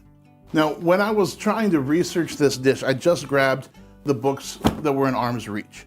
And believe it or not, mince pie is in every single one of these. And it's one of those dishes that's super common, but this one's interesting because you see plagiarism in the time period. The funny thing is that every one of them uses the recipe almost verbatim, but they also change it according to their tastes. And they got me thinking, you know, on the channel, sometimes we change something according to our tastes. I'm famous for not liking rose water, and so I won't use it. And sometimes people in the comments section don't like that. But I'm here to tell you, they were doing that in the time period too. People are people, and although we do think differently than we did 250 years ago, there are still standards that are like, well, people aren't going to eat what they don't want to eat. And so while this recipe is in this whole stack of books, they're all tweaking it. They're all changing it just a little bit according to what they like. And you can do that too. If you want to go down this adventure of cooking a period recipe and it has something in it that you don't particularly care for, you can find a substitute and not feel bad about that. You can experience this food and have a tweak to it and still get an idea of what they were tasting, but make sure that you like it when it's finished. For example, this recipe in all of these books uses currants, uses raisins, and it uses apples. Now, some of the ratios change along the way. Some people want more apple, some people want less apple. There's a point where you add sweetmeats. Sometimes they're using the peel from different citrus fruits. Some say lemon, some say orange. So depending on what they have or what they want to taste, they're changing the peel that you're using. And then there's an option for meat or no meat, and that does come across in most of them, but a couple of them just leave the meat out completely, or they put it in and they don't give the option. So all of that goes to say that they are tweaking this depending on what they have and what they want to use. Some people might not have enough meat that they're gonna include meat in this dish. And typically what you would use in this dish, if you were gonna put meat in, was a cow tongue. Maybe they didn't have a tongue at their disposal. You never see any other meat mentioned, at least I haven't so far. They don't just say use, a pork shoulder, or they don't say use a beef shank. They say a cow tongue. So they'll just leave that out, and that's okay. The recipe that I've chosen comes from The Universal Cook or Lady's Complete Assistant by John Townsend. This was written in London in 1773. An excellent way to make minced pies. Take 3 pounds of suet, shred very fine and chopped as small as possible. 2 pounds of raisins, stoned and chopped fine. 2 pounds of currants picked, washed, rubbed, and dried at the fire. 20 or 30 pippins pared, cored, and chopped small. Half a pound of fine sugar pounded fine. 1/4 of an ounce of mace. 1/4 of an ounce of cloves. 2 large nutmegs, all beat fine. Put all together into a great pan and mix it well together with half a pint of brandy and half a pint of sack. Put it down close in the stone pot and it will keep good 4 months. When you make your pies, take a little dish, something bigger than a soup plate, lay a very thin crust all over it. Lay a thin layer of the minced ingredients and then a thin layer of citron cut very thin, then a layer of minced ingredients and a thin layer of orange peel cut thin. Over that, a little minced ingredients, squeeze half the juice from a Seville orange or a lemon, and pour in 3 spoonfuls of red wine. Lay on your crust and bake it nicely. These pies eat exceedingly fine cold. If you make them into little patties, mix your minced meat and sweetmeats accordingly. Now let's talk about the order of the kitchen here, because when you look at a recipe, what you should be doing is taking a look and saying, okay, how do I want to do this as far as time goes? The thing that's gonna take a while in this recipe is the candied orange peel, because you're gonna put that on the stove and we're gonna cook that for probably 20 minutes. And while that's cooking, we could be chopping all this other stuff up. So we just wanna be as time efficient as possible. And these recipes don't really read like that. If you look up a modern recipe now, it's going to tell you that. That's just how your brain should be looking at the recipe. Okay, what's gonna take the longest amount of time? Let's get that going, and I can deal with other stuff while that's cooking. One of the things we have to think about for these recipes is that they didn't have a grocery store that they could just go get candied orange peel. We can do that now, especially this time of year. You can get all sorts of fruits and mixtures of peels and that sort of thing, but they had to make it. We've done candied lime peel on the channel before. This one's gonna be a little bit different. You wanna peel off the peel of your orange, but try to get as little bit of the white as you possibly can, because that's bitter. And then all we're gonna do here is we're gonna put this into a little pot. We're gonna put 2 cups of water, 1.5 cups of sugar, and we're gonna let it simmer for 20 minutes or so. For the mixture, what we're going to do is we're gonna take our currants, and we're gonna chop them as small as possible. We're also gonna do that with our raisins. And then we're gonna pare and core all of these apples and cut them as small as possible. And so we're mincing everything. Everything is gonna be very small. We're gonna mix all of that together with the sugar and the tallow and the spices that it calls for until it's just this one kind of goopy filling. Don't forget to add your brandy and your sack. It's gonna help pull everything together. It can be a little bit tedious chopping all this stuff, but it's well worth it, so just stick with it. Once you've boiled your orange peels for about 20 minutes or so, take them off and strain them. When they've dried, sprinkle them with a little bit of sugar. You don't want these to be boiled until they're super soft. This is gonna give us some texture in our pies, so don't obliterate them, just give them a nice soft boil. Our mixture is done, our candied orange peels are done. It's time to make a pie crust. Now, you can make a pie crust at home. You need 3 ingredients, water, flour, and butter. It's very easy to do. We've done it probably 100 times on the channel. You can look back through at any pie video and we'll teach you how to make a pie crust. I have this one already made. And we're not gonna fill a pie pan, we're gonna make little hand pies with this. So I'm gonna take this bowl and just kind of cut around it so that I have this small little pie crust to fill and then fold in half. And we're gonna crimp that really nicely with our thumbs and get it in the oven. Now I've made pies like this before and I've had success anywhere between 400 and 425 degrees. So I would probably just start at 400 degrees and I would put them in the oven and just keep an eye on them because you just want a golden brown crust. And that probably at this size is only gonna take 30 minutes or so, maybe not even quite that long. So don't forget about them in the oven, just peek on them every once in a while. But there's nothing in here that needs to cook all the way through. There's no meat in here. So we're really just judging this by the outside of the crust. Our pie is finished and it smells incredible. It smells like Christmas. Anytime you get clove and mace and nutmeg together, it automatically makes me think of Christmas. And you can smell the brandy in there a little bit. And so there's just like this, I don't know, this festive feeling that this pie gives you. I like how the crust baked up. It's nice and thin, but it's flaky. And I can't wait to try it. Let's dive right in.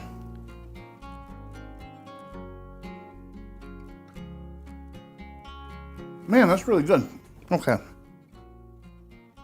So because all of these ingredients kind of go into this raw, and then you bake it, you still have some crunch from the apples. And I don't know, it's just like, it's sweet, but not too sweet. Very spicy. There's a lot of fruit flavor. That sack kind of comes through. I don't really taste the brandy a whole lot, but I don't know, it's just a treat. It's really nice. And the book mentions these would be good eaten cold. Now, I took this out of the oven a while ago. It's been sitting here. It's room temperature, and it's really nice. But I can imagine just being able to take this and stick it in your pocket, wrapped up in a towel or in your haversack, and be able to eat it as you go. It's a perfect treat, really tasty. You guys should try this for the holidays. I know that you'll love it.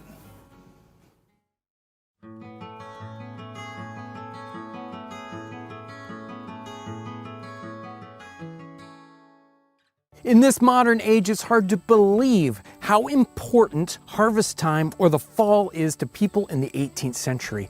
All these crops are coming in, fruits off the trees. It's time to enjoy the plenty of the season, and it's time to get ready for winter. Truly, in this modern age, when we go to the grocery store, we can find any fruit and vegetable available to us any time of the year. That certainly was not true for people in the 18th century. While they did do some forcing of fruits and vegetables to ripen at different times of the year, it just wasn't common for the everyday man. So when those folks in the 18th century come into fall and harvest time, it is probably the very best time of year. You can imagine the cornucopia of things they would have available to them that wouldn't be there any other time of the year. It's harvest time right here in Indiana, and they are harvesting right now corn and wheat and soybeans. Those things are coming in and being stored up. But in the 18th century, so much more is being harvested and stored away. All the things that are coming out of the garden and the truck gardens, where you have fruits and vegetables that you might sell into the market. You've got potatoes that you have to store, and fruit trees are very full of crops, and you've got to take advantage of it right now. We've done episodes that have focused on potatoes and apples and pumpkins, but what we haven't really mentioned a lot is the pear. And pears were so very, very popular in the 18th century, probably more popular than they are today. If we go digging into the research and look at the books, and they talk about pears specifically, not just recipes, but the pears themselves, they mention literally dozens and dozens of pear varieties, ones I have never heard of and have probably disappeared by today. Now, pears are kind of like apples in that there are different varieties for different uses. You'll have pears that are sweet or tart, depending on whether you want to use them for table fruit or for in pies and other sorts of dishes. And you'll have the fruit that ripens at different parts of the season. So some will come in the late summer, some in the fall, and then there'll be hard pears that come in the winter. Very, very good for storing year round. What sort of dishes did they use pears for? Well, they would use them for table fruit. There's a compote, dried pears, pear marmalade, pear preserves, pear puddings, a pear pie or pear tarts, baked pears, and stewed pears. I picked out 2 recipes today. We'll be doing a pear tart, so very common, probably the most common pear recipe you'll find in any of the 18th century cookbooks, and a pear boiled pudding. A very, very simple dish, but so tasty and so easy. This tart recipe comes from Mary Johnson's cookbook, although you'll find it in probably a half a dozen cookbooks all throughout the 18th century because they copied themselves so much. So I don't know where it originally comes from, but here's what Mary Johnson says. Pare them first, that is the pears, and cut them into quarters and take the cores out. In the next place, cut each quarter across again. Throw them so prepared into a saucepan with no more water than will just cover the fruit. Let them simmer over a slow fire till they are perfectly tender. Before you set your fruit on the fire, however, take care to put a large piece of lemon peel into your water. Have your patty pans in readiness. Throw fine sugar in the bottom and lay in your fruit. Cover them with as much of the same sugar as you think convenient. Over each tart, pour a spoonful of lemon juice and 3 spoonfuls of the liquor in which they were boiled. Then lay your lid over them. Put them into a slack oven. Observe. Those directions seem a little complicated, but they're easy to do. We're going to take our pears, peel them, quarter them, take out the cores. We're going to put them in a saucepan with a little bit of water and a lemon peel, and we'll cover them up and boil them until they're tender. Other recipes mention specifically not to bake or boil these so long that they lose any texture. We want to have a little bit of texture left as we put them into the tart. So bake them or boil them until they're tender, but not so tender that they fall apart. Our tart takes a pie crust on the bottom and on the top. And we're gonna make a simple 18th century pie crust. It's not something to be afraid of. You can go out and buy pie crust, but it's more fun to make your own. Doesn't have to be perfect, but it's pretty easy to do. Take some regular all-purpose flour, and we're gonna mix butter with it about 3-to-1 or 2-to-1, depending on how rich you want that pie crust to be. We can use a cutter to cut this butter in, or we can just rub it in. We don't want to touch it too long to melt that butter. We just want to grab it, squish it in, and then break it down so that it's completely mixed in with that flour. Because this is a sweet tart, I'm also going to add a little bit of sugar into this crust. Once that's all mixed nicely together, then we're going to add cold water, just enough to bring this together into a lump. Once our pie crust is finished and rolled out, we can place it into our tart pan or our pie pan.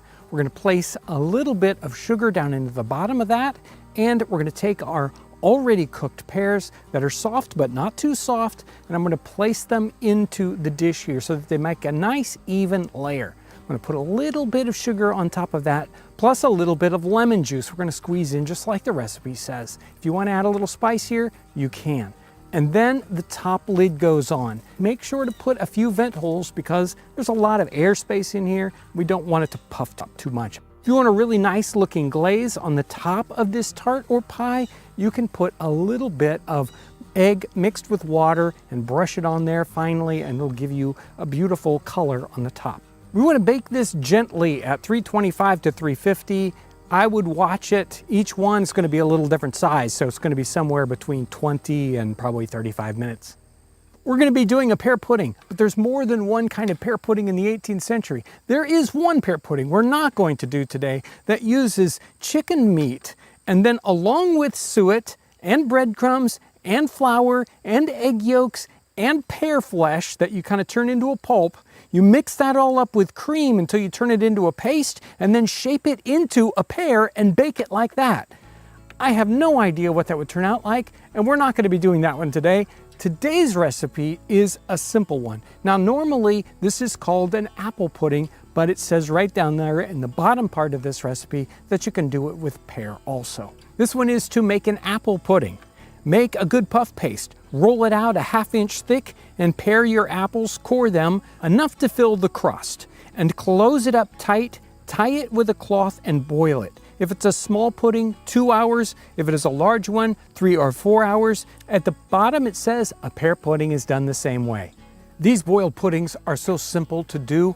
All you need to do is take your fruit here, you peel it, then we're gonna quarter it, take out the core, and then set it into some paste. I've got some nice thick paste here. You can use puff paste like they call for, but a regular paste is gonna work just as well. And then seal it up. We wanna have it nice and sealed. You're probably gonna have some extra paste like this. Just take that away until we get a nice even amount all the way around it. We're gonna put that into a pudding cloth and tie it up. This pudding cloth has been boiled. We're gonna put a little bit of flour on the inside. Tie it up fairly tight, although it's going to stretch. It's going to get a little bigger, so you don't want to make it too tight. And then it goes into boiling water, and this water needs to be boiling at the time we put it in, and it needs to boil the entire time. We're going to boil something about this size, 2 hours or so. You can boil it a little longer, but water might infiltrate and cause some problems. So you don't want to boil it too much longer than what it needs to cook. You can imagine being in the 18th century, and we are here at harvest time, and we've been outside all day long, and it's been a great day today. And we've got our tart that's made with pears and this wonderful pudding. It's time to try them out.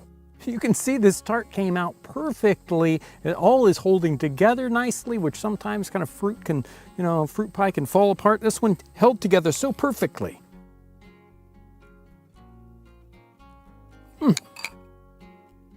Simple, wonderful flavors, hardly any spice in there at all. The pear itself has all the flavor this needs. So good, you can add as much sugar as you think it needs, but it really doesn't need much.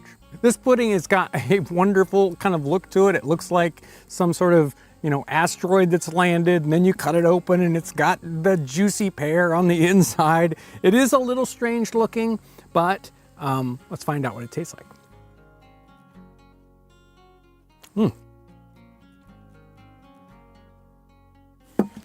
Definitely has a little bit different texture, especially with the boiled paste. The boiled paste has a kind of a tough texture, so you get a different feel to it. Now, we don't do a lot of boiled puddings anymore. Hardly anybody does that. You don't see it in a modern cookbook, but it's something everyone should try out.